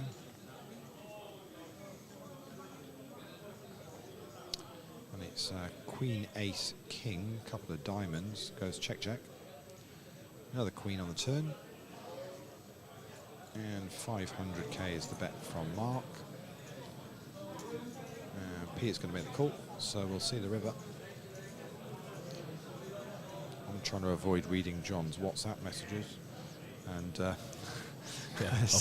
avoid. Seven on the river, and and Peter fixed that one out. Yeah, he's WhatsApping me. Yeah.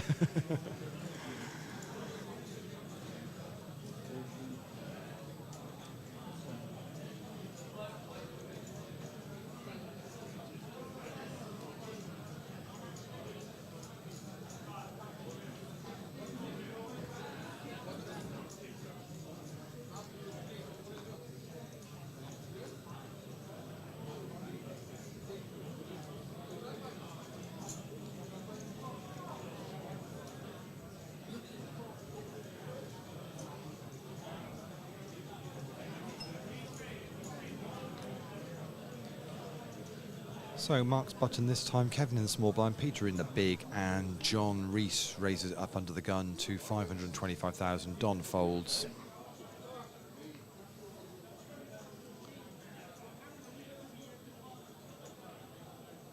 And it looks like Mark's counting out calling chips, which he is.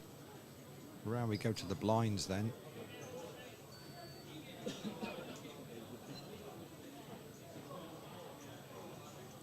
Kevin folds, and just Peter in the big blind to go. And he's going to get out of the way, so we're going to be two players to the flop, which is going to be John and Mark. It's Queen 5, deuce with a couple of hearts on board. Action on John first. He checks, as does Mark, so we'll see a turn, which is 10 of spades. John goes for chips, Mark folds before he even gets them in the middle, and John will pick that one up.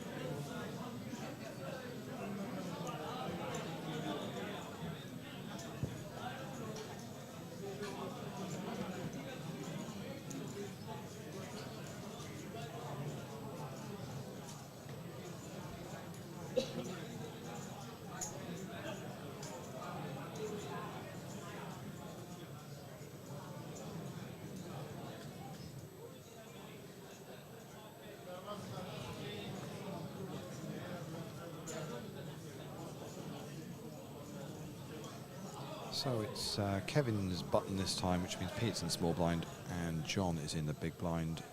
Don to act first, he's folded. Looks like Mark's reaching for chips, top of your table, and he certainly is. Looks maybe 550 or 525.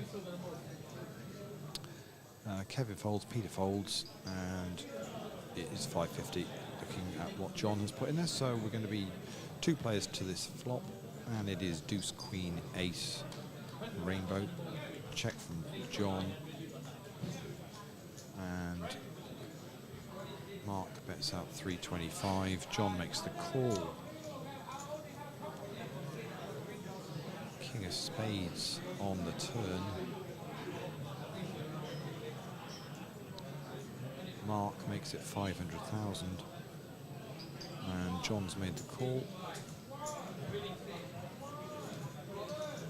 9 of spades on the river, and it's king queen for Mark, and John gives a thumbs up. I think that's good enough, and Mark takes that one down, building a bit of momentum there. Yeah.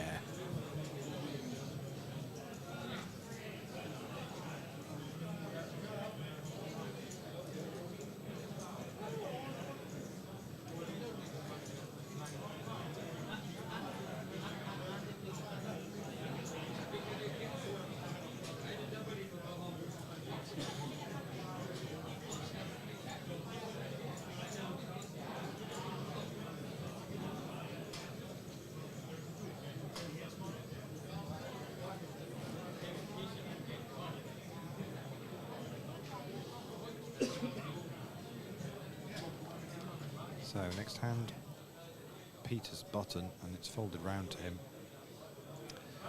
and he's going to make it 550. John makes the call out of the small blind. I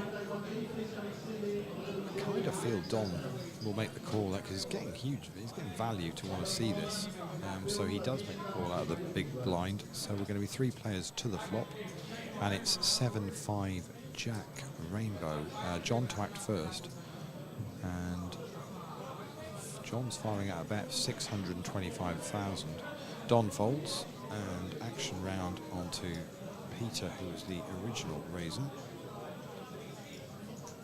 He's going to let that go, and John scoops up and adds just over 1 million chips to his stack. Des with that one hand.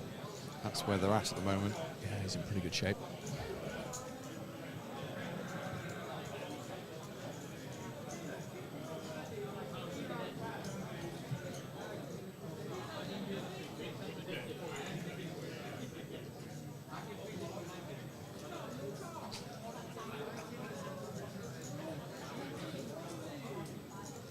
So on we go. John Reese's button this time. So Don in the small blind, Mark in the big, Kevin to act first. Top right of your screen.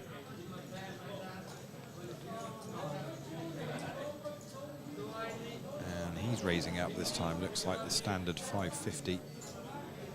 Oh no, it's gone 650. Peter folds, as does John, and I think he's going to get that through, which he does.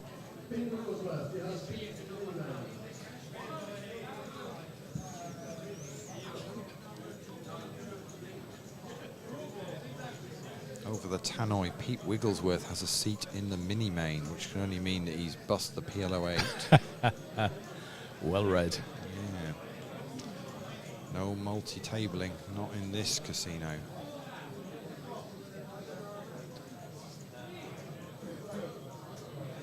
So on we go. Don on the button this time, so it'll be Peter to act first with Mark in the small blind, Kevin in the big blind.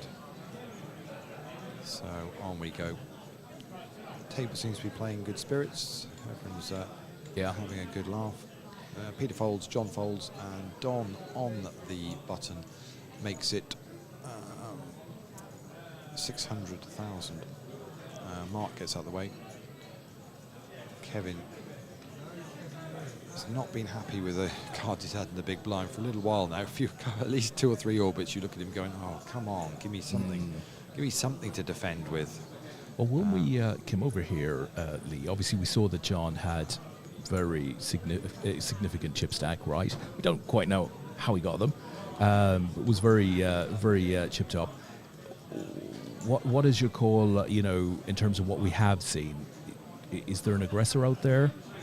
Are we all just playing our hands, or is it pretty I passive? think everyone's fairly much playing their hands. I think John's reasonably active, but it'll be only playing position and the opportunity in front of him. I think most of the people so far, from what we've seen, it's been flipped over. It's been pretty standard. Pretty solid stuff, right? Yeah, absolutely. And that's a walk for Peter. We've seen a few of those already. It's big. It's difficult to know because you don't know what the money means to people as to how much they've been here. We don't. We haven't had a chance to hand mob anybody and find out whether what their kind of cashes are like or anything like that. And this is for 5 left of 475 entries, and the pay jump from finishing 5th, busting next to winning it is £10,000. Yeah. Which is Chunky money. Yeah, it's pretty tasty, isn't it?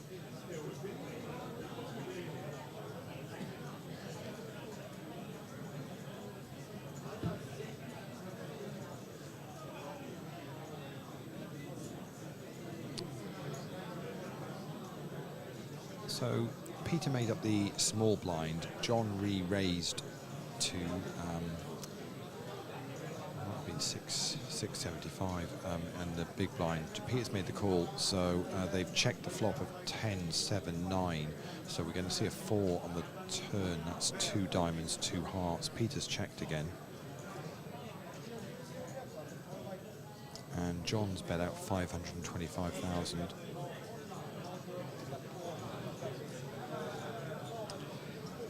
And looks like Peter's going to...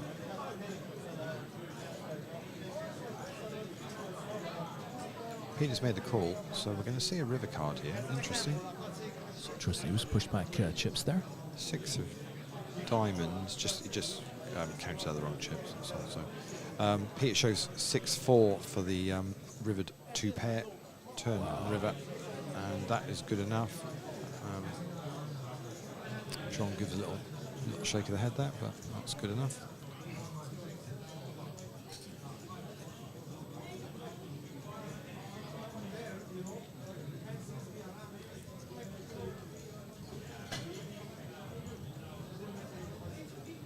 So on we go. Next hand, Peter on the button, which means it's Johnny Reese's small blind. It's Don's big blind, who's moved just a little bit further around so we can just keep an eye on what's going on chip stack wise.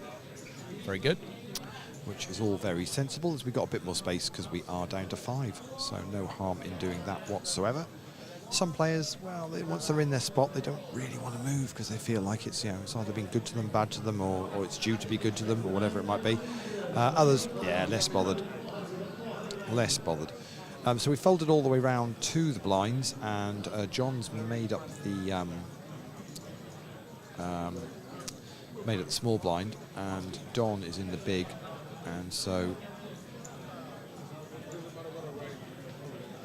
Don says, doesn't matter what I raise, you're going to call anyway, so we'll just see a flop. So that's what they're going to do, the two of them. And it's King 6-5 rainbow, and John pops out a little 275 bet, just a tiny bit over the minimum. Decision on Don, top left of your screen, and he makes the call, so we're going to get to the turn. 10 of diamonds on the turn, check from John this time. And Don checks it, so it's going to be the 9 of diamonds on the river. That brings 3 diamonds down. John's going to pop out a bet of 550,000.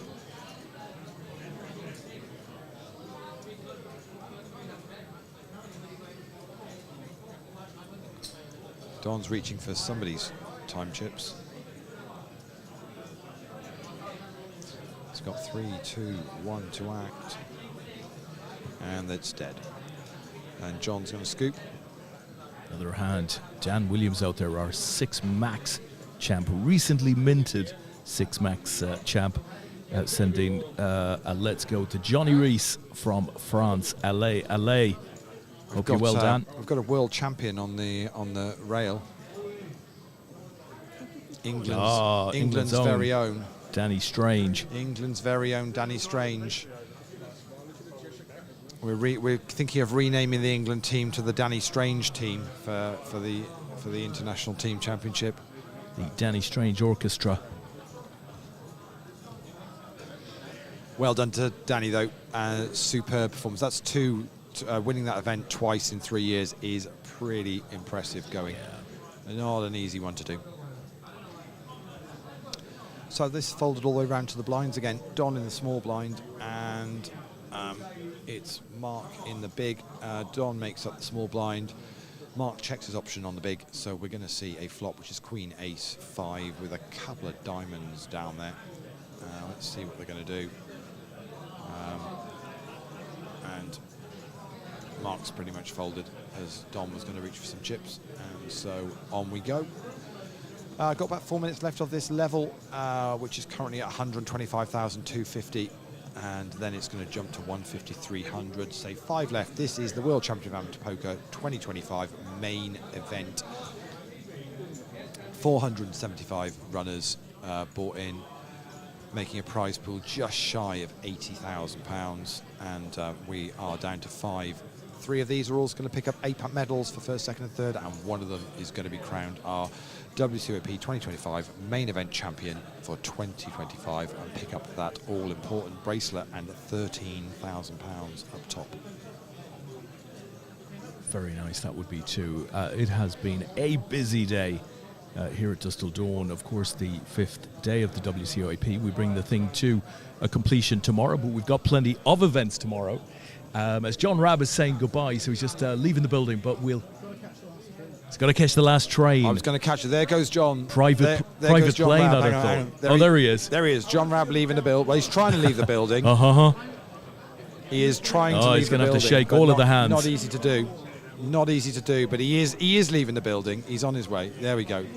So that's John on his way. You watch, there'll be an all in the call on this as well. Yeah, you'll have had an exit.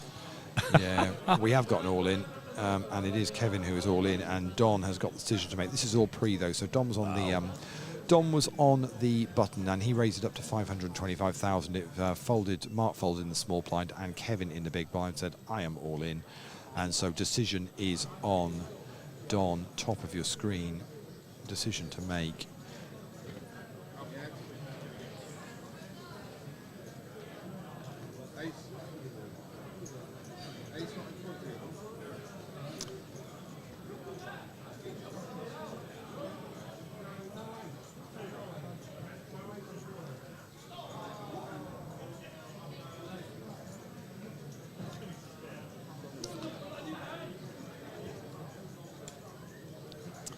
And Kevin chose an ace.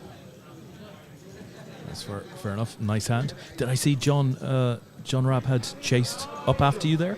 Oh, he's left now. He's left now. He came to actually properly say goodbye, Yeah, which is very good of him. So good. Nice to see him. Ah, yes, Super cool. Pops in. Well, he actually was in yesterday as well, but so 2 days, picks up a bracelet. Right, gotta go. Anyway. Did a Dan Williams. Yeah, what it is known as a Dan Williams. Yeah. Cuts and runs, picks a bracelet, done. Yeah. See you later, folks. See you next year. Lloyd Gwynn is in the chat. Lee says Johnny Rees actually looks sober for once. He does look sober. Carl Pilgrim is out there. Says chip counts if possible, please. We did chip counts a little while ago.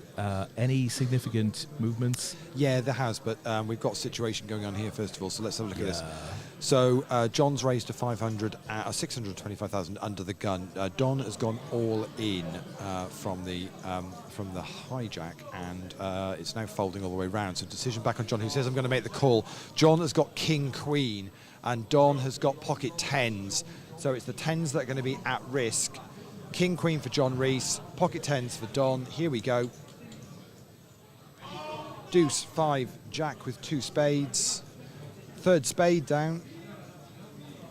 And 4, and Don is going to get a double up. We're going to count that up, and John is going to double up Don.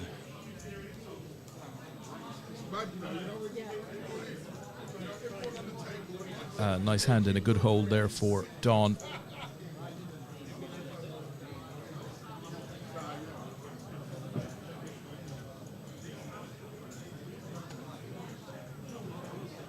So we will do a little bit of a chip update once we get that. Well, first thing I'll do is I will get a confirmation of what that count was. Yeah. That was 3 million, so he's doubled up the 3 million to 6. So that's that one done for you. So Don's got 3 million. Let's see what we think Mark is playing over there. How much you got? Mark's got just over 5. Kevin's got roughly. Mark's got. Kevin's got just about 5 as well. Peter's playing about 13.5, and the remainder, if anyone's keeping track of this, is John, and he will tell us exactly what it is in a minute once he's played this hand. So let's let this one play through first, and I'll confirm that unless anything crazy goes on. Fold, fold, blind on blind, and John's going to get a walk, and he'll be able to confirm he's roughly got 19-ish. So 47.5 million chips in play in total. So John's got a little bit shy of the of half the chips in play. The other 4 sharing the rest, with Peter being second in chips. Very good. Thank you, Lee. Happy to take requests as long as it's not karaoke. Damn. Carl sends his thanks. He sends many of them. He's got my bank details. It's all good. I think he would need some Elvis for that. The offshore one, yeah, obviously. Offshore Elvis. Yeah, offshore Elvis, yeah. That is a thought. Right, blinds have gone up in amongst all of that, so they're now playing 150,000, 300,000 with a big blind ante of 300,000. And it's folded all the way around to John in the small blind, and he has raised it up to 1.35 million from the small blind. And Don's, keeping the chat wondering what to do, but no, he folds. It's funny, from a timing perspective, Shug has joined the chat and says John as a chip leader is scary for everyone else, and Shug would have played many hands with John over the years. Yeah, so it's good insight. John's lost a few, so he had about 25 million when we came on the stream. So yeah, he has lost a few. He's doubled a few up along the way, but not through anything that's been too reckless. It's just say lost some flips really. And trying to bust the other players. I mean, that's not,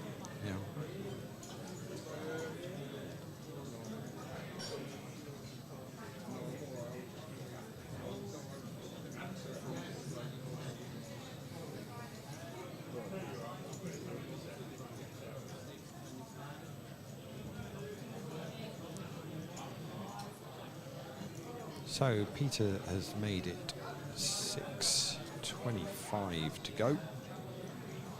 Fold around to Mark in the big blind, who's going to make a call. So bear in mind, what do we say? Mark said he was playing about 5 million. So flop is Jack 5 King, and Mark checks and Peter bets out 600,000. And Mark's going to fold.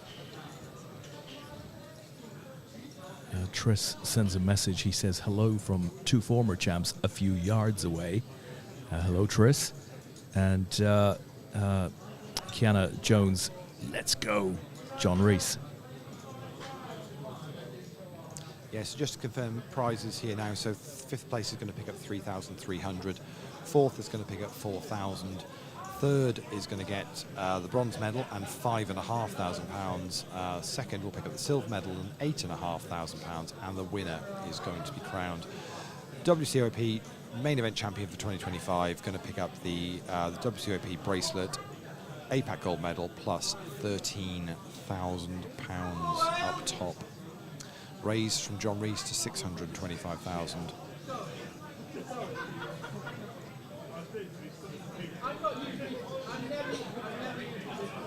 And Kevin shows 7-4 in the big blind. I did say to you that he's clearly been quite frustrated with the cards he's been trying to defend with in the big blind. It's not been great for him. No. And that's another one that's not great. Interesting observation from Dan. He says, hang on, is John drinking water? And indeed, out of the corner of our screen, you can see that does appear to be a Yep, that is definitely water. glass of the good stuff. And I know for a fact he had a bacon sandwich for his breakfast. I dream of breakfast like that, Lee.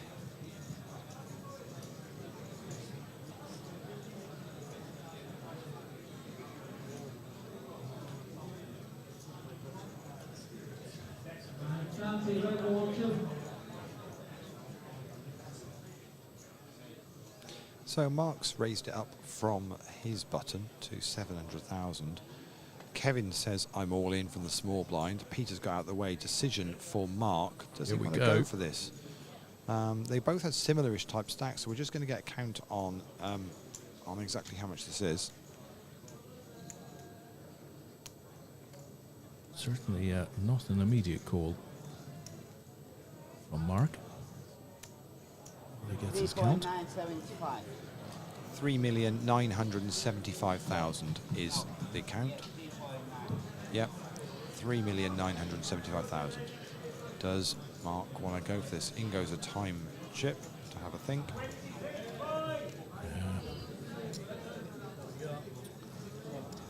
Been telling him every time.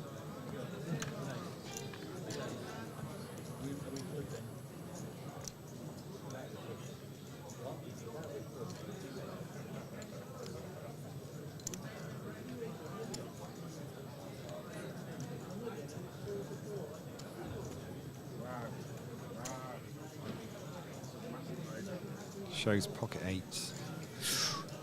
Interesting. Yeah, decides not to go for it. He's playing the long game, I guess.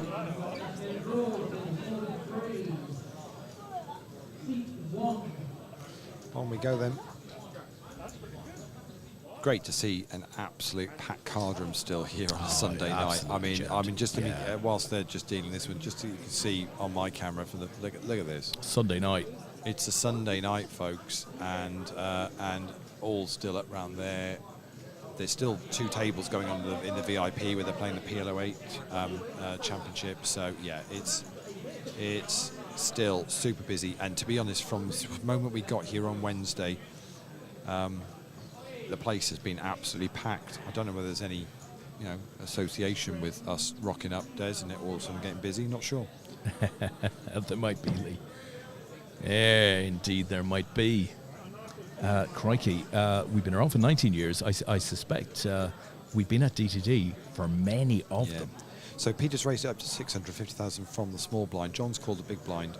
So we're going to see a flop of 3-5-7. Peter checks.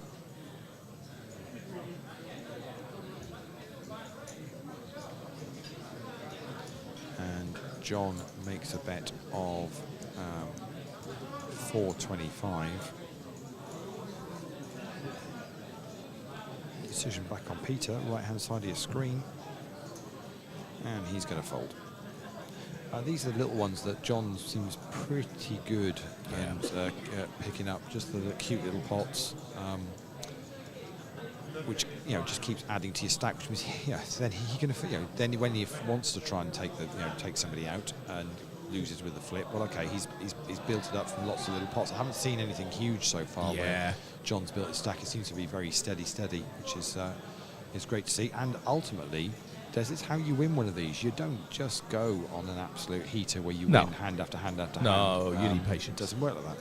But it's helpful if people are a little scared of you, if you can, dominate them with your stack. And I think there's some evidence that, nobody wants to get too involved with him. I do, in the chat box, Lee, have the, online discussion equivalent of a bad beat story. It's Shane Elliott. And he said, typical, me and Mark always do DTD together and always give each other 10%. This is the one time I couldn't make it. Oh, wow. Yeah. And he's 4 away from 13K. Get that win, fella. Yeah, absolutely. Don in a hand here with Peter, and it's 4-5-9 on the board. And Peter bets out 600,000, sorry. Decision back on Don.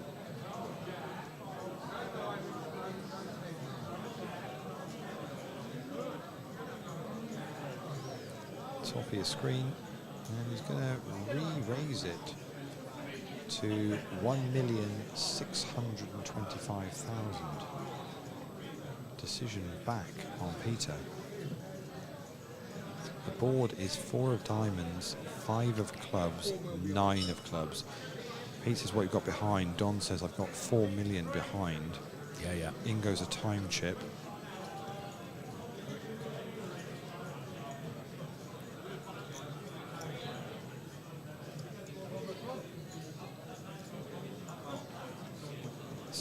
He says call. So we're going to go to the turn.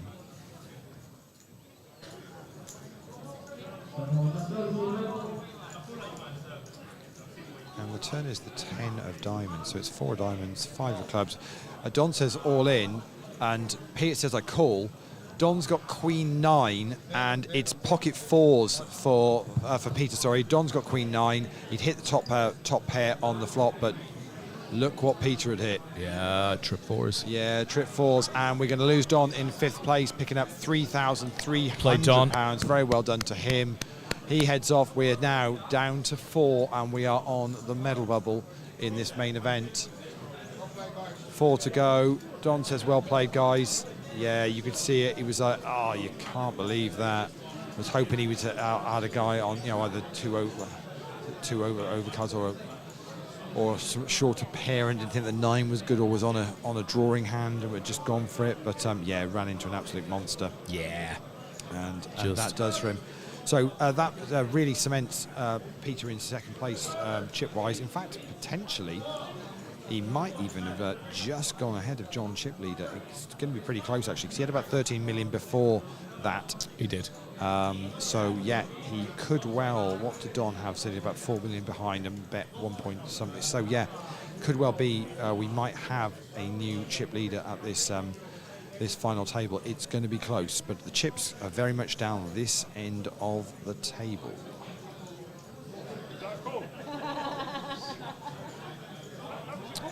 Just a question coming in from Dan. Can we expect WCOAP online at Grosvenor anytime soon? So I would say we're just awaiting the return of those long nights. So once we get into autumn, I think we will be back with a bang. Yeah, we will. Online. We're talking to the guys. I mean, we'll go as far as to say we have a WCOAP 2025 online bracelet already here. So there will be something, that is for sure, folks.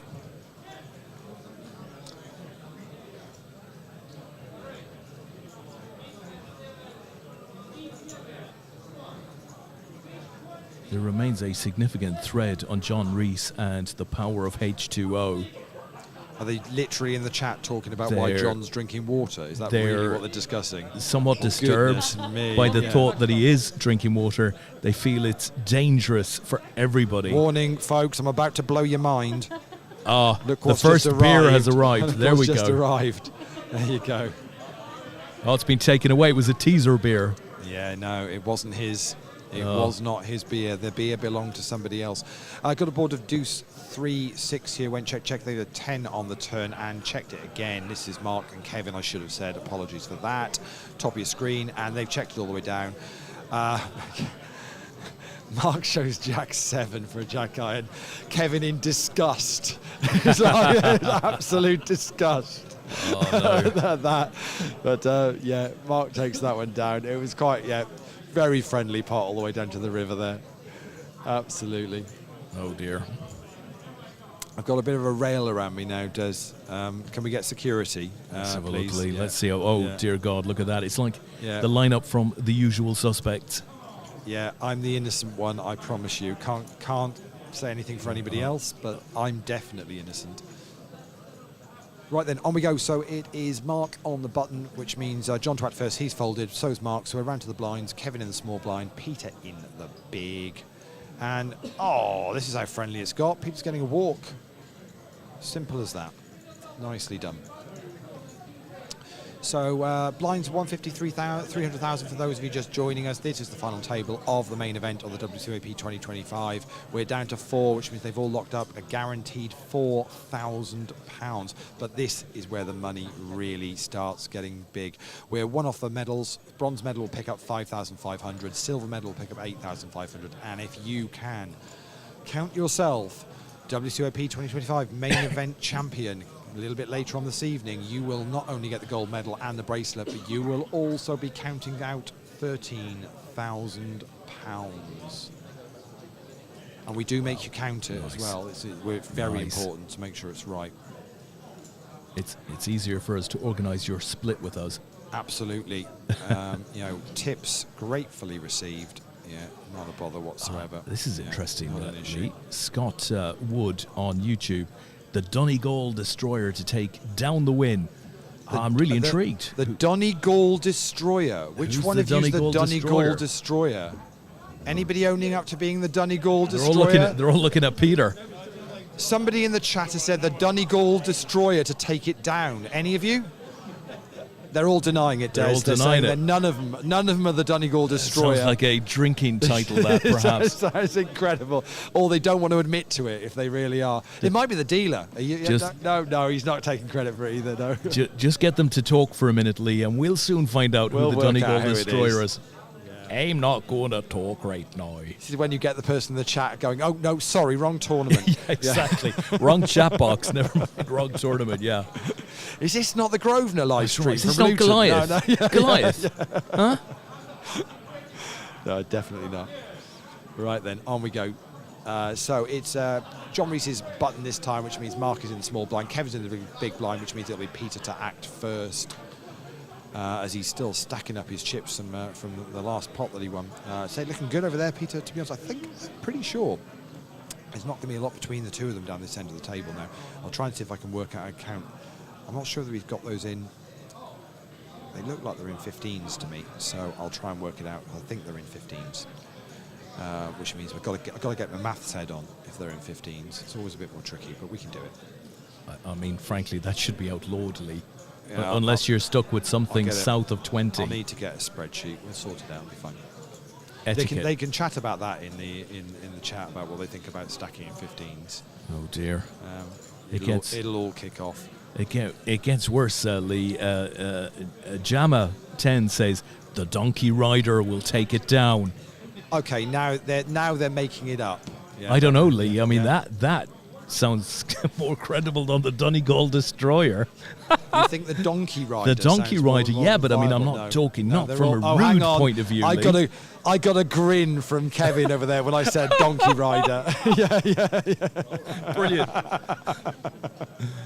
Oh, fantastic. Is this some of your mates in the chat, Kevin? Yeah, okay. Yeah. We've got it. Okay. Laugh along, everybody. Yeah. EO. Yeah. It's Kevin's mates in the chat. Love it. Okay, excellent. It got a smile at the final table from it. It's good. I'll try and control the chat box from here. Control the audience, will you please? Yeah, all good. Oh, so Kevin's dear. all in and got that one through. So the donkey rider rides on. Right, I'm stopping that. That's the one and only one I'm doing. I'm not doing it again. Yeah, that's it, done.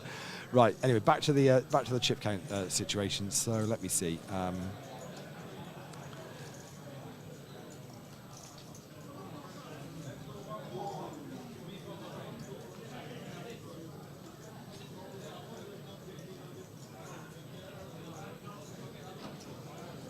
Well, maybe they are in 20s, actually. I'm now thinking they must be in 20s.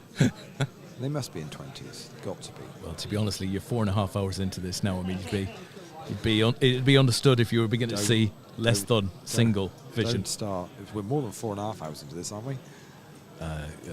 Well, in terms of the live stream, yeah, it feels like we're a very solid 5.5 days in. Yeah, I think we are.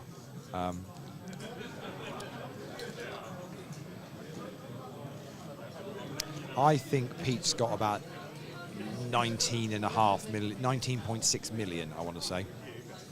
Oh, there might be one shy on that. It might be 19.1. Oh, 21. Okay, cool. I'll go with 21. So it is, yeah, pretty close to half the chips in play. So it's say, and I don't think John's got that many, as many as that. He had 19 last time we did a count with him. So he's scooped up a few little ones along the way. So,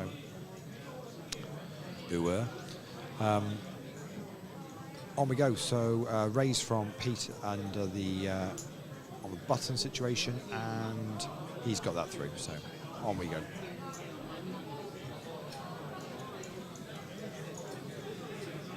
Is he lying? It's not 21. No, yeah, I thought it was 19 point something when I counted it. So yeah, that's what I thought.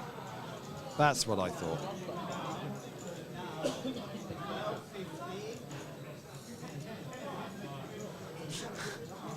Yeah. It's inflation, yeah. It's that's what it's all about. So on we go.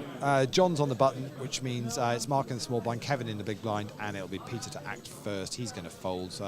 John's going to raise his button up. He's going to make it 650,000. Round to the two shorter stacks, other end of the top of the screen. Mark gets out of the way. Kevin, nah, not interested either. John scoops up the blinds and the antes, which, to be fair, I've said on numerous occasions since we started this stream, John just hoovering up the small pots, and just unfortunately has just lost some of the bigger ones on this final table so far and double other people back up. So he did have 25 million at one point, was down as low as 19, and but playing very consistently well.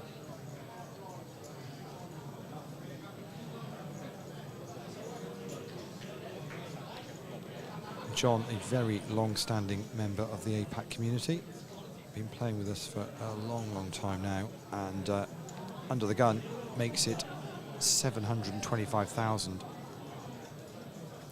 Folded round to Kevin in the small blind. I mean, kind of feels there's like he's only got one real option here. It's either shove him in or fold. Not really an option to try and kind of 3-bet there or anything. It's not really on with the stack size that he's got, because he's playing 4.2 mils, something like that. I mean, you could do a sneaky little betting, but it's pretty much half your chips in then, isn't it? Yeah.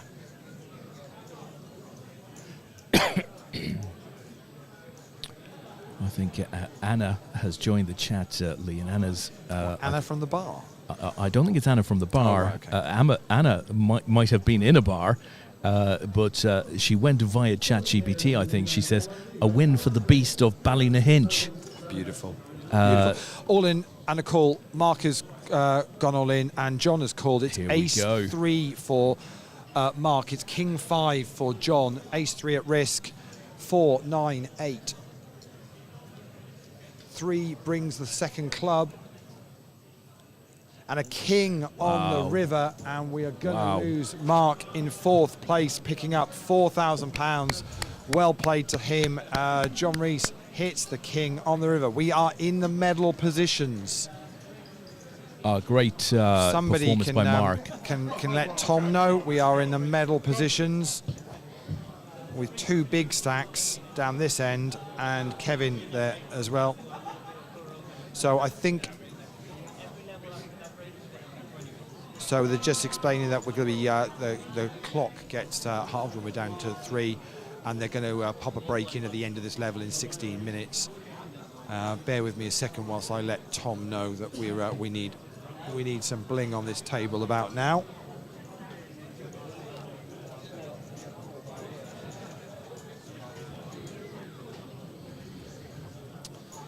So that is on its way. That's been ordered.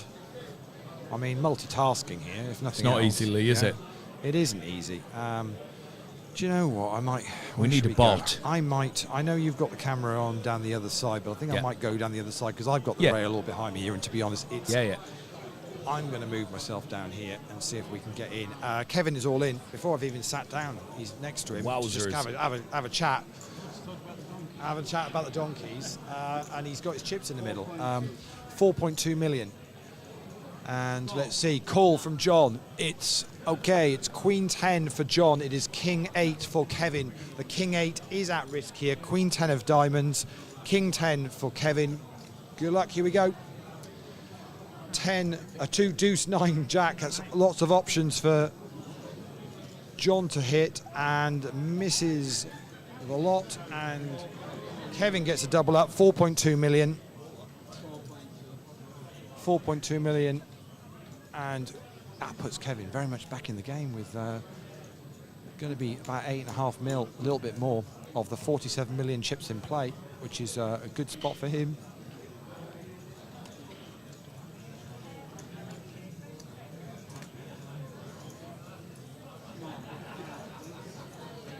And we can see here the Beautiful. Love the it. bling has arrived. Look at that. They've all got new medals coming their way. Don't know bracelet. what colour yet. And the WCOAP main event bracelet. Right then, on we go. So John's on the button this time, Kevin in the small blind, and Peter in the big money up top now. They've locked up £5,500. It's £8,500 for second and 13,000 for the winner. Blinds are still 150, 300,000 for another 14 minutes.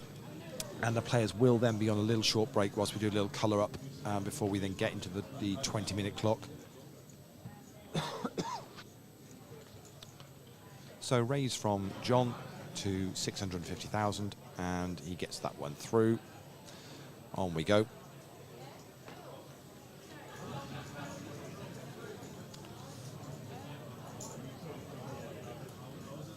So Kevin's been a bit up and down chip stack wise. He was up about 5 million a little while ago, then obviously lost a bit, and is now probably the highest I think I've seen him at this final table since we've joined. And 8 million is plenty. It's 25 bigs at the moment. It's not anything to need to just be worrying about. But of course, No. So you've got two stacks down there that have been not bullying the table, but really been aggressive and in their play. I think the last few hands as well, John in particular has shown a willingness to call off light. Obviously he hasn't taken huge hits across either of those hands. In fact, he won one of them.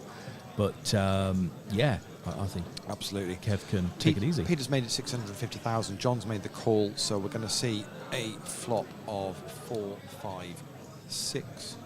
It'll be Peter to act first. And he bets 600,000. John makes the call, so we're going to see a turn, which is the jack of clubs. Decision back on Peter again.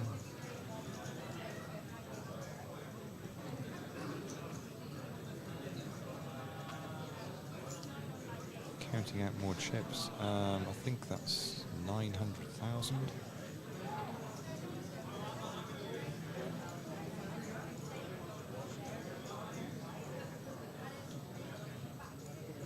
So the board is 4 of diamonds, 5 of clubs, 6 of hearts, jack of clubs, and John's going to let that go, and Peter's going to win that pot.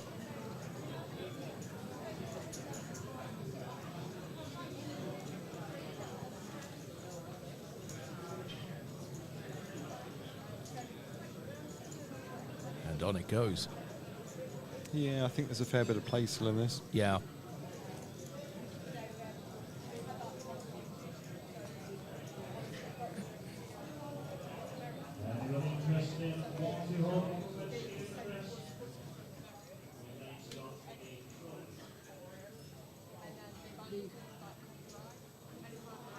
So Peter on the button, so first to act, now we're 3-handed. And he makes it 650,000, John folds.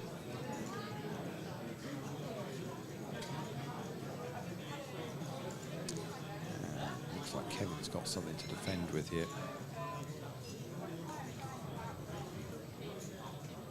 So the board is 7, 4, 5 with 2 hearts.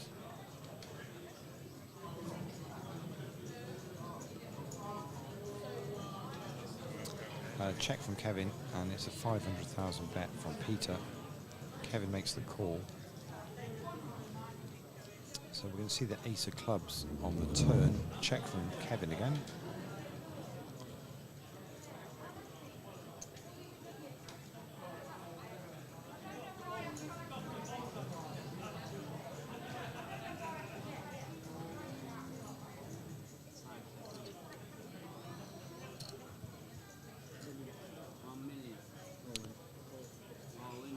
$1 million's the bet.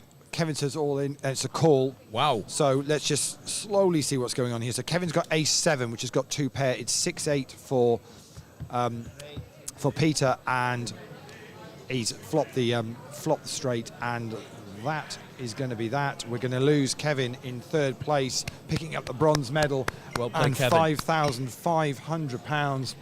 And we are heads up in our main event. Well played, sir. Great effort.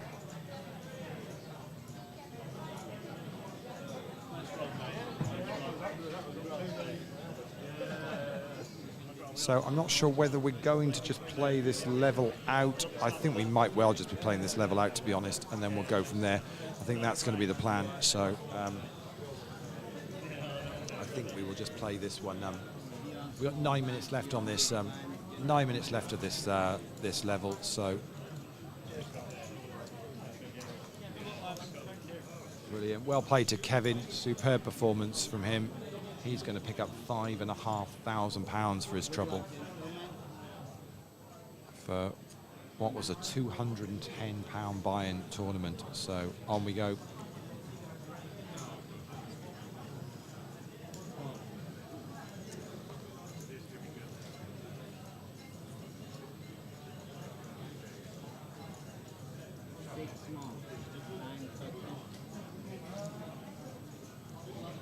First hand, Peter raises it to 900,000.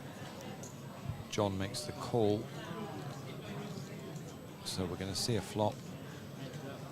And it's Queen, 10, Jack. All rainbow. Peter bets out 600,000. John raises to 1.5 million.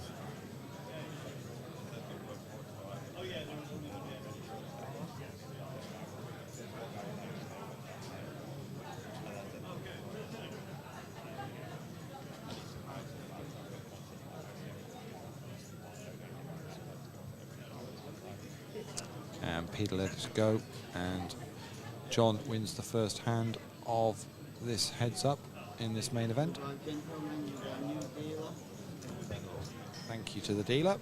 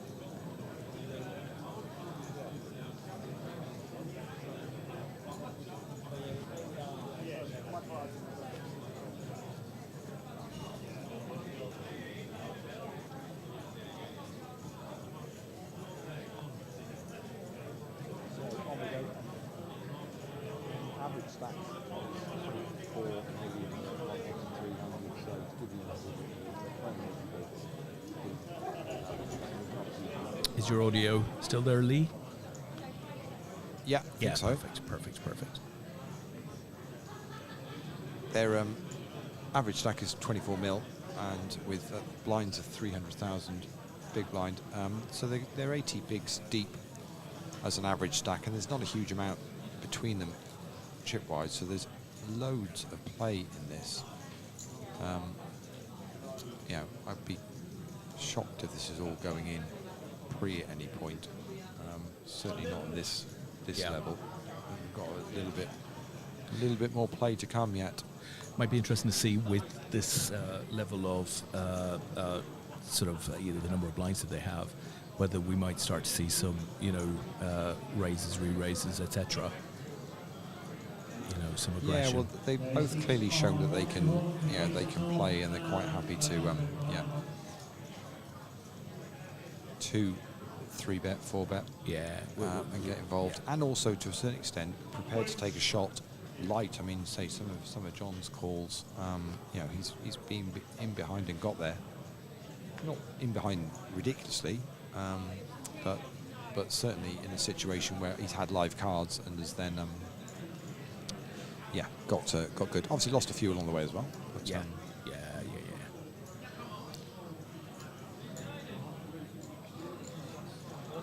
I see the Arsenal-Burnley Premier League matches taking place in the background, just as Ian Thompson says, "Come on, Natalie Bromley, Newcastle fan again."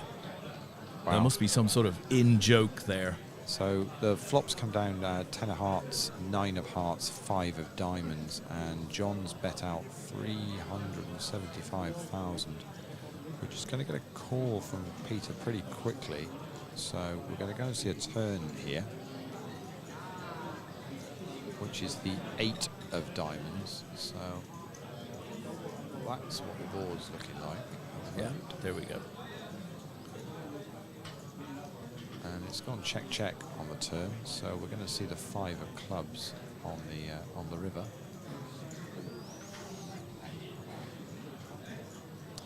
And John bets a mil, and Peter calls, and it shows 9-6, and that is going to be good enough to take that one down. You can't do too many of these though, where you're a million bet on the river and losing before it starts becoming a bit of an issue. Just trying to work out let's see, John's got them in 20s, hasn't he? So he's got 10 million, 12 million, 14, 16, 17, 18. Yeah, John's got just shy of 20 million, which would mean that Peter should have somewhere about 24 mil. So on we go next hand. And they're going to see a flop. It's all clubs. It's 9, king, and 3. It's gone check. 4th club is the deuce of clubs, and they've checked it again. And the ace of diamonds on the river.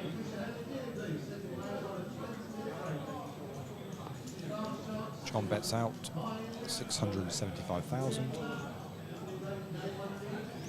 and Peter folds.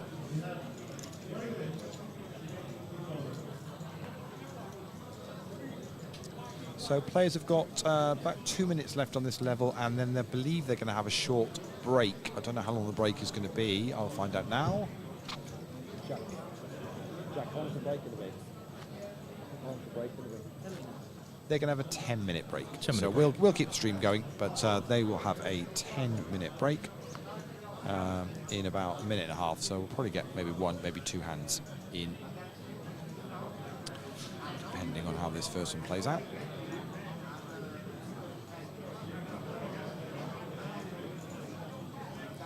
So John raises it up to 700,000 out of the small blind, and Peter folds, so we will get at least 1 more in, actually.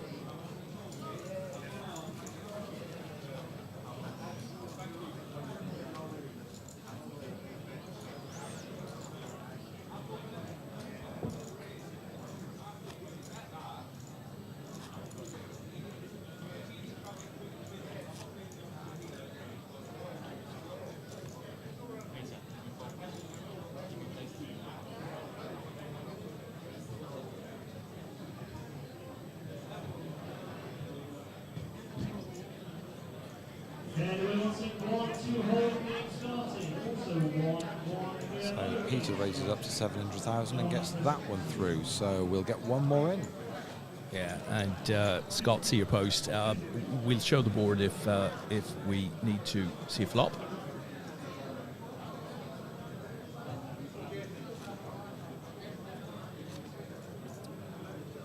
Yeah, if they say if there's just the flops come out and there's not really anything been going on pre or anything, we'll just see how it plays out, and then we'll show.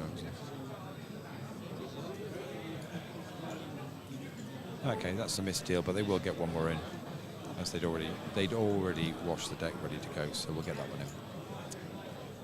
And then players will be on a 10-minute break, and we're going to do a colour up as well.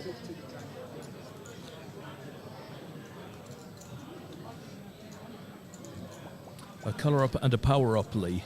Power up. Yes, sir. Oh, really? What do you mean? Well, we'll put some power into your gimbal and. I say. Last one then before the break. And John's going to raise it up out the small blind. And he makes it 700,000.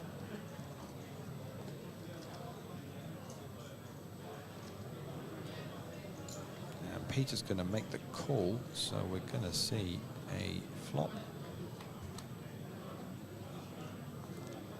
And it's deuce 4 Jack with a couple of hearts. Check from Peter.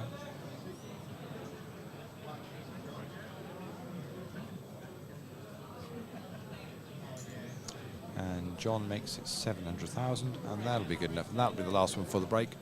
Players on a break then, and we will be back in already. Oh, it's already ticking away, so about 8.5 minutes.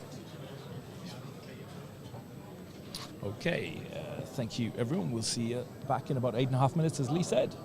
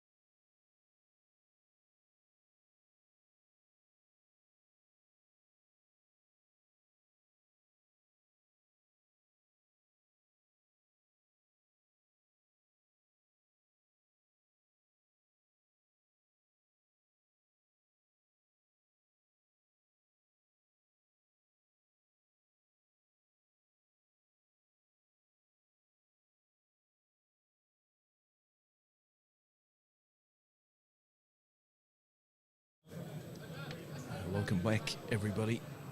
The players are back at the table. We shall be starting play momentarily.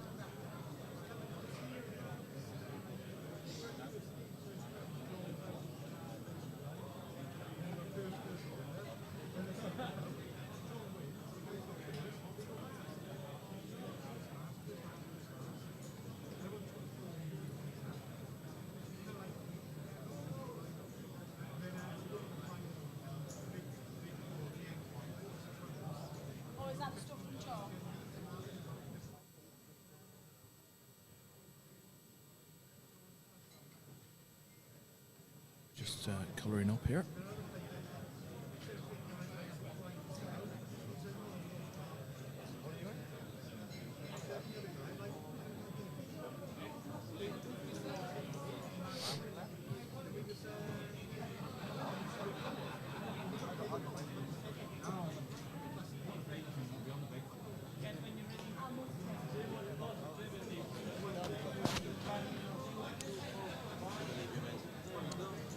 Right then, poker fans, we are back.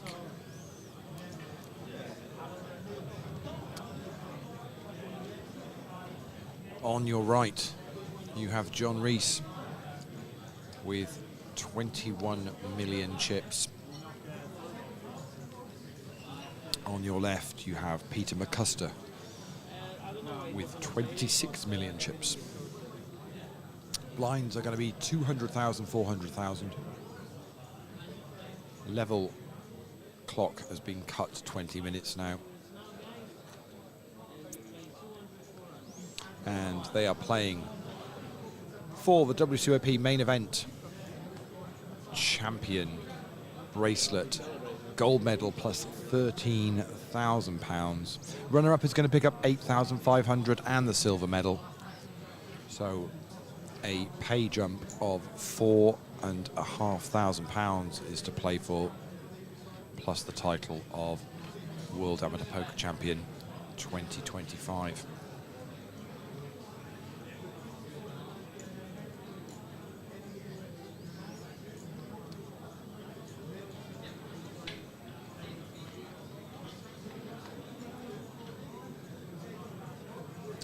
So first hand after the break, and we're going to see a flop, and it is 10 King 5 with a couple of spades. It's gone check check. 8 of spades on the turn. Check from John, check from Peter. Ace of clubs is the river card.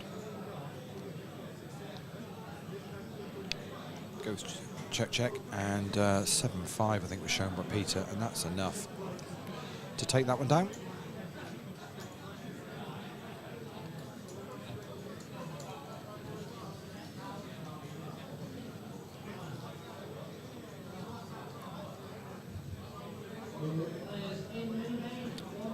So for anyone interested, the grey chips are worth $500,000, greens are 100k, and the pinks are 25k.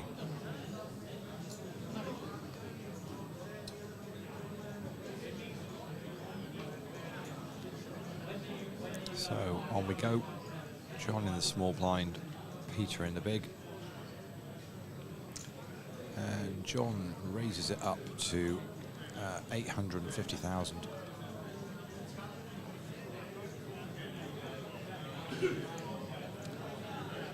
And Peter's going to make the call, so we're going to see a flop.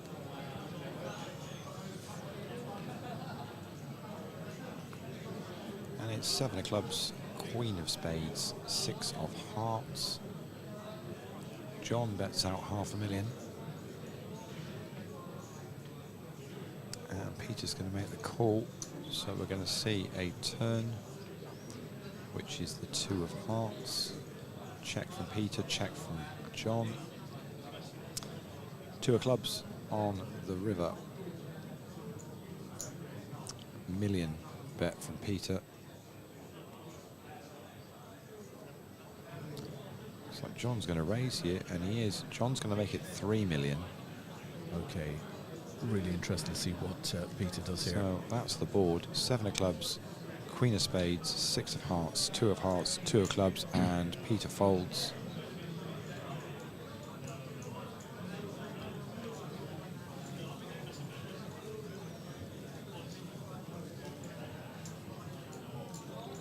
very quickly that 26 million to 21 million chip situation gets a little bit closer.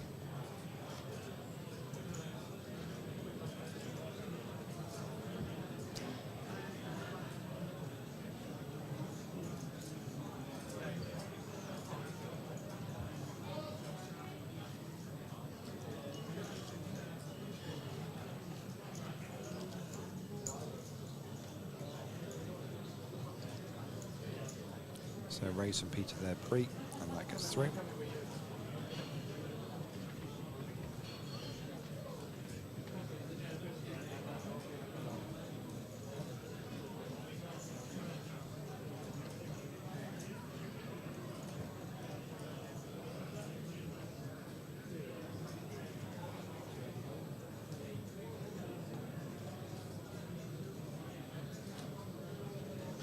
So John in the small blind this time.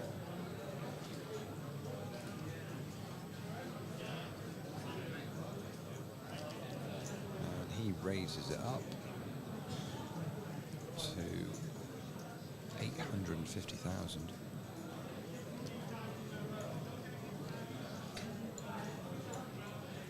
And Peter makes the call. So another 1.7 million in the middle. And the flop is Jack Jack 7, Diamond Heart Club. Bet from John, and that's enough.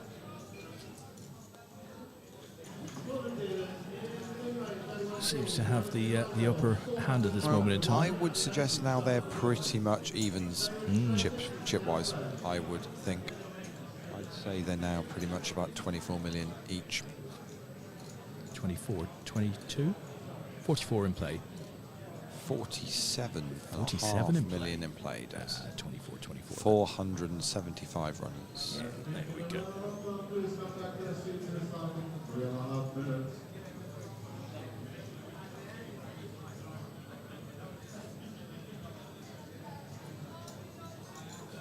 So raised from Peter this time to 800,000 from the small blind.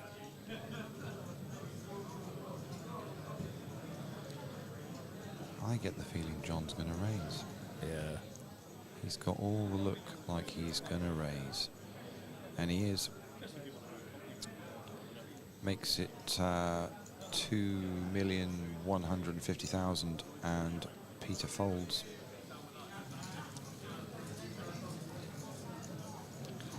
Could kind of see that coming.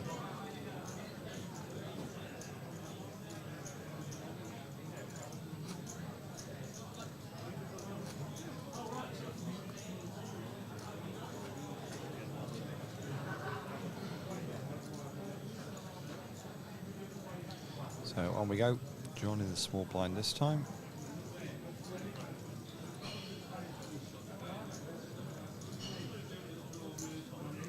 And makes it 850 again. And Peter folds. Oh, and that's 4 or 5 hands in a row now. It's just Chipping away. yeah.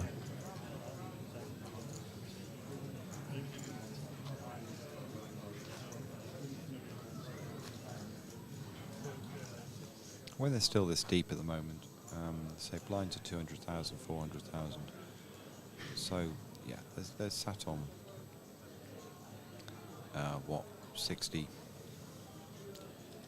bigs. As I said when we started this thing, it's not going to it's not all going to go pre unless it's 2 absolute monster hands. But raising a call, so we're going to see a flop here. And it's Jack, King, Ace with 2 clubs. Check from John. Bet of 600,000 from Peter.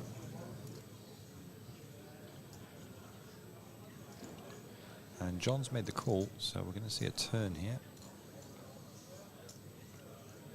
And it is the deuce of hearts on the turn. And Peter bets out 800,000 this time, and John raises to 2 million.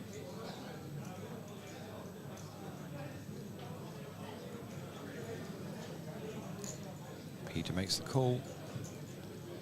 First really big pot of this heads up. We're going to see a river card. It is the 3 of spades on the river.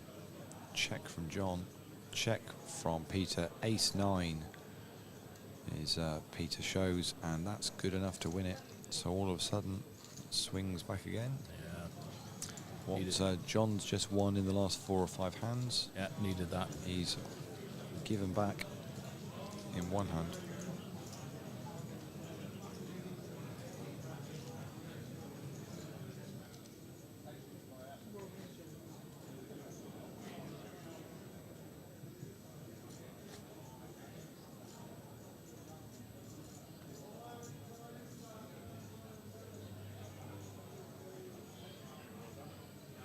So John in the small blind this time, and is the usual 850 going to come along? And there it is, raised to 850, and Peter folds.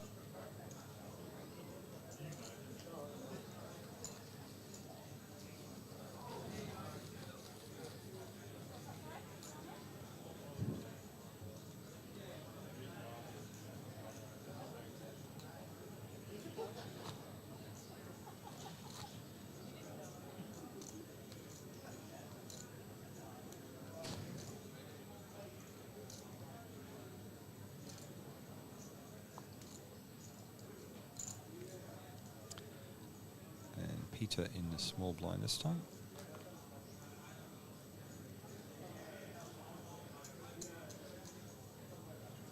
Raises it to 800,000, and John folds.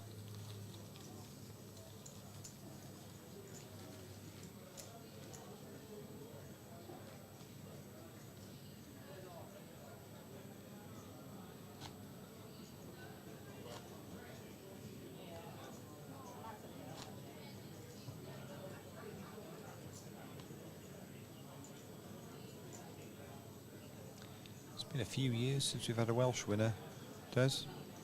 I'm trying to think. Dan, not too long ago, Lee. No, it isn't that long ago at all. That's why I said. Yeah. And he has been stood around the feature table. I don't see him here at the moment, but it was only 3 years ago. I think. Yeah. I want to say. Yeah. And we're down at the other side of the room. We were at the front of the room for that one. So Ray's. So John did his usual 850, and this time Pete's re-raised 2.5 million. John's made the call, so we've got 5 million in the middle, and we're going to see a flop. And it's 9 queen 6 rainbow.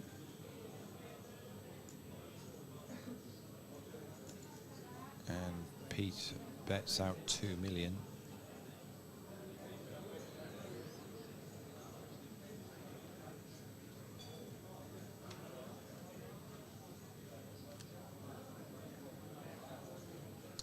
John makes the call, so we're going to the turn, and it's ace of clubs on the turn.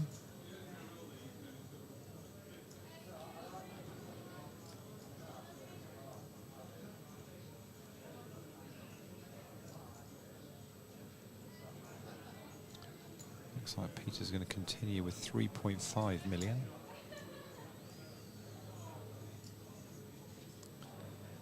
Puts the decision back on John.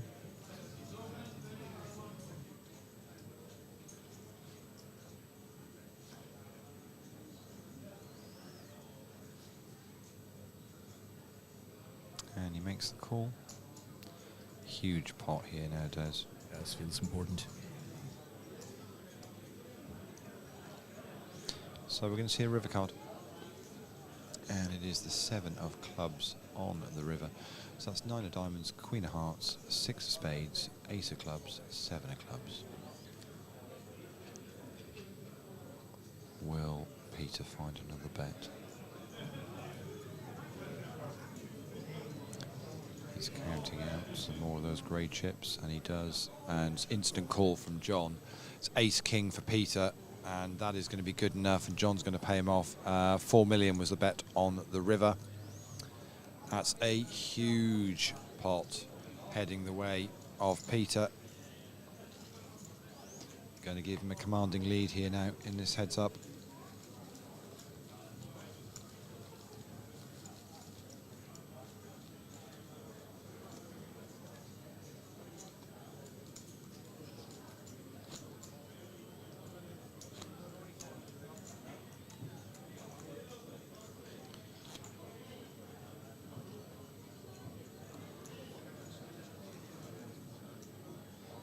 That's going to put him on 30,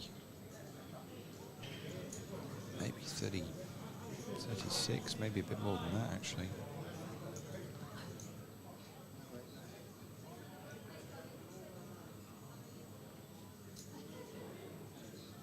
Yeah, it is. It's actually a huge chip lead now, just looking to see how much John's got left.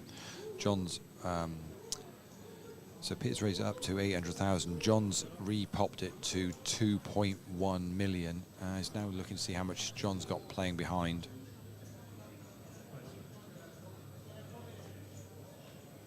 And lets this one go. But yeah, that was a huge hand. Yeah, played it very well. I mean, it'd be very interesting to know what John had there. Lee, we assume ace, maybe something else for two pair, but winning the big pots is always the least path of resistance.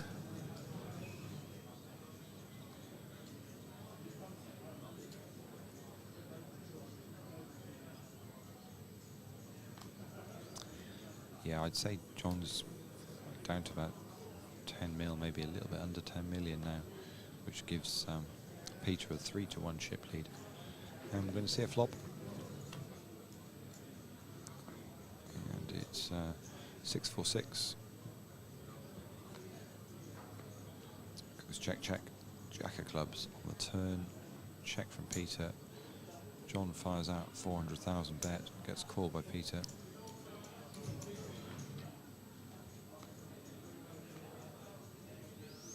Queen of hearts on the river. Check again from Peter. John fires out a bet of 2.5 million. And Peter folds.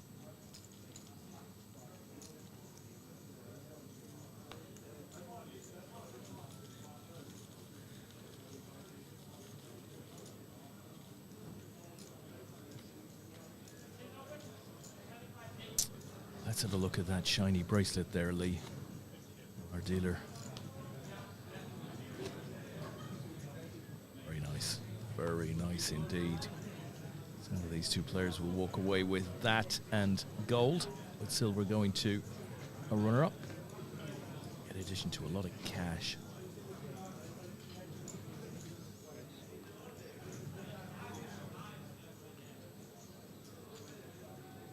So raised to 800,000, called by John, so we're going to see a flop, and it is 9 of diamonds, Queen of spades, 7 of diamonds. Check from John, check from Peter. So the turn brings the 9 of hearts.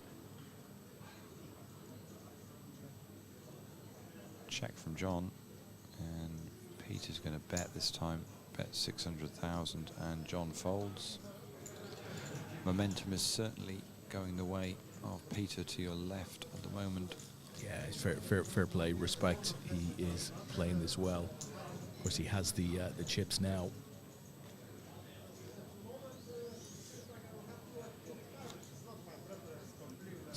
One double up for John, and it suddenly gets very interesting again.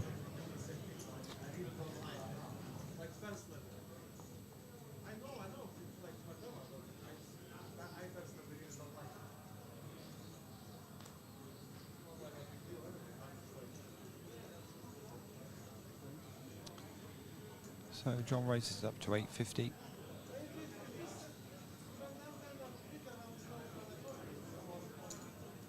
And Peter makes the call.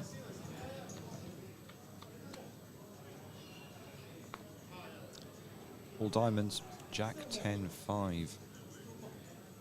Check from Peter, small bet from John, and it's a quick fold.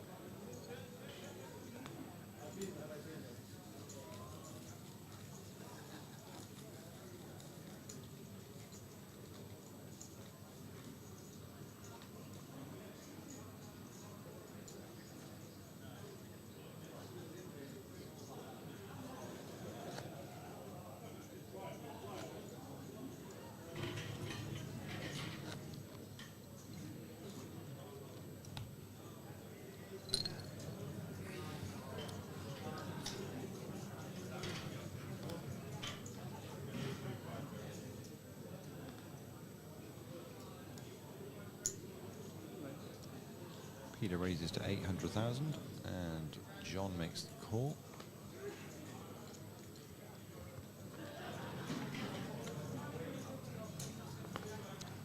And we've got a flop of Ace, Jack, King, a couple of clubs there. Peter continues with 600,000. Quick call from John, so we're going to see a turn card. That's another Jack. Jack of diamonds to go with a Jack of hearts.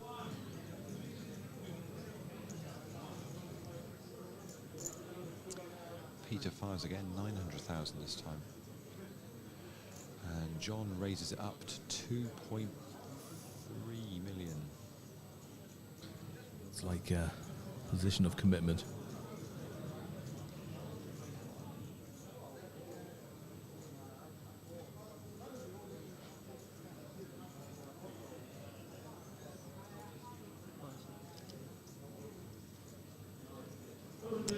Peter's going to let that one go. Has a think about it for a little while, but Yeah. decides, nope, Played not this John Race. moment.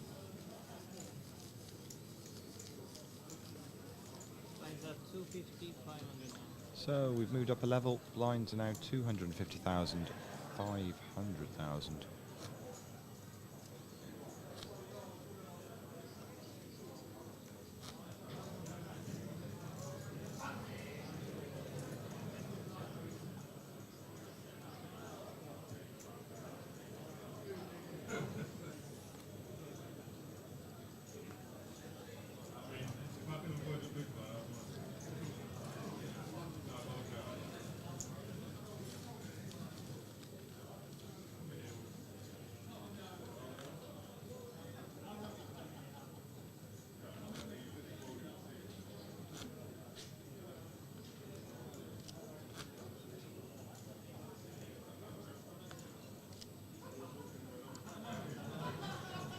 So Peter in the small blind.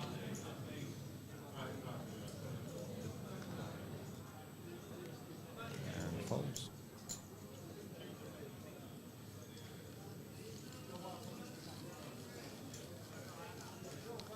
$123 runners in the final flight of the mini main tonight. There's Yeah, 79 crazy. runners left. I think it might be still a little bit late reg, and I'm not sure whether it's end of level 8, I think it is.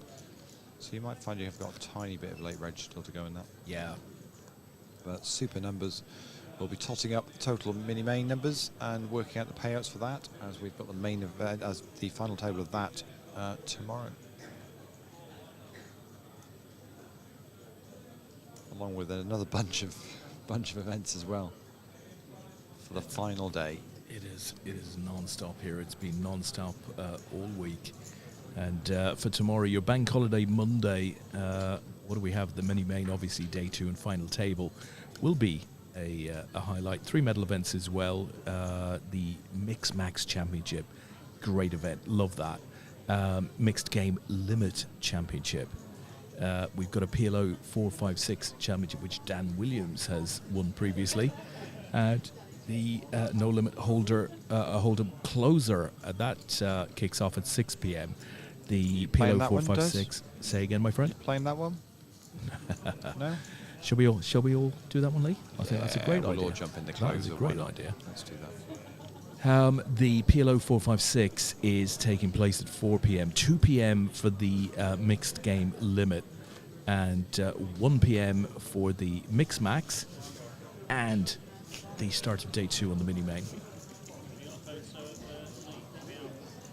You don't want to photo me. We're not. Oh, wow.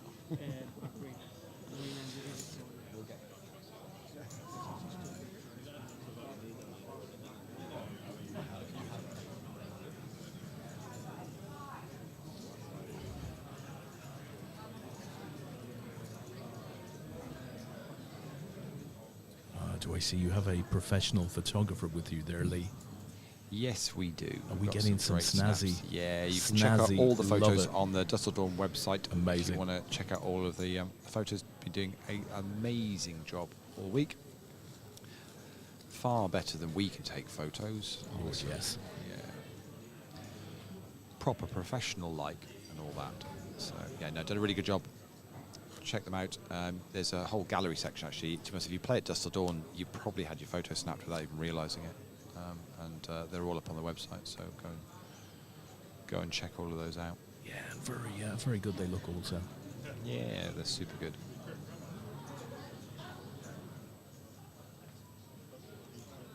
So John raises it up to 1.1 million. And Peter makes the call. So we're going to see a flop with 2.2 already in the middle, does. And it is 3-8-4 with 3 spades.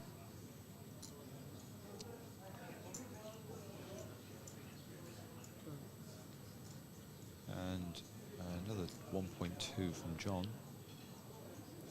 And Peter folds.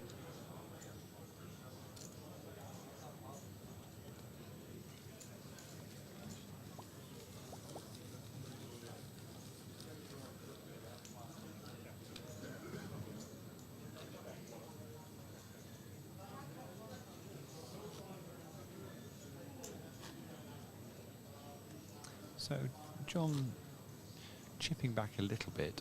I think that big hand really took a dent in his stack, and but he is, say, just slowly chipping away. Yeah.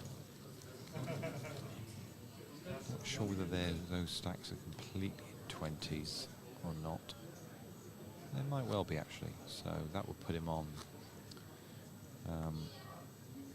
about 14 million of the 47 million in. So it's roughly about 14 million plays 33 at the moment, which is a little bit better than it was for him about 10 minutes ago. No, absolutely. He's not panicked. He's not necessarily tremendously changed his game, despite the stack that he now sits in front of. Sits in front of him. We're going to see another flop. And it's 4-3 Jack with a couple of clubs. Check from Peter. And John will just bet 600,000. And Peter folds.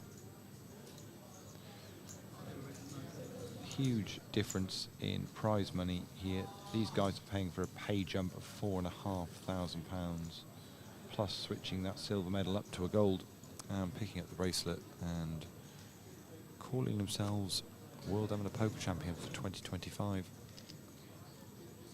Sounds pretty good to me. Yeah, I think so. And if anyone saw our socials before this event, as we always say, once a champion, always a champion with APAT. You will slot in with, I think it's 16, I think we've got now. We've been world champion since we started the WCOAP. Even we don't get invites to that get-together, Des. Sir, we just provide the sausage rolls. We're doing catering, are we? I think that's our level these days, my friend. Wow. I can make a mean sandwich when I need to.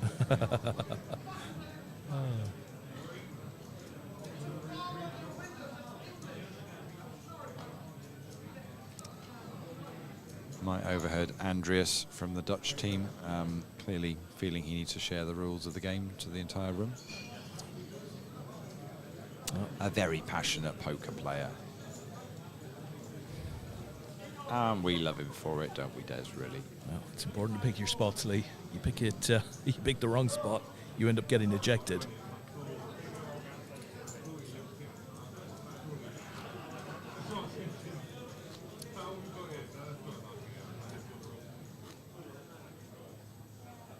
I'm at that point of the week where I have to occasionally remind myself what day of the week it actually is. Yeah. I don't know how you're feeling with it. I was there kind of Wednesday evening. Bounced back on Friday, felt brilliant on Friday. It just takes a little while to get back into the swing of this. Yeah. But, Raise from Peter up to a mil. And that's going to get called by John, so we're going to see another flop.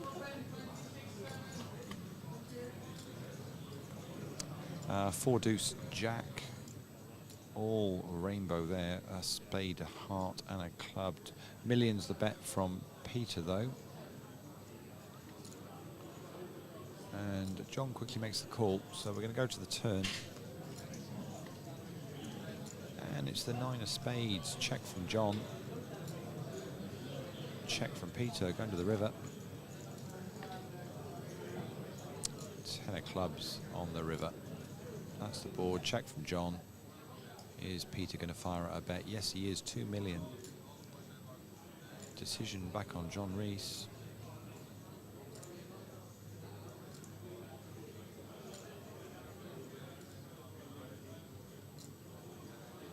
And he's going to fold, and Peter will scoop up those chips.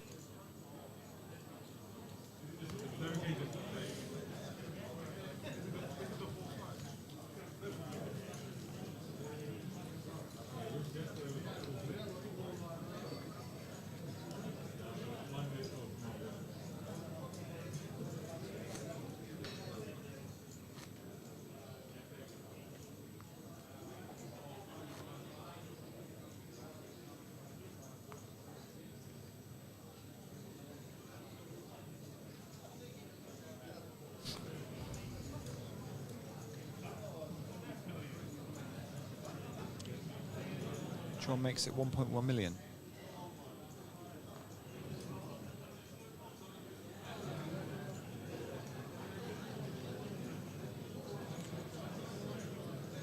Don't think Peter's folding here.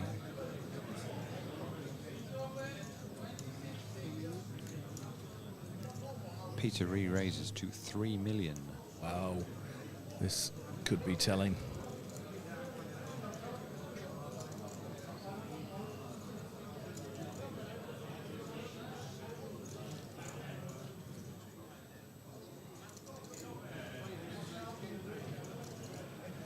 And John folds.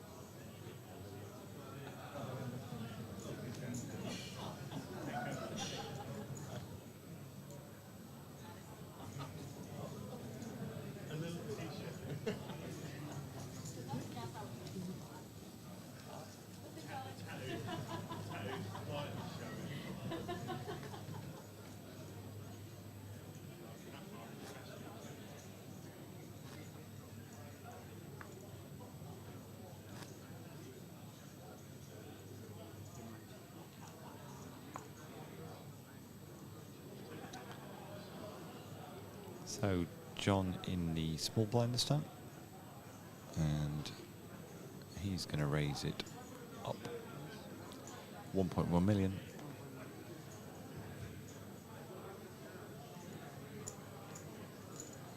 And Peter makes the call. Going to see a flop, and it's deuce, ace, 6, heart, heart, diamond. Check from Peter. John fires that again. 700,000. Peter makes a call, so we'll go to the turn. Little pot building here. And it's the 4 of hearts on the turn. Check, check. So 8 of diamonds on the river.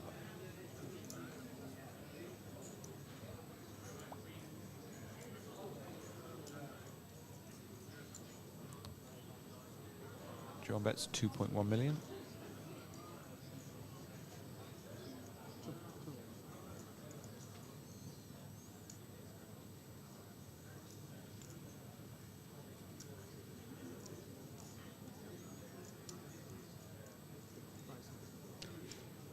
Peter makes a call. I'm having a look at the board. Ace queen for John, and that is good enough to take that one down. Got paid off there on the river. It's a nice little pot. That one.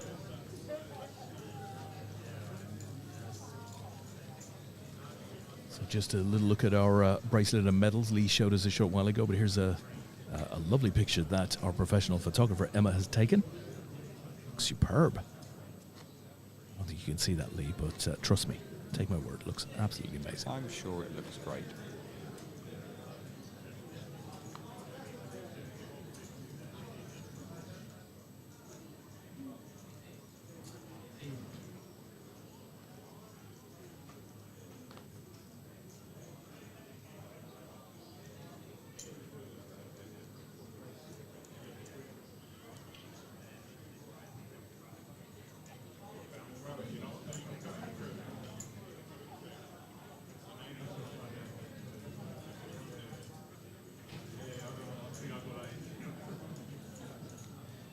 So Peter raises it up to $1 million, and John re-raises it to 4.5.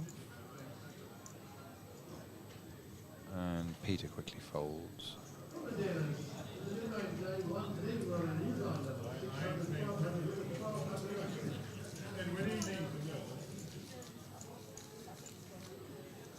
John is remaining remarkably calm here. Well, a reason not to be. Just doing his thing. Yeah, you tend to find if you get, they're both quiet players, so Yeah. heads up. It's just, that's why we're kind of keeping all of this fairly low key at the moment. We're just sat fairly close to them by the table, and just quite, I feel like I'm more commentating on a snooker match at the moment than necessarily anything else. Maybe when we get an all-in and a call, we'll go into darts mode. Yeah. Jesus, Lee, I hope you're not going to throw anything. But they've hardly said 2 words to each other than the instructions around the poker. There's been no real chat or anything. Yeah. Heads up. To be honest, ever since Don left the table in 5th, it's been quite quiet. Yeah, Don was the life, wasn't he? Yeah, he was quite chatty. Yeah.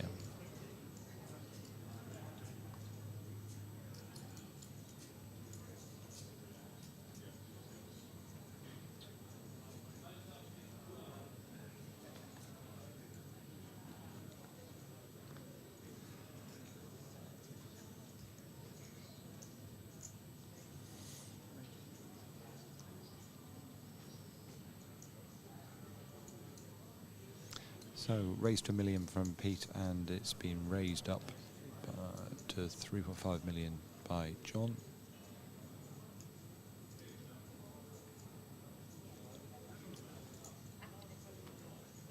And Peter lets those go as well. So John chipping back up a little bit here. Slowly. Last time he did that, he then gave most of them back in one hand. Where do you think is he right now, Lee, chip-wise? Where do I think John is right now? I think yeah. he's at the final table in Nottingham, Des. What sort of question is that? And chip-wise? he's got some in front of him. He's got about... He's got about some... A mad question. Where do you think he is? It's probably not sensible to ask these questions 5.5 days in, eh? Des, look around. He's behind you. Honestly, it's not a problem. I would suggest he's on about maybe 15 mil.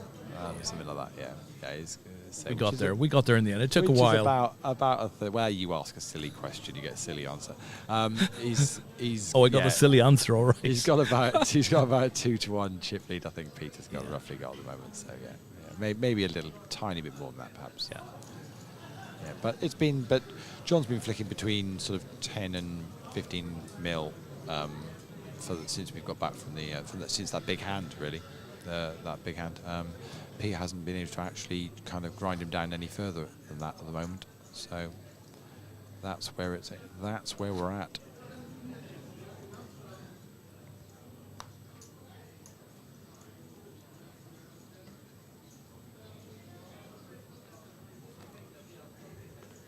And to say it's not really been a huge amount of anything. It's been, say, even when they get to, if they see a flop, which they're going to do now, it's very low ball poker, keeping the pot well controlled. On a board of 7 deuce 8, and John bets out 600,000, and gets called by Peter, so we're going to go to the turn, which is the 4 of hearts. Check from John. Peter bets million, and John's going to call that, so we're going to see the river. And it's the Queen of Diamonds. Check from John. 1.5 million is the bet from Peter.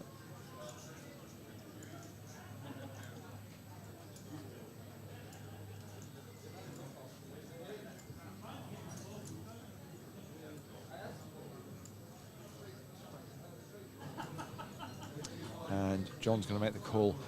King 8 is the hand for Peter, and that is good enough to win that pot. And this is what I was just saying, Des. They could very much say it's pot control. Nothing is getting out of hand for either of them here. Yeah. It really is, you know.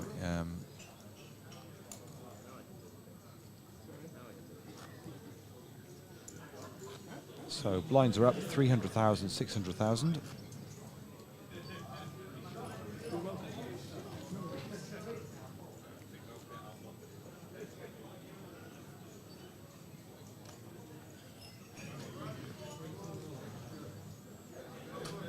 And Peter picks up the first one of the new blind level.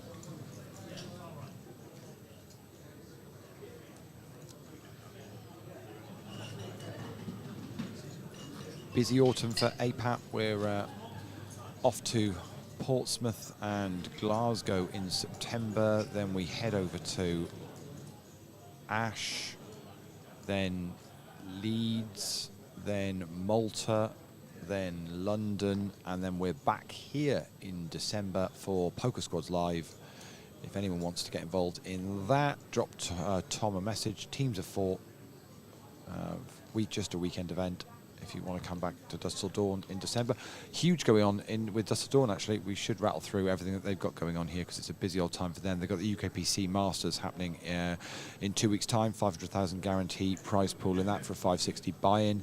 They've also got the WSOP circuit event in November, million guaranteed, £1,100 buy-in for that. So 2 absolutely huge events happening at Dusk Till Dawn this autumn. Meanwhile, we've got a board of 4 deuce 6 Jack with a couple of spades. Spades. Right, it's getting late in the night. Couple of clubs on board. Pete's checked that, as has John. So we're going to see the river, which is going to be the 8 of spades.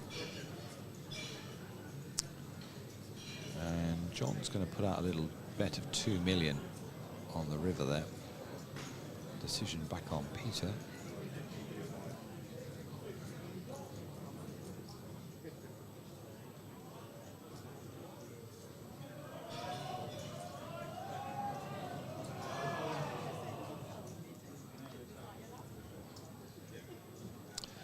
And Peter folds. I think it's quite formal, me calling Peter Peter. Do you prefer Pete or Peter? Whichever. I might mix it up. I might do a bit of Jonathan in the mix as well. Yeah, rather than just John. Yeah, we'll just...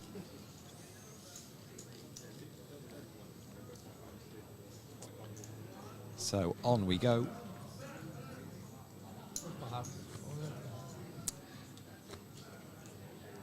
Jonathan in the small blind. Pete in the big. Blinds 300,000, 600,000. Been a really good heads up so far. Hopefully everybody at home is enjoying watching this. And John raises it up to 1.3 million, and that gets a fold from Pete.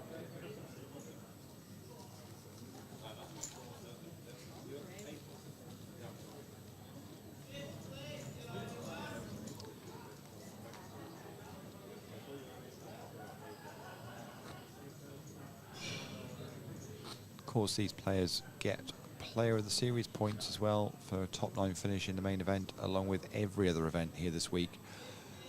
And some great added value for the players in that. The winner will pick up a WSOP circuit event for here at Dusk Till Dawn. Runner-up picks up a UKPC Masters seat worth 560. both courtesy of Dust Till Dawn, so thanks very much to the guys there for providing those, and then Poker Raffles credit for the 3rd to 10th place finishes as well. So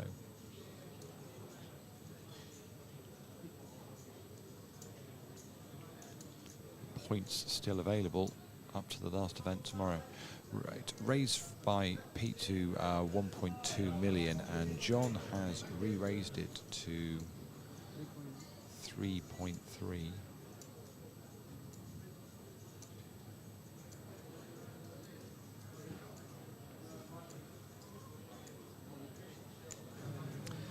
And Pete says I'm all in, and John very quickly folds. That's a bit of a dent for John.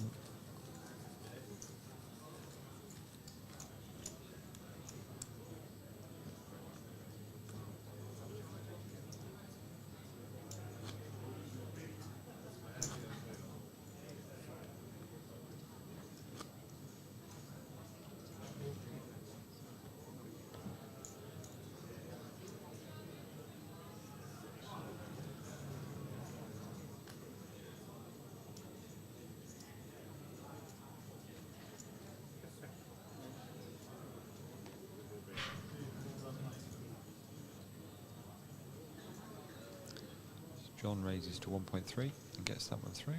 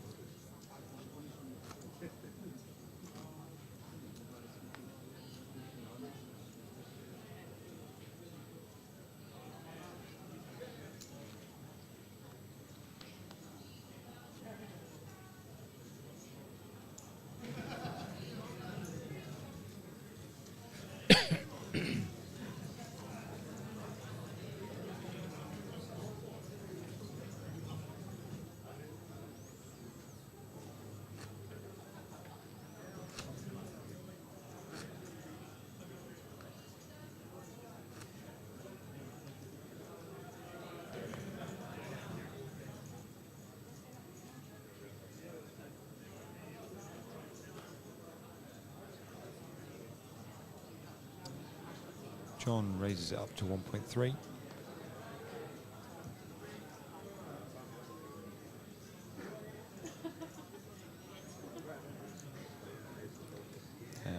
Peter makes the call.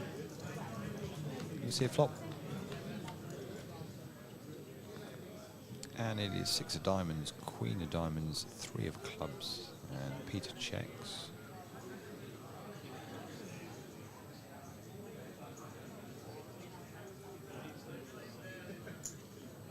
And John bets 700,000.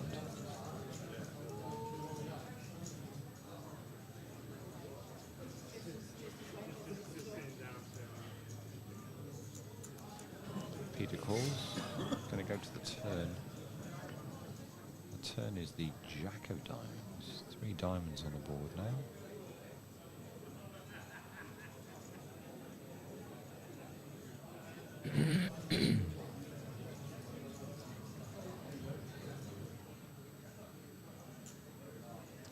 And John bets 2.1 million.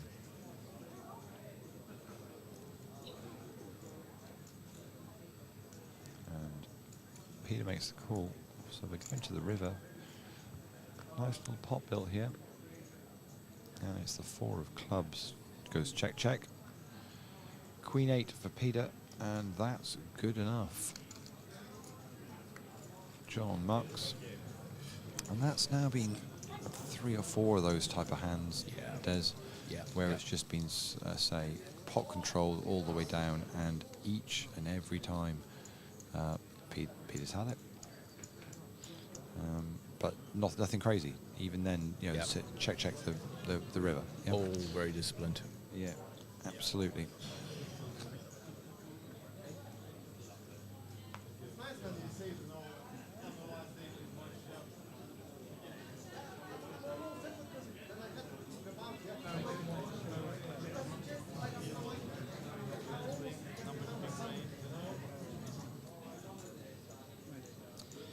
raised to 1.2 million, and John folds.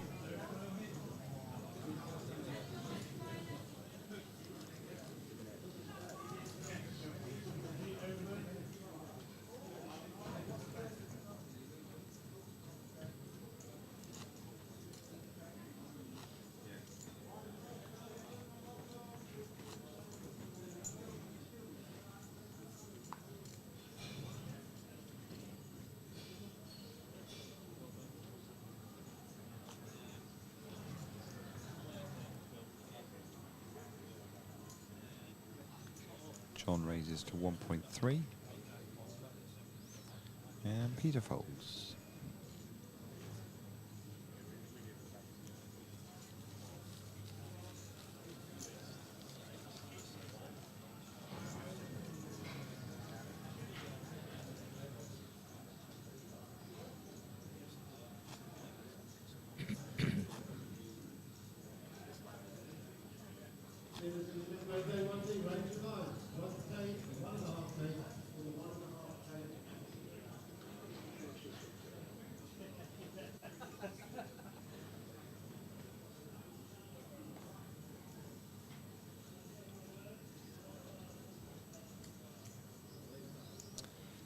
Peter makes it 1.2, and John makes the call, so we're going to see a flop.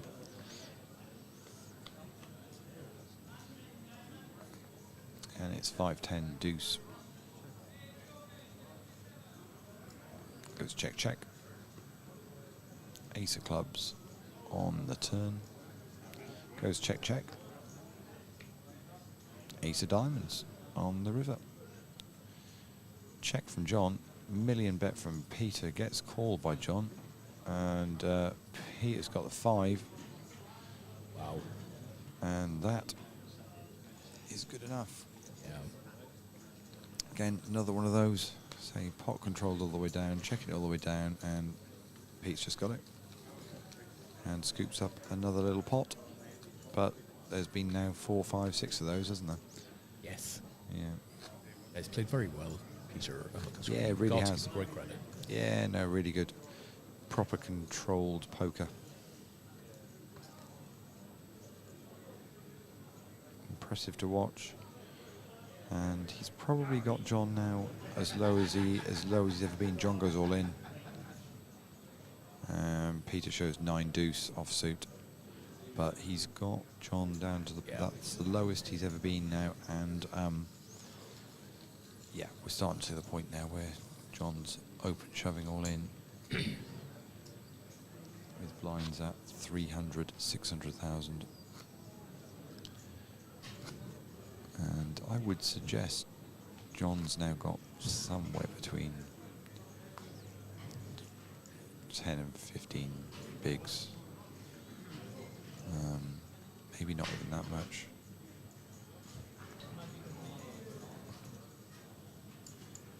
No, he has. He's probably got about 14 bigs, I think.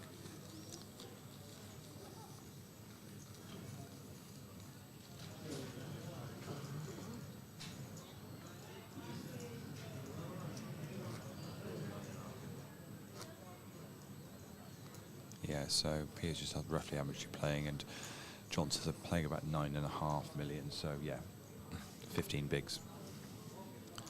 Wasn't far off.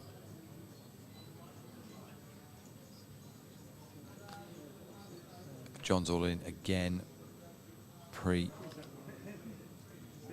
And Peter's asked for an exact count this time, so we will get that done.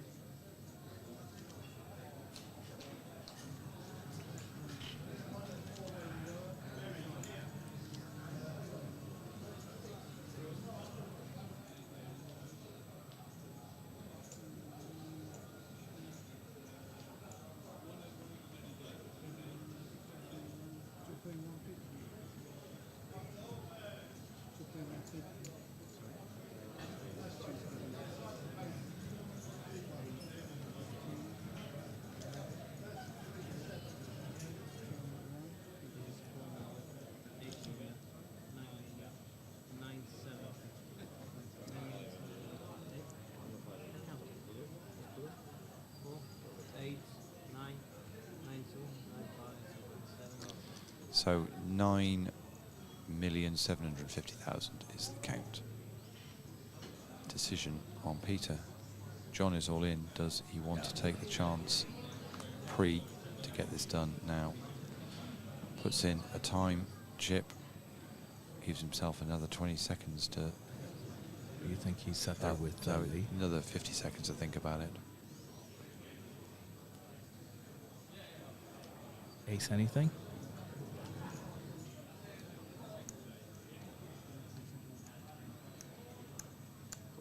He says a call. So it's ace-4 for Peter. It is king-5 for John, and it is the king-5 that is going to be at risk here. Let's get them all in shot. Here we go then. So ace-4 for Peter, king-5 for John. King-5 is at risk. Here we go then. This could be it. 3, 9, 10. It's no help for John at all. The turner is another 3. That's no good. It needs to be a king or a 5 on the river. King on the river for John. He's gonna get a double up. Wowzers. Gonna get a double up. Peter absolutely stone-faced with it. Nothing you can do about that. Got it in good, and his opponent has rivered a king, doubled up, which puts John now back up to about 20 mil. Wow. And Peter's got 27 million. So they're kind of back where they were when they started this heads up. Back as we were. Very unlucky for Peter. Got it in good. And John hits on the river. And we go again.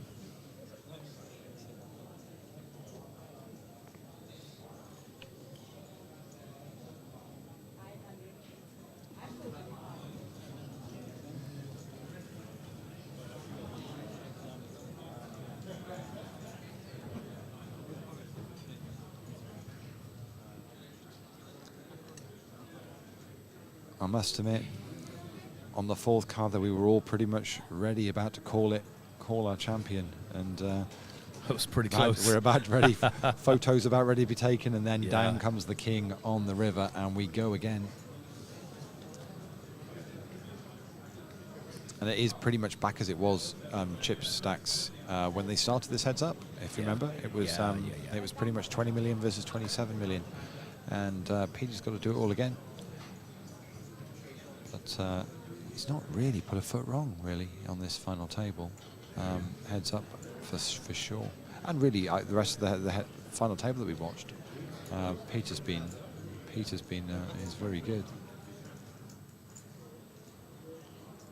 So raised to 1.3, and it's been called.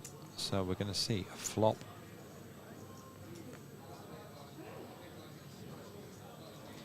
And 6-6 queen with a couple of clubs. Check from Peter, and John bets out 800,000.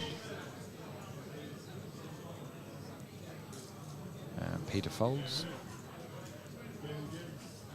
If you remember when they first started this, Des, John chipped away and got it back to kind of parity, and then gave most of those back to Peter, and then there was that big hand with the ace king that really gave Peter the chip. But it took him a while to get John down to the point where John was starting to shove.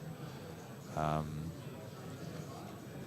and I think that's largely because John continued his game in similar vein to, what had, got him a big stack earlier on in the event. Small pots, regular raises. Yeah, absolutely. And Peter seemed reasonably calm with John winning those small pots. Didn't even, hardly moved. Yeah. Hardly moved. So raised from John to 1.6 mil. It's been called by Peter, so we're going to see a flop. 8, Jack, 3. We've not really even had two hands massively collide here, really, because apart from that all-in we've just had there, I don't think we've seen both of them show down. That's what I mean. It's been very controlled. 1.1 million is the bet from John on that flop.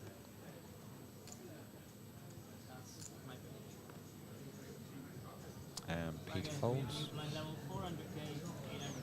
So blinds have gone up 400,000, 800,000 for the next 20 minutes. Which means with the average stack at 24 million, they're now playing 30 bigs. So yeah, it's starting to get to that point where if one of them can get a bit of momentum here now, they could go on to win it. But at this moment in time, it's anyone's. Couldn't call this. Both played superbly well, and it is probably going to end up coming down to just the run of the cards rather than actually how either of them is perhaps playing. So I thought they both handled this final table superbly well, with a lot of money at stake. Raised from John to 2 million.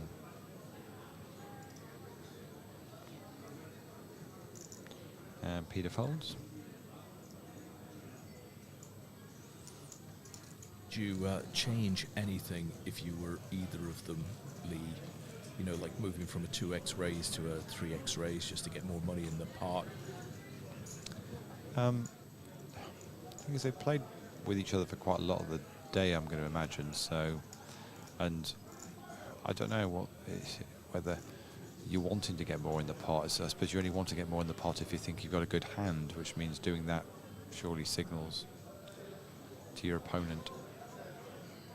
Yeah, that's the case. So I think they're going to carry on playing the way they're playing, which means to a certain extent the cards will dictate how this pans out. I think it's very rare. I don't think Peter gets kind of out of line very much. By the looks of it, he's playing really good, strong poker.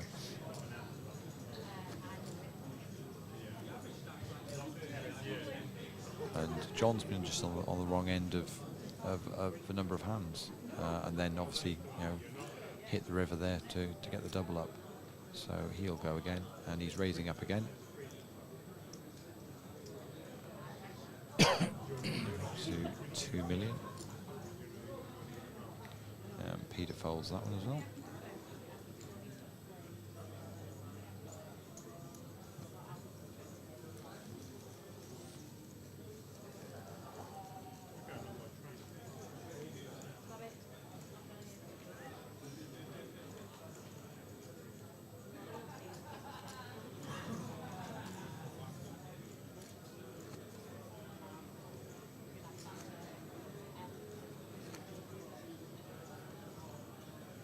Okay, the owner of a Volvo YE59 GYC.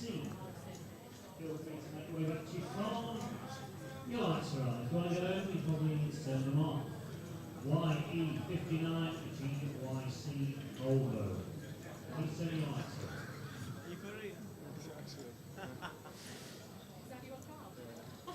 on. It's his car, is it? It's never.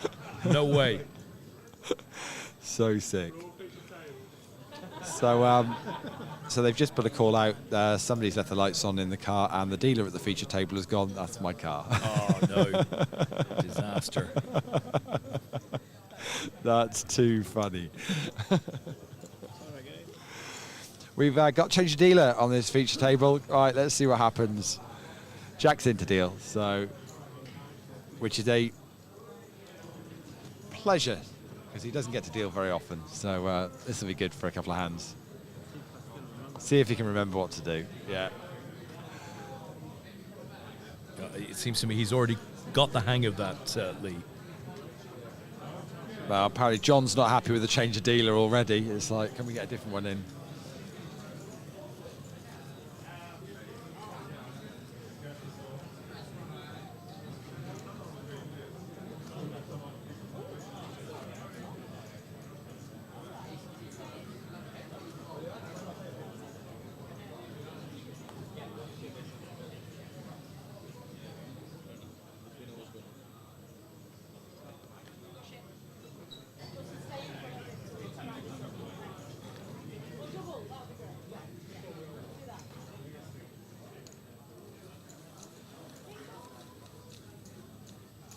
there's not been much action in the first two hands. Let's see what he can do with the third one.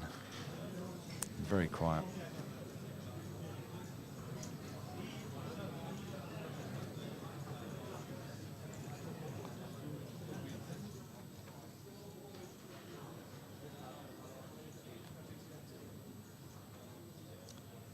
So raise from John to 2 million.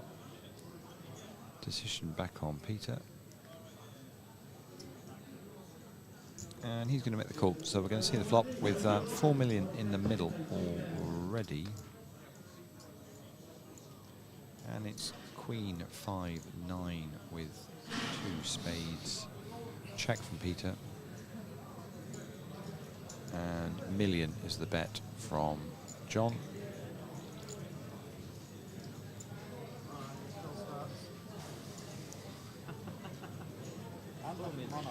And Peter raises it up to 4 million. You know when you calculate it's R so they turn themselves on when it's dark. So when it's on dark, it's turning themselves on. And John counts out the additional 3, but then eventually folds.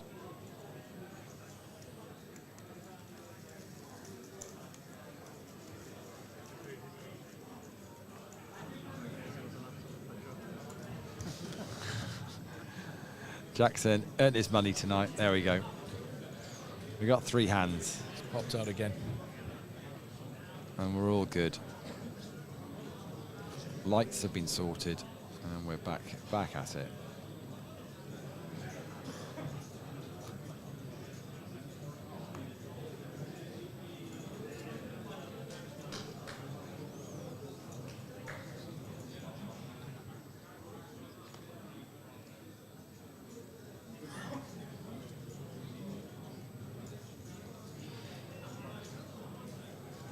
Peter raises it to 1.6, and that gets through.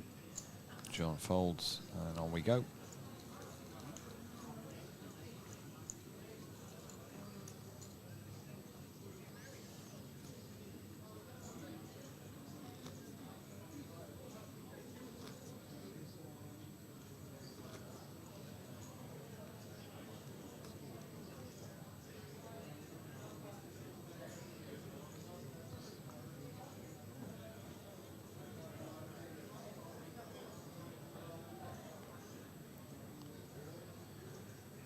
John raises up to 2.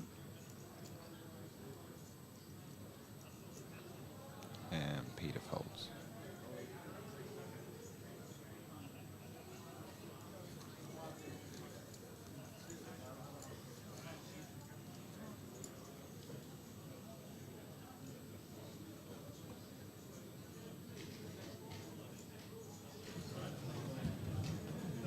All players remain the final 8. Please come up to your seats. Tournament commence shortly.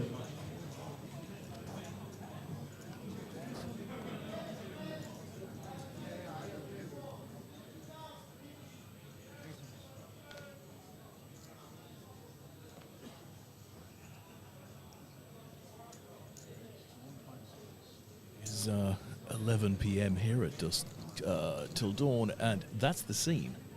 I mean, the card room is still absolutely jammed. Peter's raised it up to 1.6. That's been called by John. We've got a flop of deuce 4-6. John's fired up bet of $1 million. Peter's made the call. We're going to go to the turn. Jack on the turn, so it's deuce 4-6 Jack now, 2 spades. John bets 1.5 million. And Peter makes the call. Really big, reasonable pot building here. King of clubs on the river, check from John.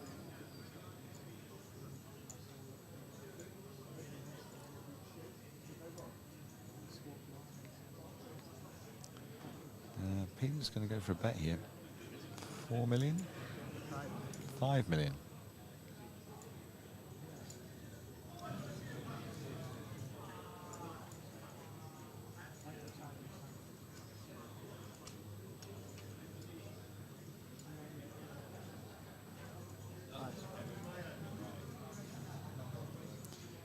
Time chip going in from John. Another 30 seconds to think. So the board is 2 of clubs, 4 of diamonds, 6 of spades, jack of spades, king of clubs.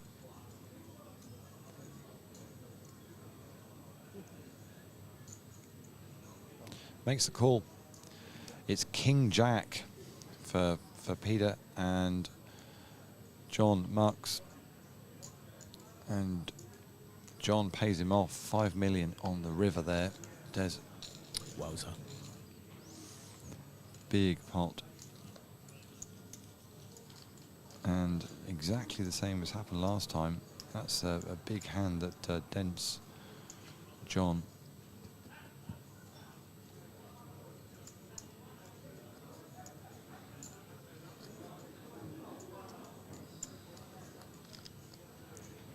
And puts John down to now about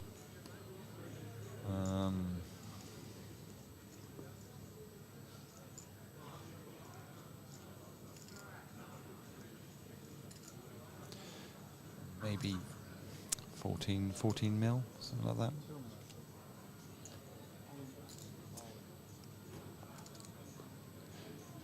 John raises up to 2 million and Peter says, I'm all in. Decision back on John. And John folds, turning the screw here, Des. Yeah, I mean, it's great play. It's super interesting to watch. One would assume, based on what we've seen previously, that John will shortly reach a point where, again, he would play for stacks. Yeah, John's down to about about 11 million now, Yeah. with blinds at 400,000, 800,000. So he's down to now, what are we looking at? Maybe 14 bigs. You won't want to slip 2 more, or a double will become. So, yeah, we're back to that point where we're we were a little sort of 20 minutes ago. And Peter just makes up the small blind here. And John says, let's see a flop. And it's 8-4-6 with 2 clubs. John bets $1 million and Peter folds.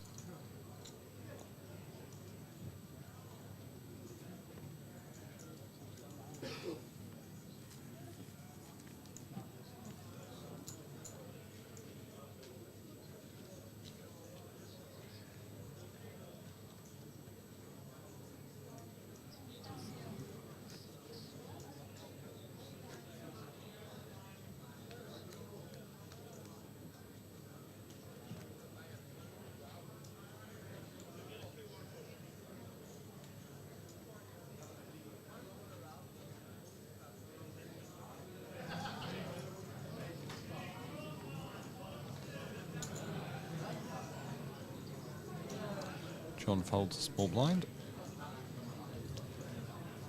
I guess, you know, it's getting to the point soon where you've got to be careful. Raise it or do anything with the small blind if you're not committing to a pot. Yep.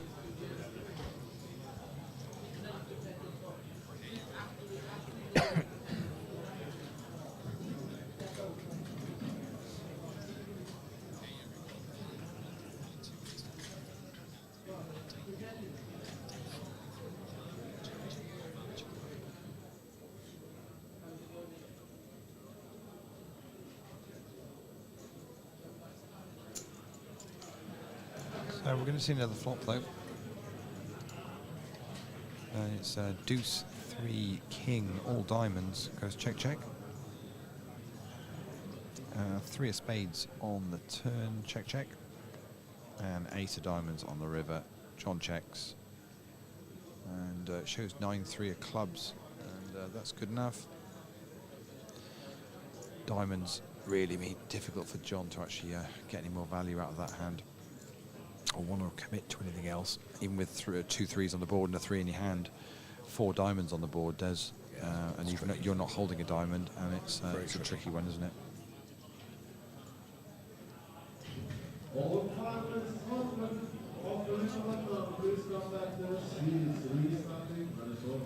So Win the Button is on its final table. Good luck to all of those playing in that.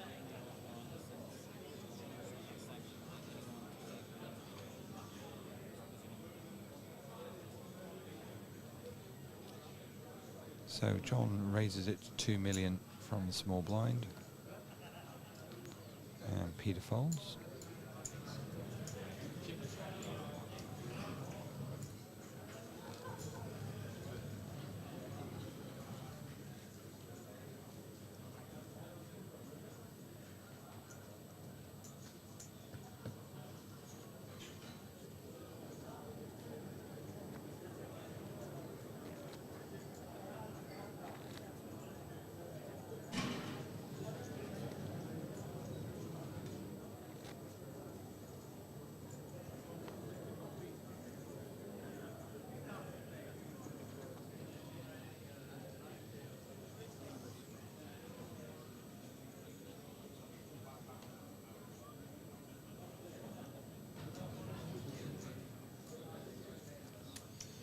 Peter raises to 1.6 and John folds.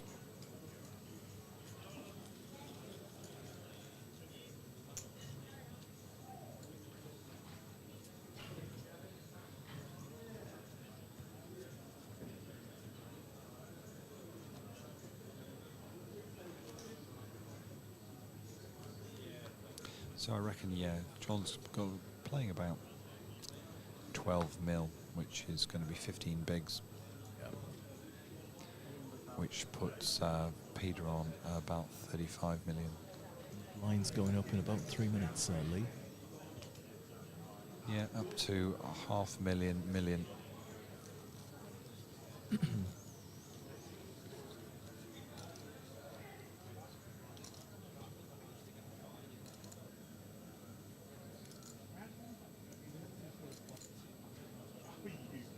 The thing is, it only requires one double up for John, and it's back parity again. Even stacks. So Peter's got to be very careful.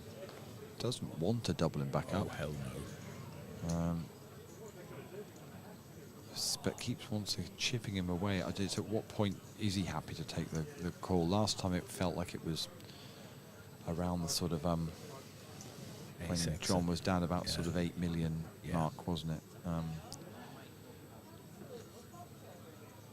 don't think whilst John's got quite what he's got now, he's going to want to try and chip away a little bit more before he does it. Although because the blinds have gone up, obviously, John is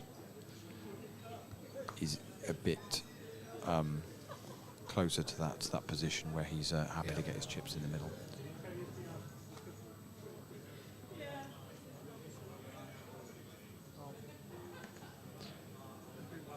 John calls from the small blind, and Peter's going to raise it up. Makes it 3.3 million, and hoovers up those blinds.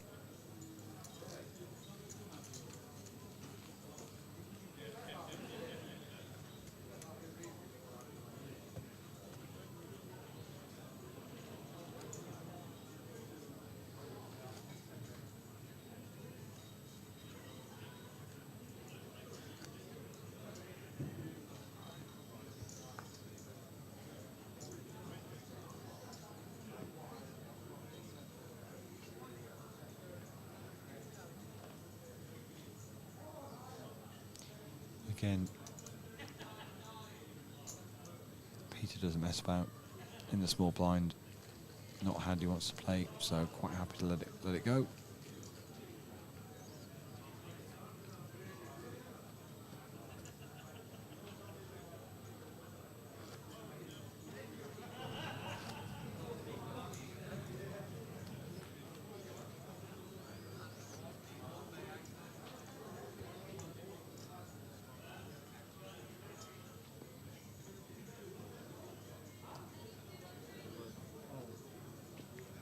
John is all in, and Peter folds.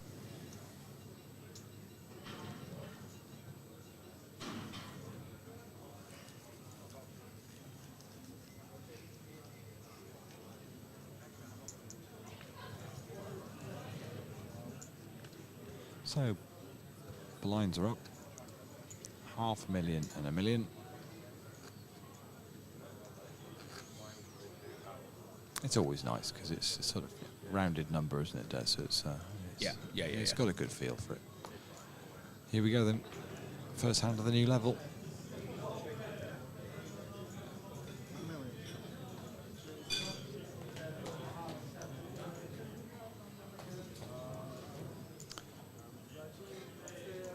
Peter's going to raise to 2.5 million, and that's enough to get that one through.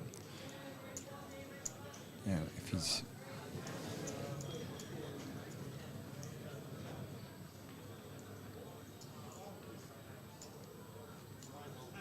I don't know how long we've been heads-up league, but it's already feeling like one of the longer heads-ups that we tend to see at in APAT events. Yeah, John's down to 12 million now, which is pretty much is 12 bigs, and so he's already just done one shove from the small blind.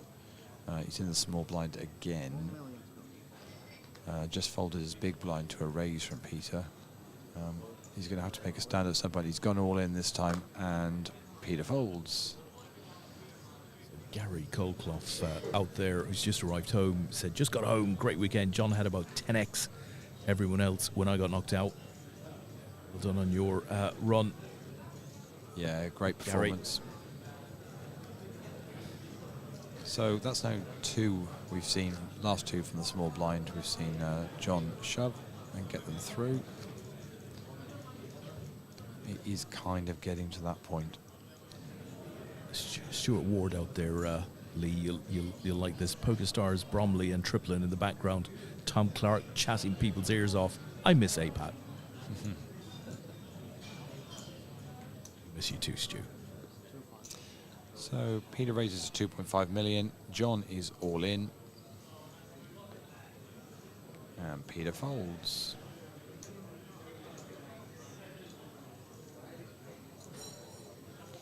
You kind of just feel it's just waiting to happen anytime soon.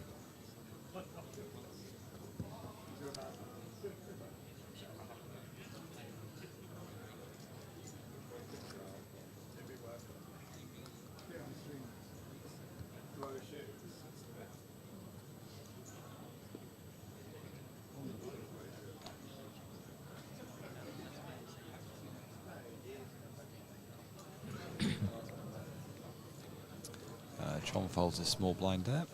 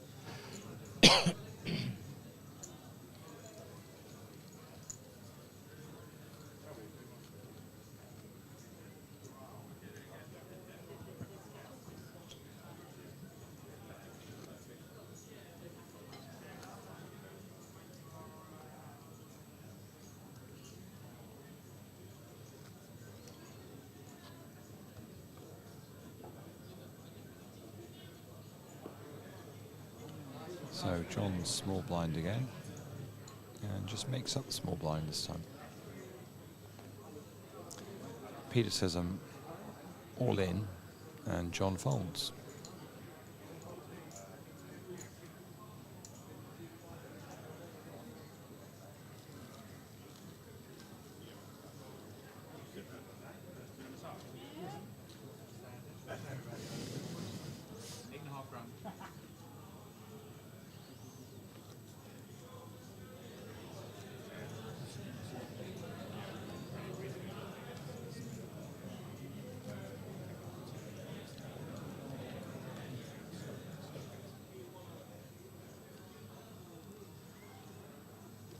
So Peter in the small blind. Makes up the small blind, and we're going to see a flop. And it's 398 rainbow. Check from John. And million is the bet from Peter, and that gets it through.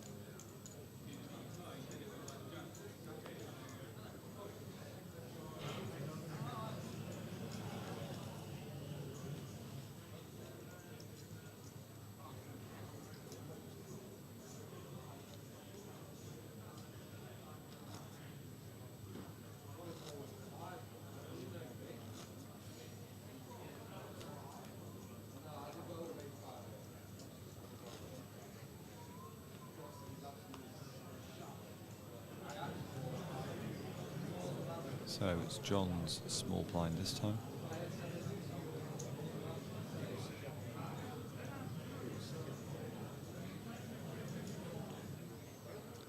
And he raises it up to 2 million.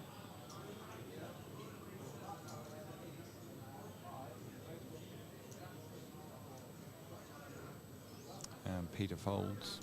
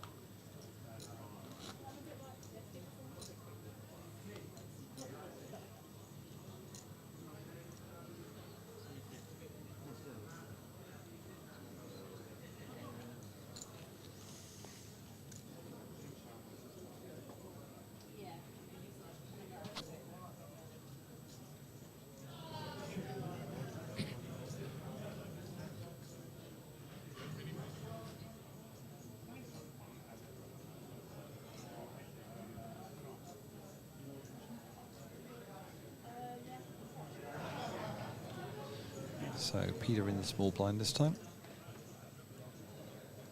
And he makes up small blind. John checks his options, so we're going to see a flop. And it is 6-6-9. Check from John, check from Peter. 3 of diamonds on the turn. John bets out 1 million. Peter makes the call. 7 of hearts on the river goes check, check. John's got 7-3, Queen 3 for Peter. So no, isn't it sevens and sixes with?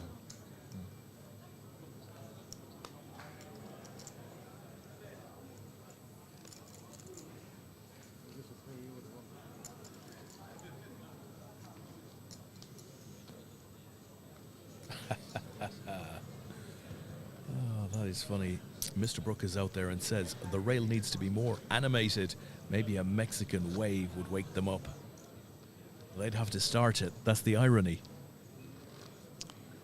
Can't see any Mexicans on the rail. Can't see any type of animation on the rail. John's all in. And Peter folds.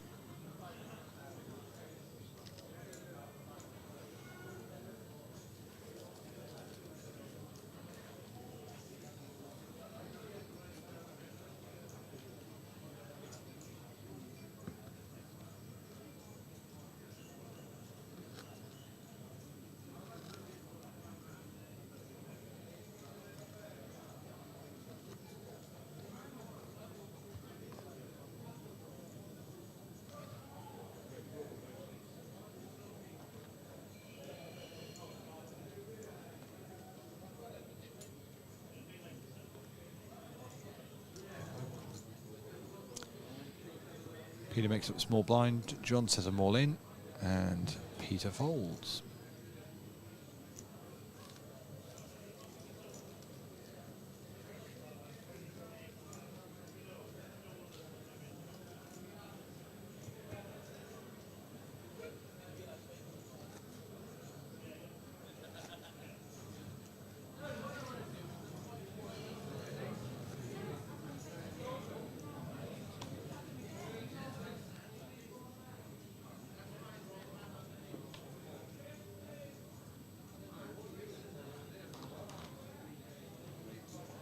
John's all in from the small blind.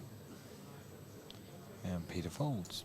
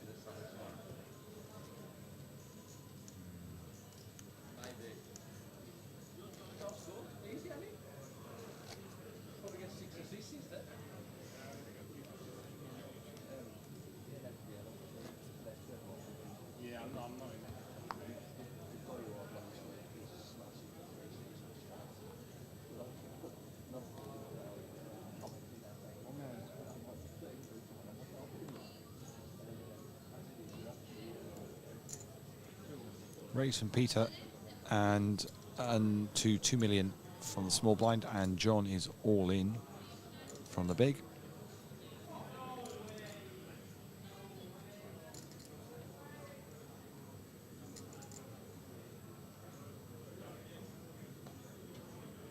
And Peter folds. John is back building again. Yeah, just chipping away quite nicely, really. So, I mean, it's really tough if you're at a final table and yeah, you're just not getting the cards you want, and it's frustrating, I guess. But John seems to be the one who's being a little bit more active in the last 5-10 minutes.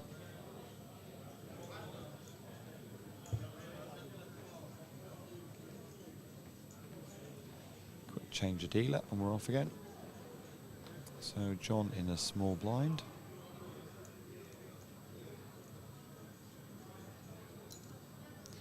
Makes up the small blind. And Peter checks his options, so we're going to see a flop, which is 8 Queen 7.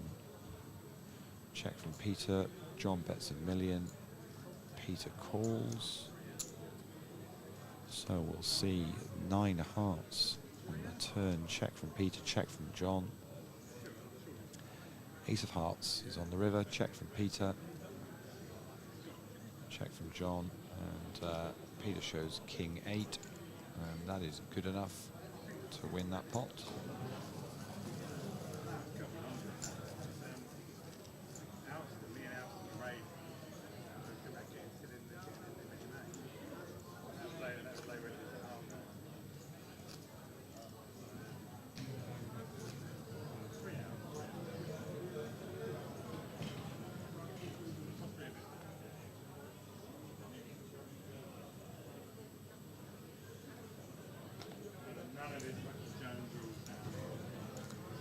So Peter out of the small blind raises up to 2 million. John's going to make the call. So we're going to see another flop. 4 million in the middle already, and it's all hearts. 7 deuce 6. 1.5 million is the bet from Peter.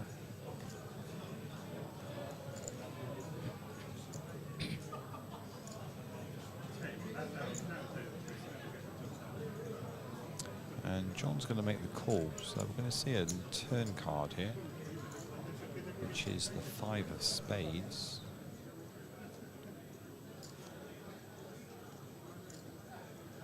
Check, check. 6 of spades on the river. And let's go to showdown. Ace 7 for Peter, and it's 6-5 for John.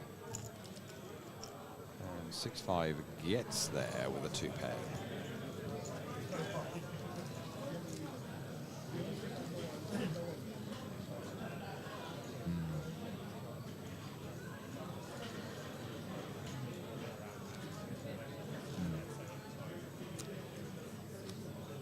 Lines up in another 4 minutes.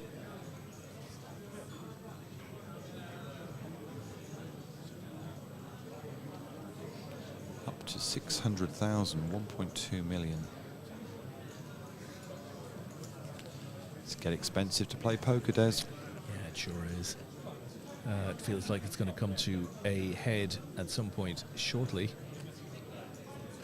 I was worried we've woken you up or something. Yeah. I'm intrigued by the play, Lee. Captivated. I'm also, trying to figure out how we can start a Mexican wave. Could you just check to your left that Kevin O'Hanlon is actually awake? I can't do that, Lee. There are certain risks. Because all I can see is he's mesmerised staring at the screen from the switcher feed. Yeah. I'm worried that someone else might describe that as glassy-eyed. I think you just actually woken him up. Oh, dear God. Too good. Too good. If I had just, shouted, he could have started the Mexican wave. I wouldn't shout too loud at him if Right. not worth the risk.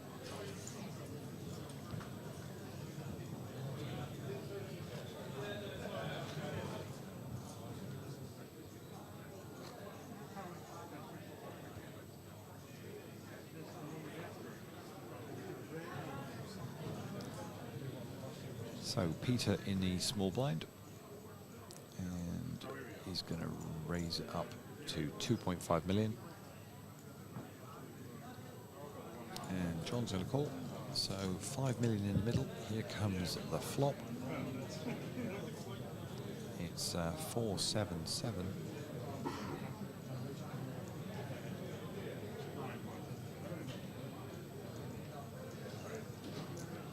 Another 2.5 million, 3 million, sorry, from Peter.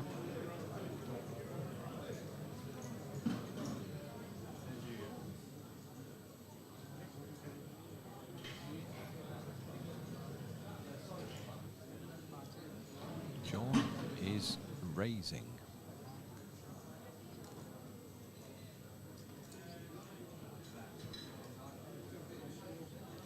John makes it 6 million. Decision back on Peter. Peter folds. Momentum certainly feels with the Welshman at the moment. Yeah. But we have been here before. But nonetheless, incredible kind of patience and resilience to not get frustrated, to not, start to tilt a little. Very, very calm. And what else would we expect? Yeah, John's now got about 27 million, which would put Peter on about 20.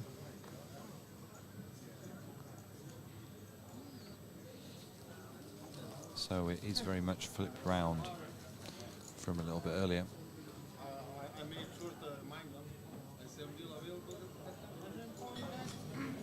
I see some more H2O is about to be applied. Danger, Will Robinson, danger.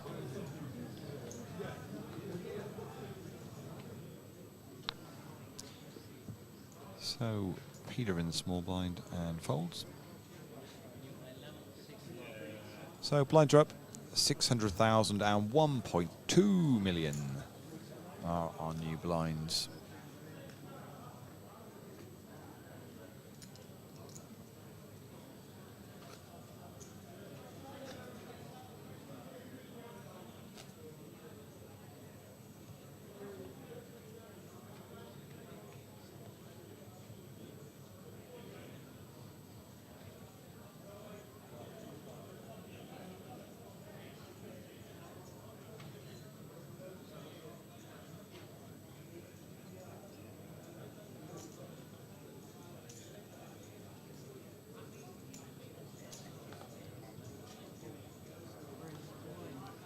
Peter is all in.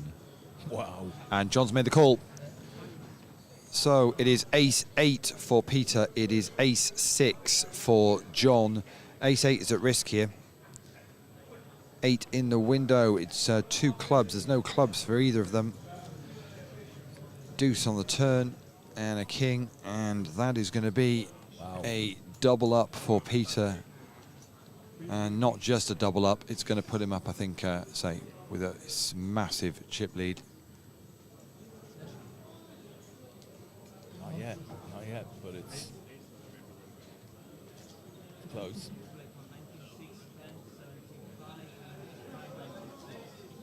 So 19.6 million. I said to you it was about 27 plays 20. So 19.6 million is the double up for Peter, which is going to put him just shy of 40 million, and it's going to leave John with 7 million, which is going to be pretty much 6 bigs.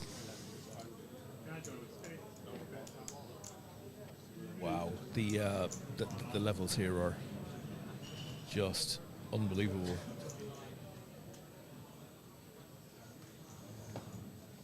So on we go, but we kind of know what's going to be happening in the next hand or two.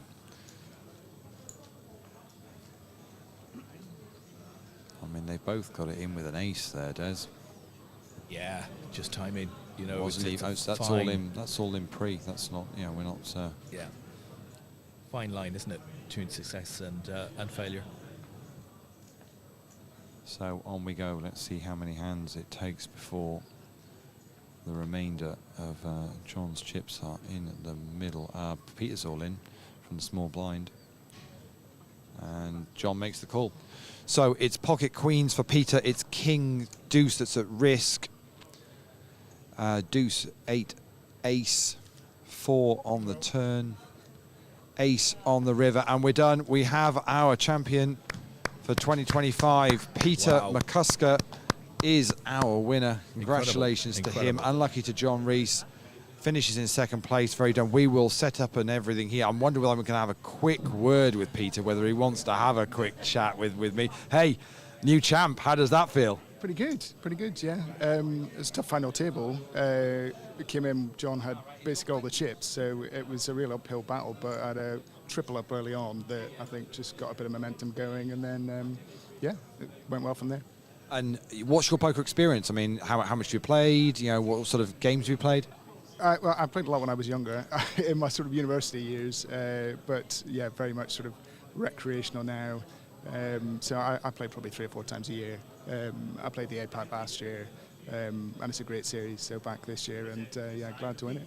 So have you played much this week, or just the main event? No, I played the Bounty on Friday night, which was a pretty good warm-up, and then yeah, day 1A on Saturday, and yeah, real kind of non-event of a day actually. It was. You know, I got sort of to the bubble with about 500,000 in chips and doubled my stack on the bubble, which was just kind of raising and taking blinds and whatnot. So put me in a good position going into day 2 with $1 million in chips. And yeah, and it's been up and down all day, but it's been pretty steady. And so yeah, it's good. So, and £13,000. Any plans for the winnings? My wife's already decided she wants a handbag, so yeah. That's most of it gone. That's going to make a big dent in it, I think. But yeah, no, that's right. A nice pad for the bankroll. Yeah. Well, fantastic. Obviously, you are World Amateur Poker Champion for 2025. We're going to set up some photos and get all the bracelets and medals and cash over to you. But many congratulations, Peter. It was a joy to watch you play the final table. Thought you played it really well. Super, and congratulations. Thank you. Awesome. There we go. That's Peter, our world champion for 2025, Des. Absolutely superb. We're going to get some photos sorted. He's just in there with his mates now. And I was going to have a quick word with John, but he's darted off quite quickly, so we'll leave him to it. So I guess we're going to sort out some winners' photos, which Tom is organising now, and we'll get that done. I guess that's us done from Dusseldorf for today then, Des. Yeah, astonishing results for Peter. Incredible effort from John to get so close, and he was so close. You know, thanks everybody who took part in the main event this year. It's our big event of the year, and I think Peter's going to be a great champion for us, as indeed John would have been. Lee, tremendous effort tonight. 5 minutes off, 7 hours of straight live streaming. So, yeah, an incredible effort. So I think with that, we will leave you from Dusk Till Dawn, but we will return tomorrow nice and early to talk you through the events that are ongoing. And, yeah, hopefully you can spend a couple of hours with us again. So thanks, everyone, from Dusk Till Dawn, as Peter McCusker prepares for his presentation pictures, which you'll see across the poker press in the next week or so. And congratulations to him on his